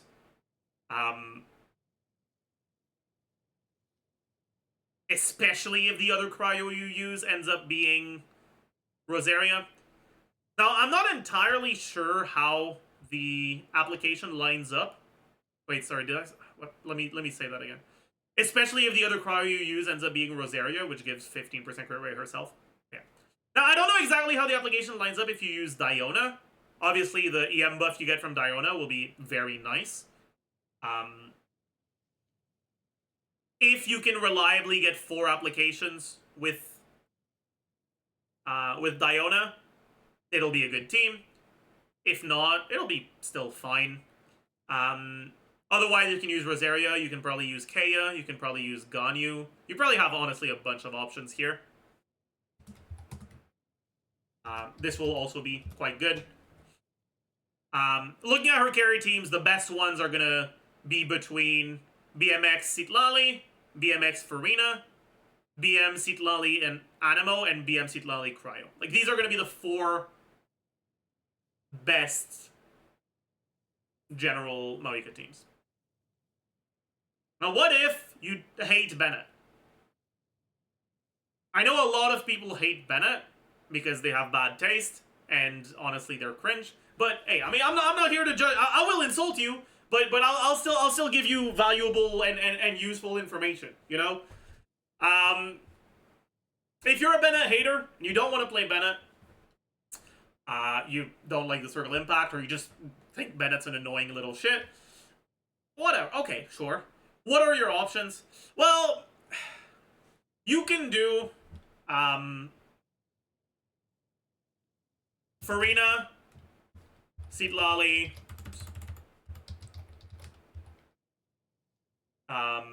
Farina, Sitlali, Chilonen. it'll work.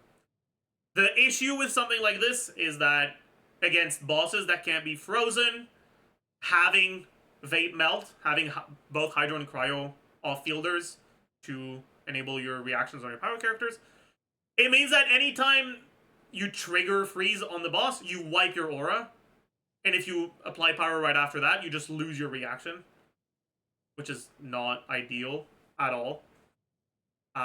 Which is why I don't tend to like these teams too much. However, against any freezable enemies, instead of freeze wiping your aura, it generates a frozen aura, which can act as a cryo aura to let your pyro character trigger melt.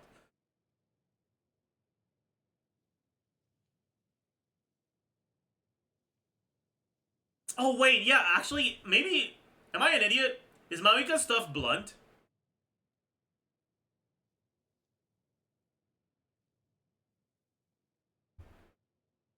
Shit, it is blunt. Yeah, okay, so you're kind of fucked then. Oh. Yeah, I don't like this at all. I mean, like, it can work, but ugh. Ugh. The way that the aura is gonna work, in a situation like this one, is your Hydro aura will effectively only allow you to react either your Cryo or your Pyro hits. Which means that if you hit with Cryo and then Pyro on an enemy that had a Hydro aura, you won't get a reaction on your Pyro hit. That'll be a pain in the ass. Not good. Not what you want to see.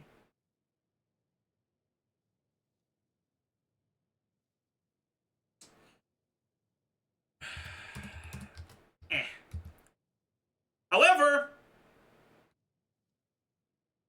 that doesn't mean that non-Bennett teams have no options. You can play Shilonen, Farina, or sorry, Shilonen, Citlali, and a second Cryo unit. That'll work. You can play Shilonen, Citlali, Animo. That'll also work. I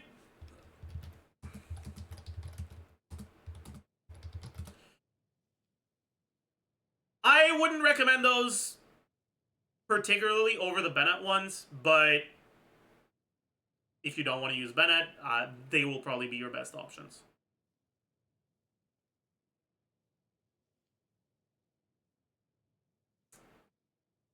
One thing you may notice is that so far we've only mentioned one team that doesn't use Citlali.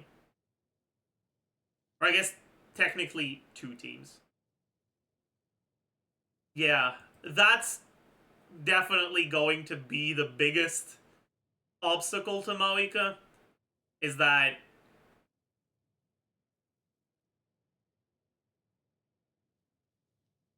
it's a lot of Citlali. A lot.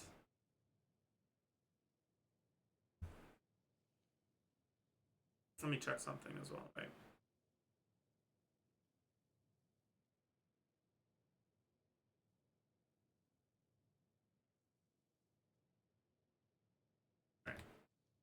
Now, does that mean she's bad?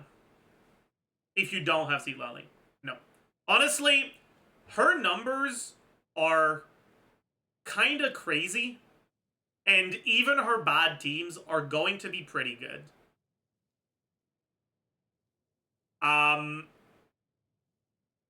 In terms of output, you can expect more out of MAVUIKA than, honestly, any carry before her at C0 or 0. And then on top of that, she has a fairly strong signature and pretty good constellations.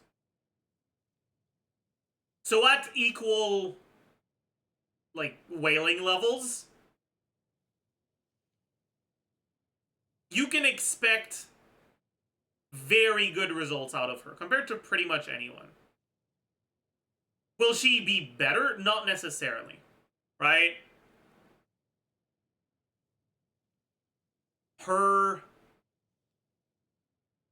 animations are really, really long, right? On her burst animation is really long, and that means that when you're looking at like really high investment speedrun stuff, she won't necessarily be faster than the characters that have really quick setups and really high damage.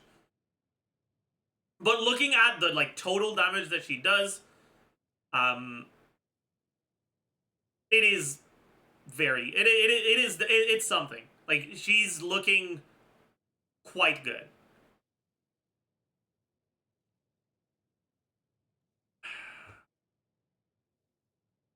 In her initial version, it was like significantly above other characters. With the nerfs, it's now still generally above, but not as significantly. It's still somewhat significantly above if you get the mystical 4 melt in the BMX Citlali team, but like I said, I doubt that's going to be reliable. And if you're not looking at that, then her teams tend to be very much among the best teams in terms of just like total damage, if not the best teams in terms of total damage, but not by that much. And other characters have like different upsides, right? Obviously, I don't need to list all of Neuvillette quality of life upsides. And then you look at characters like Arlecchino with short animations and very front-loaded damage, as well as the ability to increase their DPS past the first rotation. There's also the fact that Arlecchino will also be a character that works well with Citlali, and I haven't looked too much into Arlecchino Citlali teams yet. But yeah, all this to say, right? As of now, MAVUIKA is looking like a character that is definitely strong enough to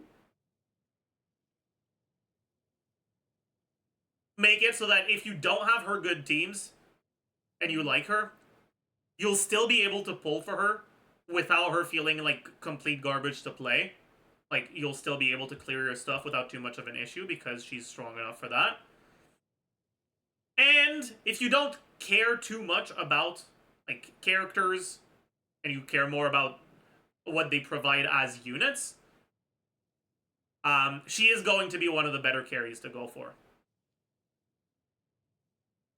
That is only the case if you have the good Natlan characters that work well with her, though.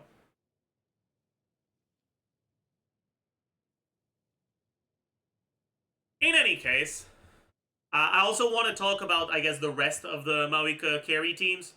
So, MAVUIKA... And I guess before we do that, I need to explain why so far I've only mentioned reaction teams. So...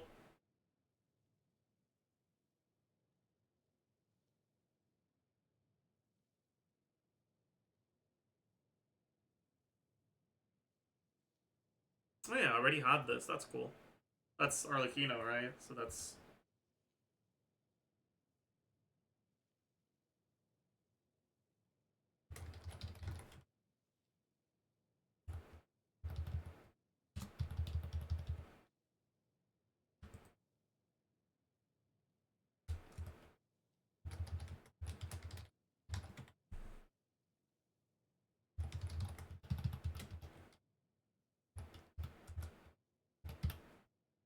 Okay.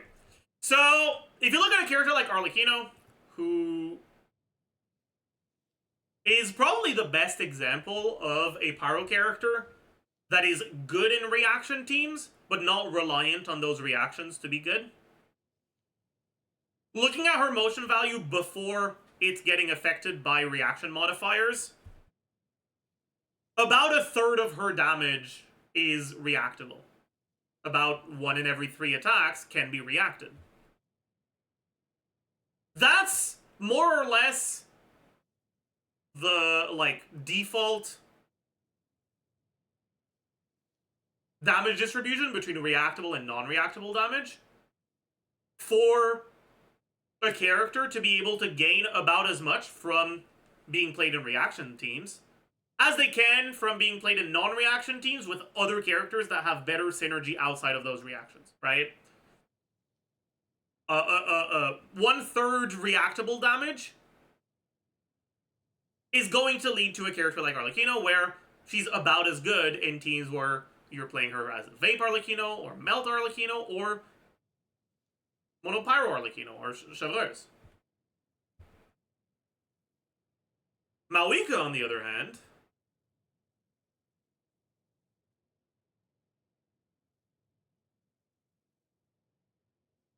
this is her total motion value, and the reactable one is this divided by 2.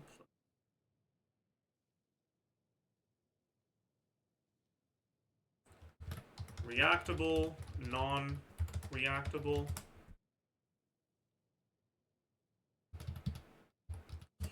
It's closer to half.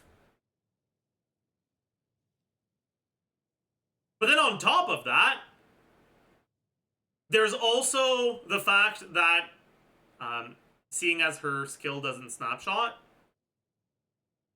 a lot of this damage, right, which is, I mean, I guess technically it's reactable, but it's not going to be reacted in those reaction teams where you're playing her as a carry.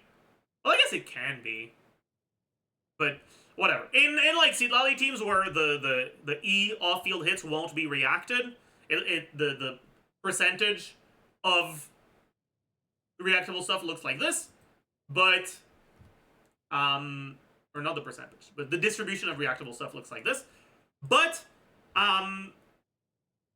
a good portion of this non-reactable damage is also not getting your Bennett buff, and maybe not even your Shred. So it's actually more than half of your damage that's reactable. And then if you're playing her in a team where you have much better application of your other elements, so a Farina team, for example, you can vape a good portion of your skill hits, which makes your reaction, or your reactable portion of her damage closer to 2/3 of her damage. Because of that, it means that she's a lot more reliant on being played in reaction teams to get the optimal output she can get. Or, in other words, she loses more damage from being played in teams where those reactions aren't happening. That's the main reason why the ChesseBurgers MAVUIKA teams aren't going to be quite as good.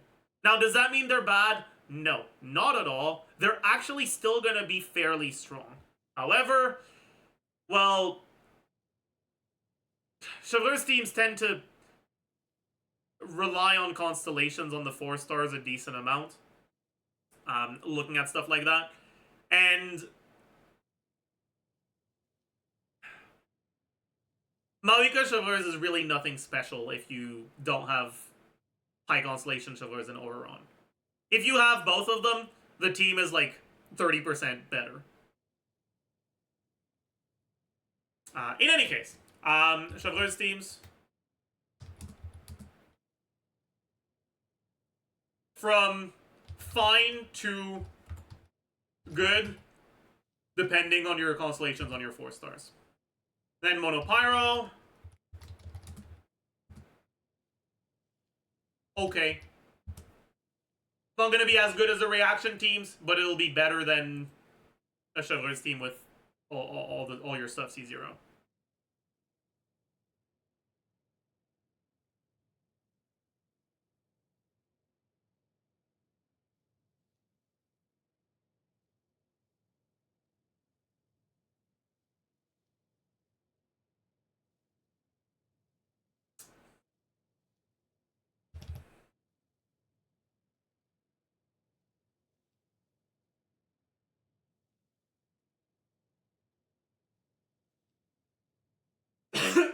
Is okay better than solid? No.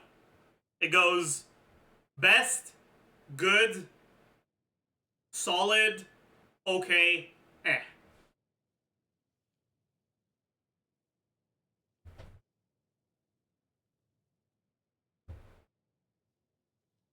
Although I guess I shouldn't have this in eh.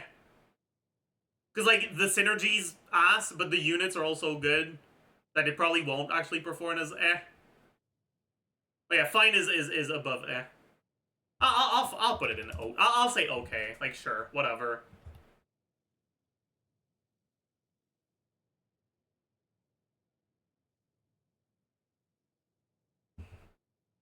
Okay, what other sorts of carry teas would you have with her? That's kind of it, right? Like, if you're using Emily, it's still kind of just a monopyro team. Burgeon is going to be separated from the carry teams.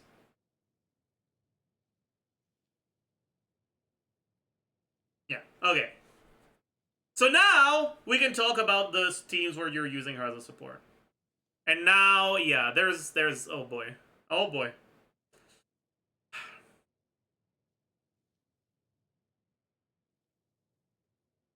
Looking at MAVUIKA's skill versus Chanling's burst, if that's all you look at, MAVUIKA's a bad off-fielder. However, MAVUIKA's burst is so fucking good. And unfortunately, Guoba is... because of that, there are a lot of teams where you're currently playing Chanling that could actually become better, or at least like have a new alternative that's a side grade with MAVUIKA's release. Just because of how strong her burst is. So let's go through a few of them and talk about the pros and the cons. First, Kniech. So, as of now,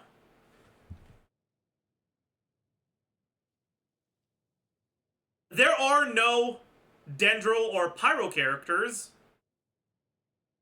in Natlan outside of Kniech, which means that if you're playing a carry Kniech team, you don't have a Dendro or Pyro character that can wear Cinder City.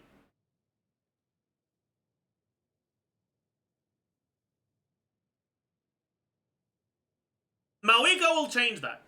However, MAVUIKA's long animations start mattering a lot in Kniech teams. Obviously, in those Kniech teams, it's going to be much harder to end up triggering a reaction on MAVUIKA's burst, which makes it harder to justify spending a lot of your uptime, right? Because you want to use it after your Bennett buff, but then it's not getting reacted. And the damage gained from using MAVUIKA's burst becomes much smaller. Kniech already struggles with Bennett uptime. And Bennett buff often tends to run out towards the end of his animation of Kniech's uptime. Because of that, while MAVUIKA will be an upgrade to Kniech's teams, there is a lot of anti-synergy that prevents her from being a sizable one. On top of that, Pyro MC is also going to be a reasonable option for Kniech teams, which makes it very difficult for me to recommend pulling for MAVUIKA if the goal that you're trying to achieve is improving your Kniech team. It's going to be a much smaller increase than getting a Kniech constellation or weapon. And if what you're looking for is a new team, Pyro MC will give you that.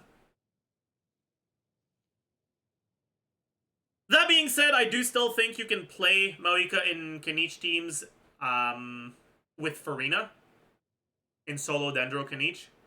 And I do think it'll be alright in those teams because Farina allows you to vape MAVUIKA's burst. But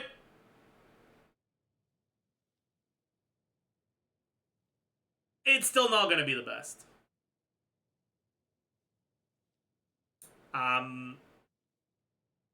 When you're playing Burgeon teams instead of Burning teams with Kniech, you tend to trigger his Ascension passive a bit less. And triggering his Ascension passive less, right?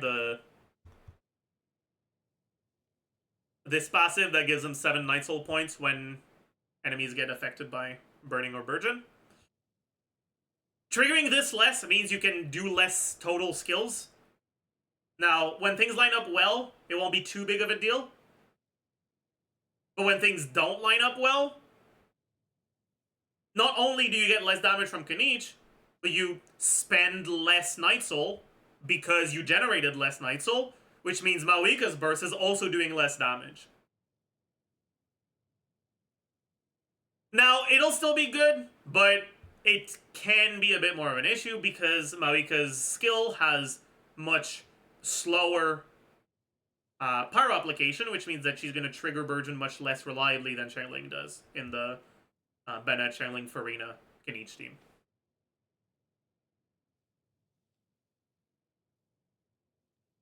All of that being said, MAVUIKA will still be an upgrade to Kanich teams, just not a particularly major one. And like I mentioned earlier, Cinder City doesn't actually work if you apply Pyro to a burning enemy. If you apply Pyro to an enemy that only has a Dendro Aura, it will trigger Cinder City. However, once the enemy is burning, unless you apply like Hydro, Cryo, or Electro, right, the elements that react with Pyro to enemies, the Pyro Aura will effectively never disappear. Which means you can only trigger Cinder City once in your whole fight. And so you can struggle with second rotation uptime. And your damage can go down on the second rotation in a way that can make the team a lot worse.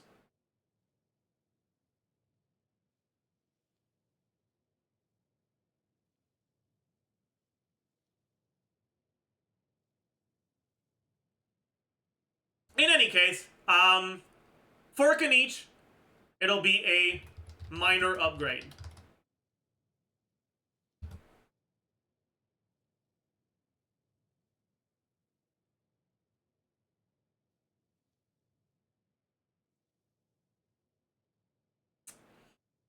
Next, Molani. Now, the main thing that Molani is good at right now is speedruns. Molani is like the premier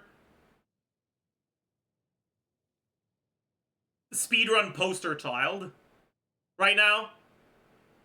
And for good reason. She's great at speedrunning. MAVUIKA won't be a particularly sizable upgrade to MAVUIKA's speedrun, or to Molani's speedrun teams. The reason for that is because Molani's speedruns are so fast already that MAVUIKA's burst animation is gonna fucking double the clear time.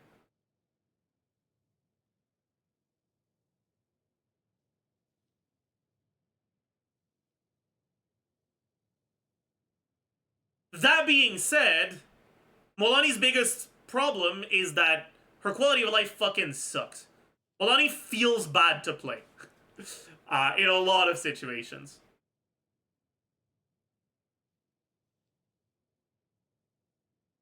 One of the biggest reasons for that is because her best teams tend to use Xiangling as a solo pyro unit. And Xiangling ER requirements are a massive pain in the ass. MAVUIKA won't have that issue. In other words, when it comes to speedrunning, I don't see MAVUIKA being a particularly sizable upgrade. It'll be an upgrade at certain levels of investment where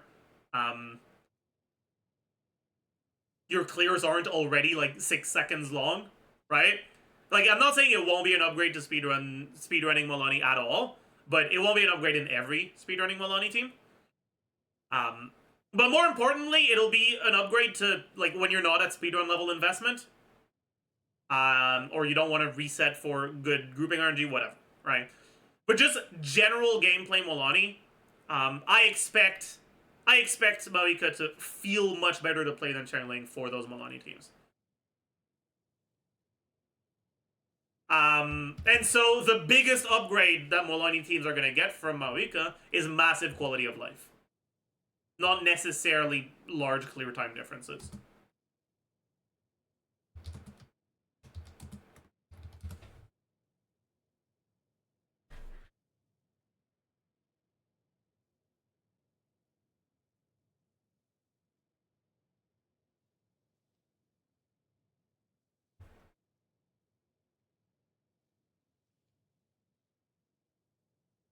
What does booking do? It pauses the game and the timer, but it doesn't pause particle generation. So you can generate a particle and then book, and then catch the particle before you swap out, instead of catching it after you swap out, without swapping out slower.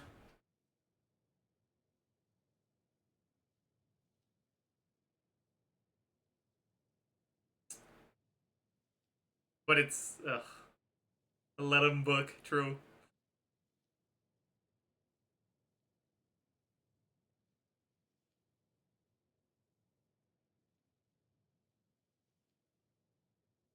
Okay. What else? What else? What other teams do I want to talk about? Any other... Okay, Chaska? So,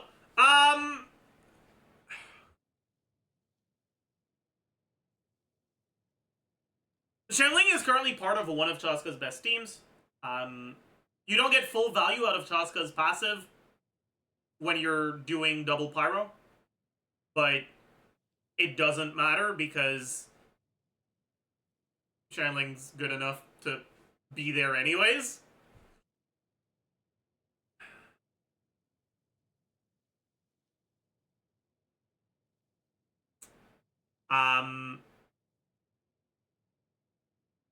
Does MAVUIKA work in that slot? Yeah, she works pretty damn well.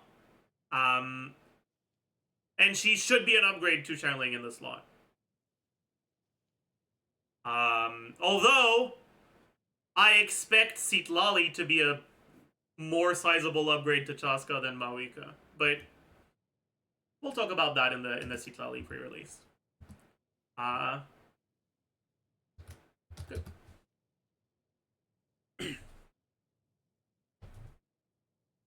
Next up, Navia. So currently, Navia teams tend to be split between double Pyro, Bennett Farina, and double Hydro.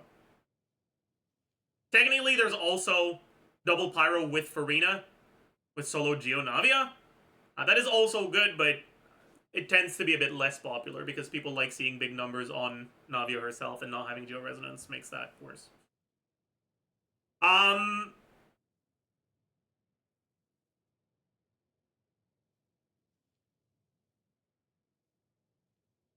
With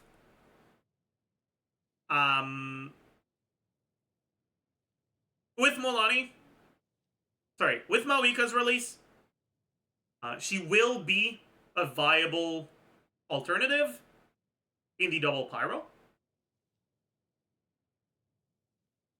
But she will also enable MAVUIKA Farina as an additional alternative. Shenling Farina is not real, honestly. MAVUIKA Farina should be.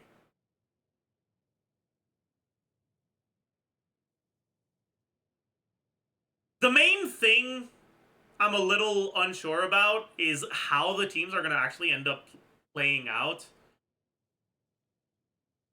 In my eyes, MAVUIKA does so much damage that I don't know if you actually want to just use her burst and then swap out. I feel like there's a solid chance you'll want to do like when you swap to Navia, do tap E into hold E, and then actually spend time on MAVUIKA and spin, which is effectively a double carry team. And honestly, I expect it to be pretty solid. It's pretty much off-field Navia.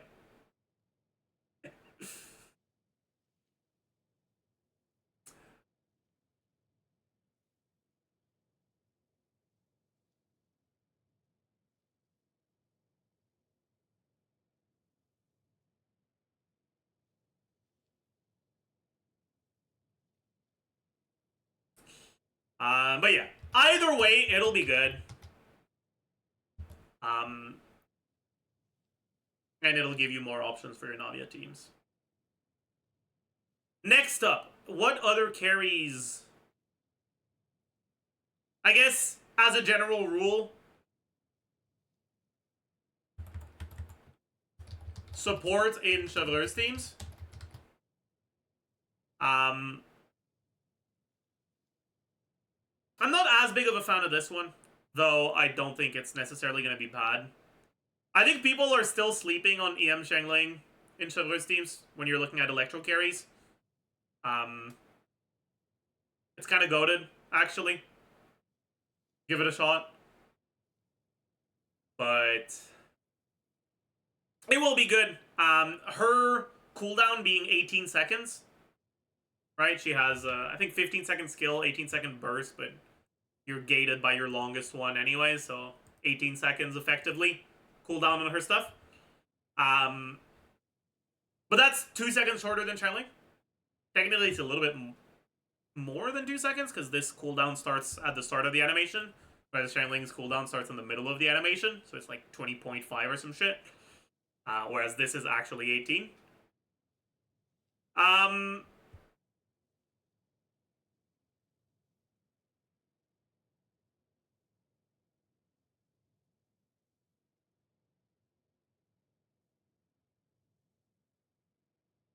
This will allow you to do shorter rotations for electro carries that want that, right? Like Clarine, for example, who definitely does like the idea of getting slightly shorter rotations.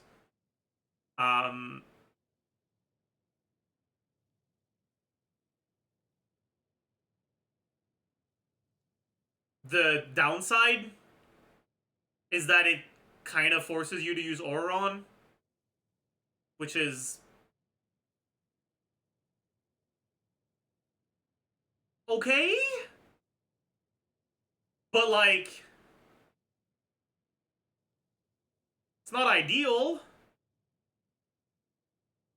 Like having to use Auron over actually having freedom to choose who you want to use is going to be more restrictive. I think this is the sort of stuff that is more likely to get better in the future once we get actual Natlan Electro or Pyro carries that can use MAVUIKA as a unit in those teams. Yeah, like this is more of a Yansan team than a Clarine team in my eyes. But that's not to say that it's gonna be bad. It's still gonna be good.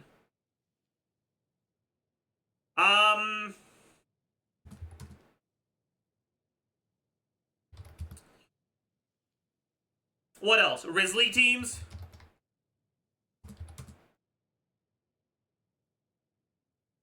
It'll be okay. I mean, it's likely to be an upgrade over Shangling in a few of them, but Meld Risley teams. Oh.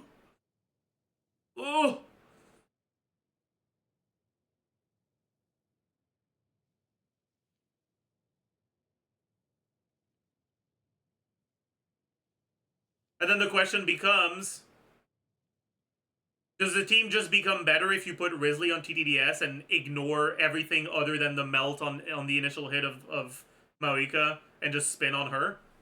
And honestly, it might be, which is the biggest problem. Like, it's not that it's gonna be bad. It's just that it's such a waste of MAVUIKA's potential. You're stifling her power. I don't know. I mean, if you like Risley, like don't let my pessimism get in the way of your enjoyment. But yeah.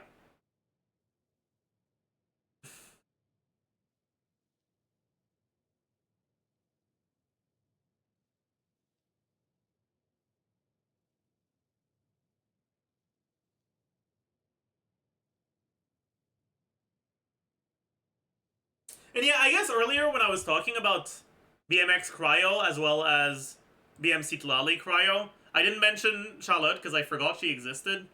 But she is also one of the cryo options you can use because she's also a TDS user. Yeah. My bad.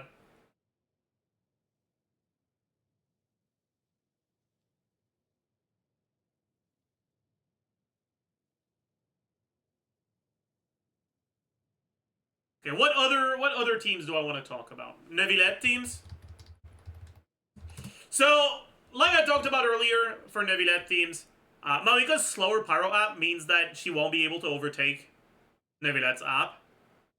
However, because Neuvillette only vapes a small-ish portion of his damage, that's not really a big deal.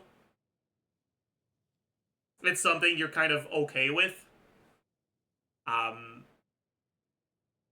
And so MAVUIKA is a damage bonus character, like a damage percent buff character that has a bit of personal damage. And as such, she's a fine option in Neuvillette teams. Now, when I say she's a fine option in Neuvillette teams, I'm not saying that the Neuvillette teams using her will only perform fine, because there's no such thing as a Neuvillette team that only performs fine. But I hope you get what I'm saying here. Yeah.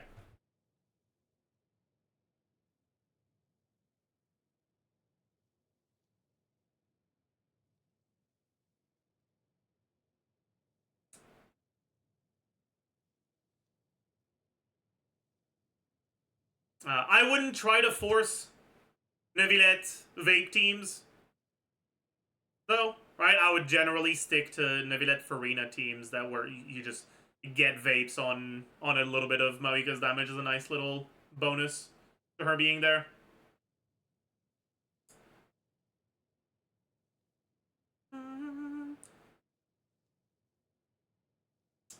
Okay, what else?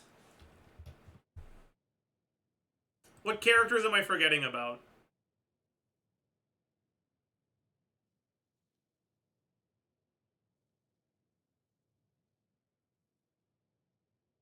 I guess Monopyro as a support, right? I talked about Monopyro as a carry, but you play Shanling and Monopyro as a support, so we can talk about MAVUIKA and Monopyro as a support. And the biggest issue with this is I don't think there's a single Monopyro team that uses MAVUIKA as a support that's better than just staying on MAVUIKA and using recharge attack. So I'm not convinced about this one.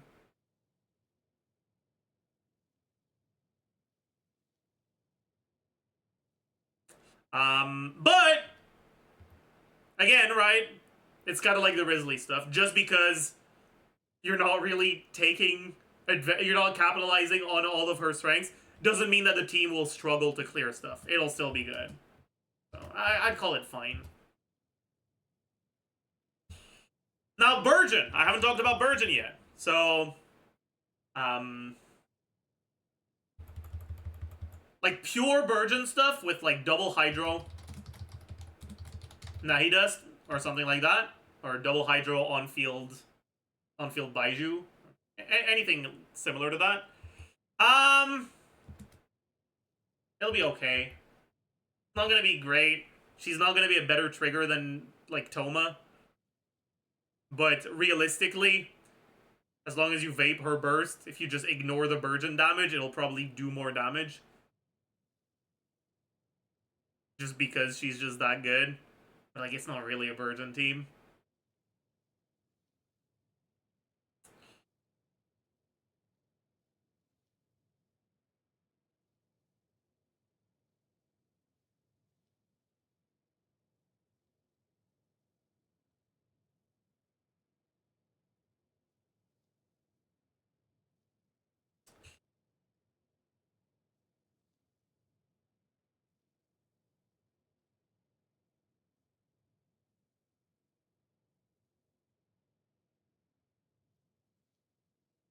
Ganyu? Sure, yeah, Ganyu is another one we want to talk about. God. This is the first time I've actually, like, gone far enough into the teams that we have to scroll. That's crazy. Ganyu.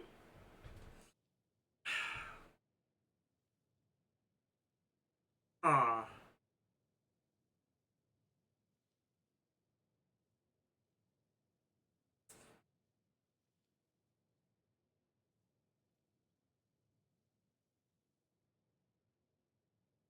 Yeah, I think that's a good way to put it. DS2U. I think that the effect on Ganyu teams will be very similar to the effect on Molani teams, where Xiangling does not feel good to play in Ganyu teams because of her ER requirements. And Molani's going to make the teams feel a lot better to play. However, Ganyu charge attacks are actually a little bit faster than every 2 seconds. So I'm not entirely sure if things can end up lining up well enough. I'm not entirely sure the application is going to be good enough. I think it should be because you're not shooting right after your first application, right? Let's say you shoot 1 second after your first application. You probably end up still getting enough total, or like, if you shoot 1.8 seconds after your first hit, well, you'll now be 0.8 seconds after, and then for the next one you'll be 0.6 seconds after, but you'll still be after. So like, I think in practice, as long as you are careful that like if the timing doesn't line up, you just hold off for less than half a second before you shoot. As long as you're a little bit careful about that, it shouldn't be too much of a problem, but it can be an issue, so just keep that in mind. I think it'll be good, but it'll also be a big quality of life update, or quality of life buff, so yeah. I guess we can talk about Xianyun. No, don't fucking do that. Xianyun with her is like Xianyun with Harlequino. Like, actually, it's worse than Xianyun with Harlequino. Because at least Xianyun with Harlequino, like, if you do less normal attacks, you spend less time doing normal attacks, it means that a larger portion of your normal attacks will be dealt with the high bond of life, right? Like, if you only do 10 normal attacks instead of 18, the 8 normal attacks you're losing out on are the 8 normal attacks you would do with 50 or less bond of life remaining, or like 60 or less bond of life remaining, right? Which do less damage than the ones you already did. With MAVUIKA, you don't even have a like downside to attacking more, so it's just even stupider. Don't do that to yourself. Yeah, I guess Raiden.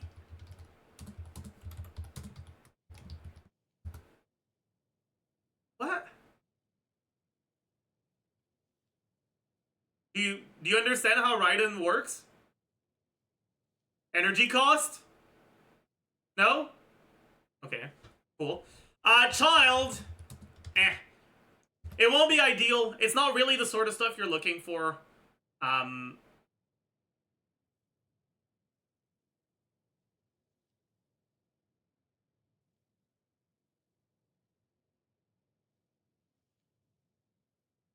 It'll function, I guess, but it probably won't be better than Xiangling.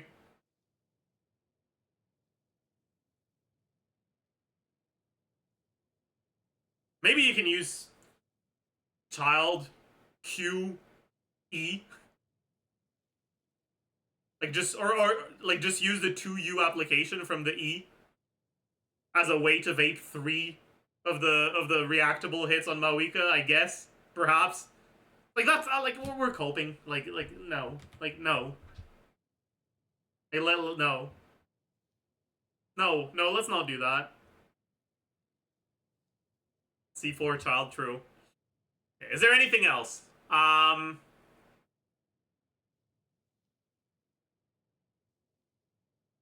Actually, yeah, there is. There's something I haven't mentioned yet. Hu Tao. So, Funa Rational has seen a lot less play lately because Hu Tao has been given much more options. But honestly, it's gonna be alright. It should be an upgrade to Xiangling in the Funa Rational, which is double Hydro plus Xiangling. Hu Tao. Will it be Hu Tao's best team? I don't. Probably not, but it'll be a good team.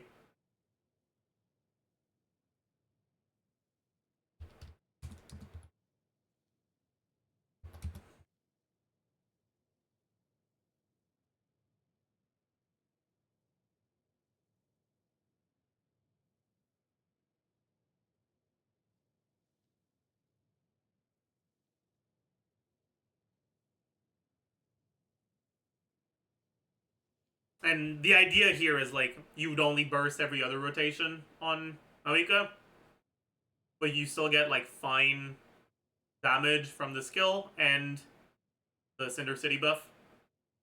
Like, yeah, it's not gonna be, like, all that synergistic, but it'll work. Yeah, I guess we can also include Kachina for the, like, carry stuff that I didn't include earlier. BM plus Kachina plus, I don't know.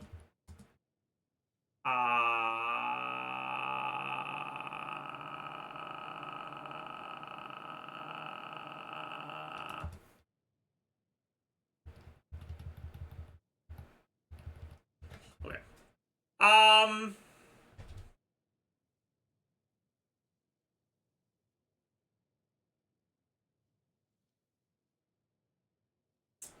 What else? I mean, all the other pyro carries would just be mono pyro, which I've already talked about.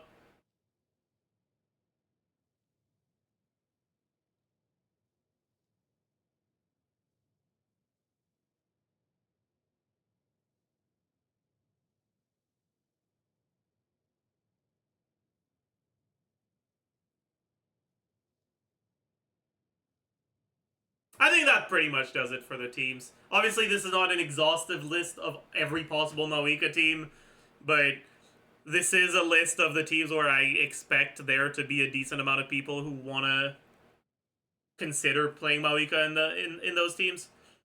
All in all,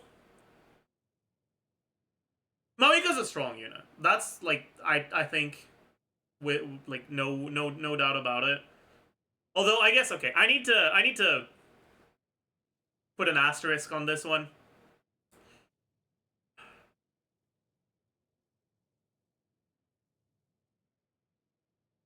People often say that, like, when I say a unit is okay, it means they're really good. When I say a unit is good, it means they're fucking broken.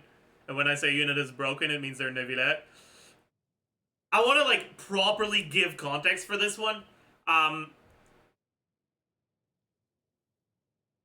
Compared to other carries, I think MAVUIKA is looking like she's not going to be better than Neuvillette.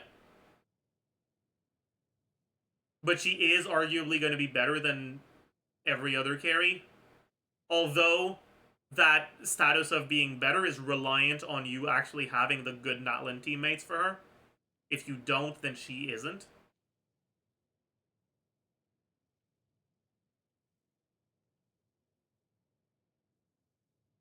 It's just nice that on top of that, she also has a good amount of teams where she's a good support. Even though calling her a support when she's gonna do half the team's DPS just with her burst is maybe a bit dismissive, but whatever.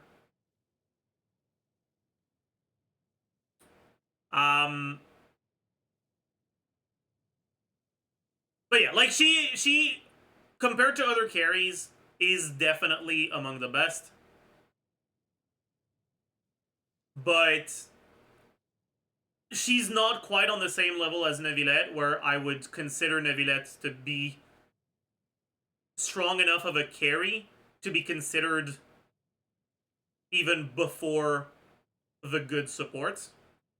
I don't think that's the case for MAVUIKA. I think good supports on your account are more important than MAVUIKA. Even if you're, like, looking only at optimal pulling.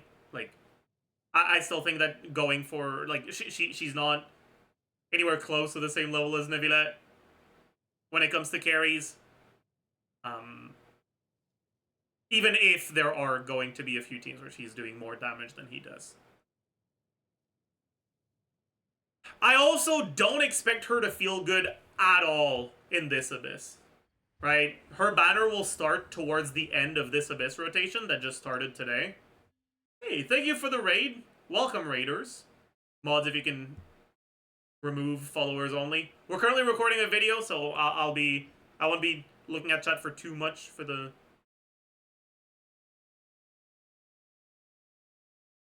Oh. What does that mean?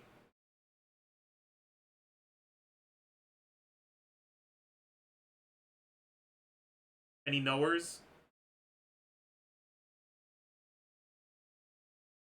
Got any translators? It means hello, beautiful. Ah. Oh, yeah, wait. You're right. It does mean that. Didn't I fucking say that at some point?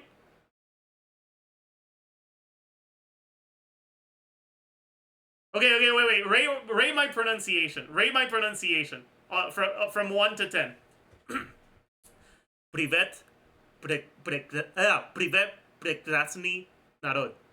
That's awful, right? Okay, from 1 to 10.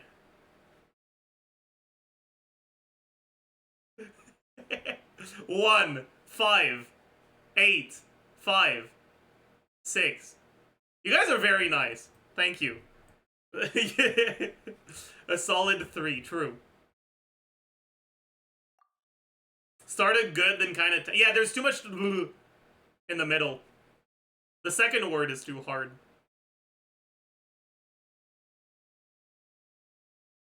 Privet prekrasny narod.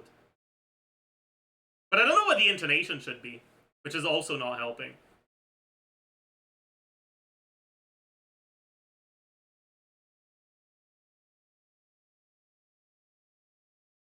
Anyway, thank you for the raid. Let's get back to recording. And, small warning, I only allow English in my chat because otherwise it gets too difficult to mod. I'm like, no worries for those of you that already said something, because, like, it's fine. No worries. But it's just a warning, because otherwise it's too rushed. It's too rough to mod properly. So try to be careful with that. Anyways, what was I saying, chat? I lost my train of thought. Frick you, Raiders. It's all your fault.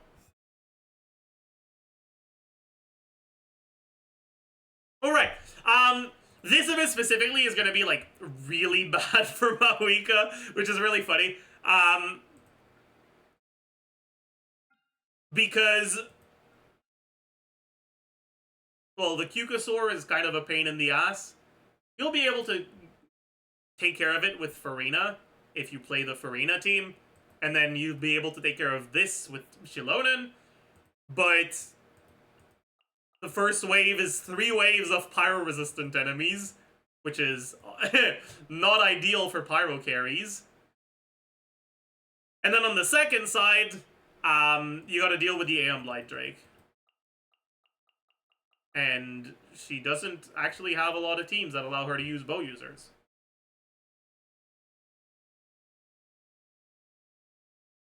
Technically, Farina can also take care of this shit, but, like, ugh. Dies of cringe. Omega dies of cringe.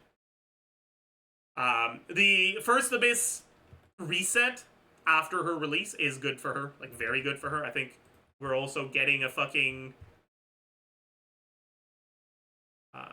Leyline Disorder on floor 12 for the first time in years. For her release Abyss. Yeah. Pyro damage dealt by normal attacks increased by 75%, and Night Soul Line damage increased by 75%. First one is only in the first half, and the second one only in the second half. But yeah, so there's that. But yeah. Yeah. She's gonna be a little strong on that Abyss. In any case, all in all, I expect her to be a character that is, in terms of just power, one of the best carries. And in terms of pull value, she has a lot of overlap with other good characters. So I don't think she's that high pull value. I think if you already have a well-built Arlecchino, getting MAVUIKA won't necessarily be a big upgrade for you. And I guess if you're not looking for, like, specifically a new gameplay experience, if all you care about is the power of your account, you will see better results if you already have Arlecchino. from pulling an Arlecchino Constellation or Signature versus pulling MAVUIKA.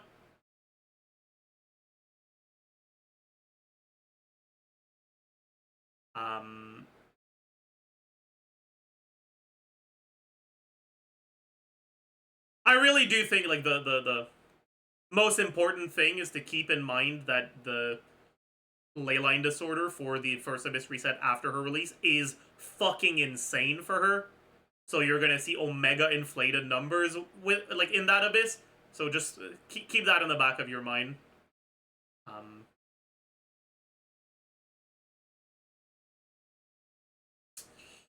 But yeah, so that's gonna be it for the pre-release. As usual, I forgot to record the constellations, so I will record them after, and then editors are gonna fix that, and you guys on YouTube will be none the wiser. Real. So, yeah, that's gonna be it. I hope you learned a thing or two. I'm looking forward to MAVUIKA a lot. I know that people are pretty disappointed, I guess is the best word, with the bike. They think it looks out of place in that one. I understand what they mean, but I don't really care. The bike is the sort of stuff where, like, if I actually think about it, I agree. But I already know that while I'm playing, I'll just be like,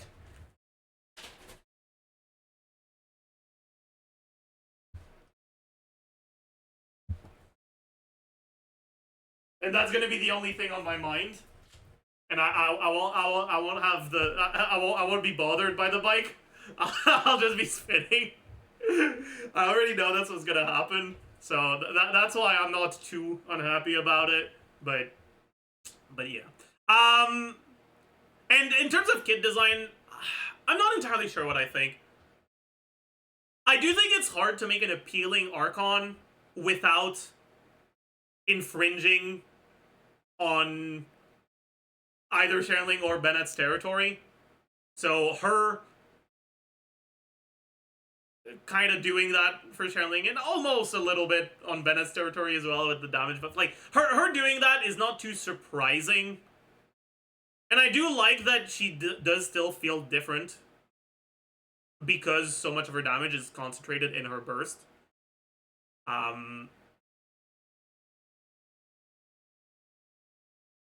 not too happy about the general trend of power creep that's like starting to solidify itself. But I mean, it was gonna happen one day probably, no matter what. And it's still not particularly egregious. Looking at all the stuff that we've had since, I guess, Sumeru, I still think that, like, outside of Neuvillette, nothing is so powerful that it makes Hyperbloom feel underpowered.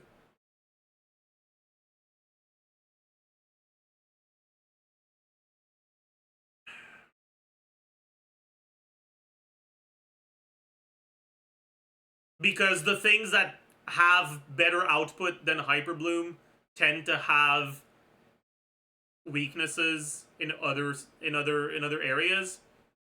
And I don't think that's something that's become false with MAVUIKA.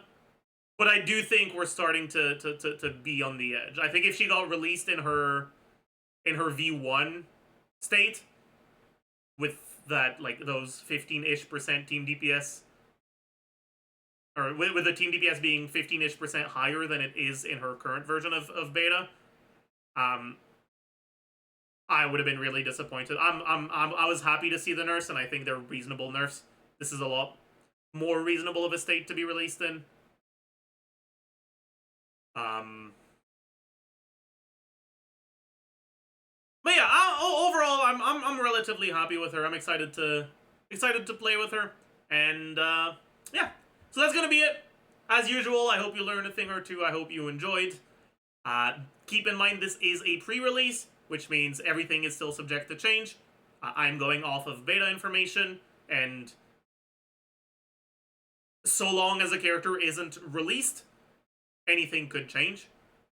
If you want to make sure to stay up to date with my thoughts on potential future changes, make sure you subscribe. If there's any major changes before release, I'll probably make a video on that. If there's minor changes, I will be sure to mention them in my first impressions video and in my post-release. So subscribe, keep an eye out for that, and I'll see you guys in the next one. Bye, YouTube. And now, because obviously I forgot, like I always fucking do, let's talk about our constellations. So, C1. MAVUIKA's maximum Night Soul points are increased to 120, and she gains Fighting Spirit 25% more efficiently. Additionally, she gains 40% for 8 seconds after gaining Fighting Spirit. So, C1 gives her 40% attack, and it also gives her basically 50% more duration on her skill, which obviously also means more damage from the skill. As well as the ability to be played without Natlan supports. Right? 120 Night Soul points with 25% more Fighting Spirit efficiency means 150 Fighting Spirit from her own skill, which is not 200, right? It doesn't max it out, but it gets close enough that she's not reliant on having a Natlan support anymore. It's something you can consider going for if you don't have if you don't have Shilonen and you don't like Citlali, you don't want to get her. This is definitely something you can consider.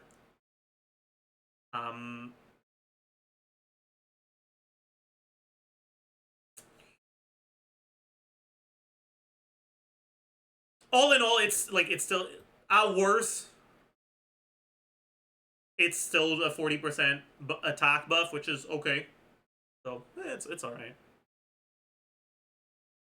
C2! One of the Night Soul's Blessing State, MAVUIKA's base attack is increased by 200, which is already, this is a pretty big deal. 200 base attack is pretty good. Because it effectively means that her total attack is increased by like 500. Because you get a lot of attack percent in her teams. And she obtains the following effects. If you're on Ring of Searing Radiance, nearby opponents' defense decreased by 20%.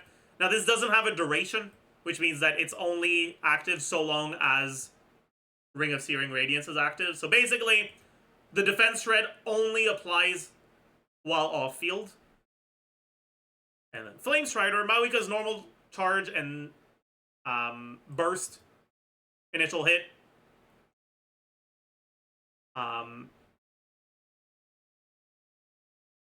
Deal increased damage based on 60, 90, or 120% of her attack. The more important one is 90% increased damage or increased motion value on the charge attack. 120 on the burst. Well, it only happens once, so it's not that big of a deal. So it's mostly this one paired with the 200 base attack. This is a very solid C2. Not quite as strong as Raiden's C2, but not too far behind. And with a better C1, I'd say that the gap from C0 to C2 is pretty similar, if not better than Raiden from C0 to C2. C3, Hour of Burning Skies, that's the burst. Because she's not a character who scales exclusively on any one of her talents, her C3 and C5 aren't that great, but between the C3 and C5, C3 is better.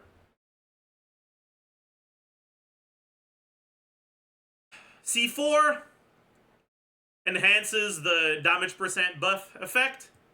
Damage increase gained does not decay over time and is increased by 10%. So instead of 40% going down to 0 over 20 seconds, it's now 50% not decaying for 20 seconds. It's alright. It's not very good for her carry teams, but it's pretty good for her support teams. But why would you go for C4 for her if it's her support teams? What are you doing? What's going on here? Okay. C5, not great, but like fine.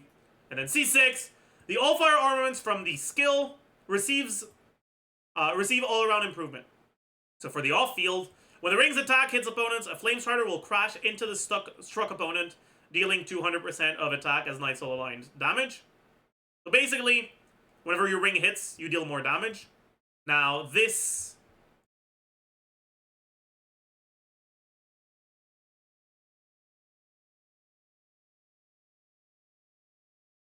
does not apply Pyro, which means it can't vape or melt, but it also won't change your elemental application. So it's just a nice little bit of additional damage.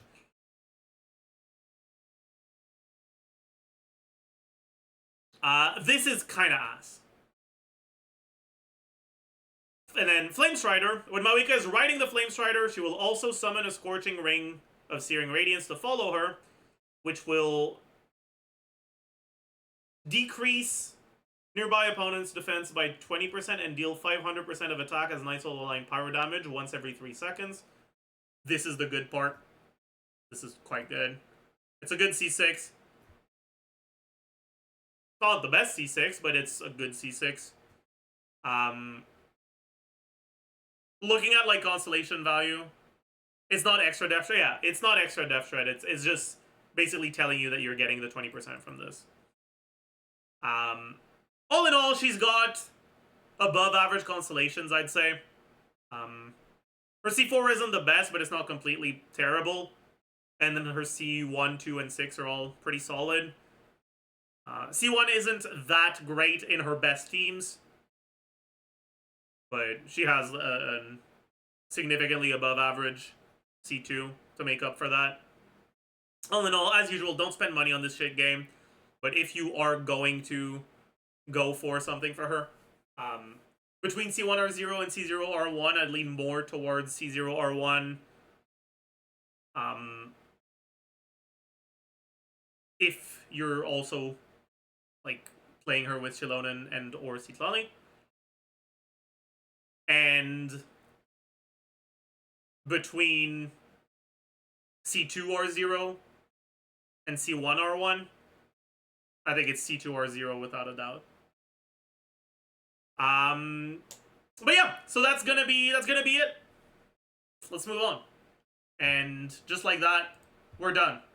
We're done! We're done! Woo! How long was that? Was fucking 3-hour pre-release? Jesus Christ. It wasn't 3 hours, right? It was like 2 hours and a half, maybe? Well, not that bad.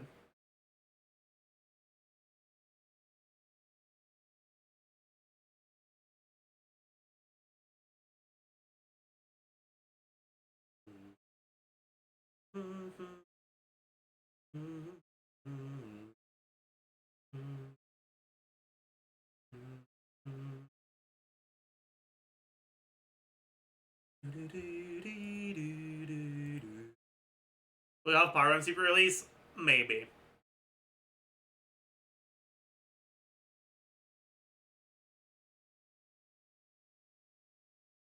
I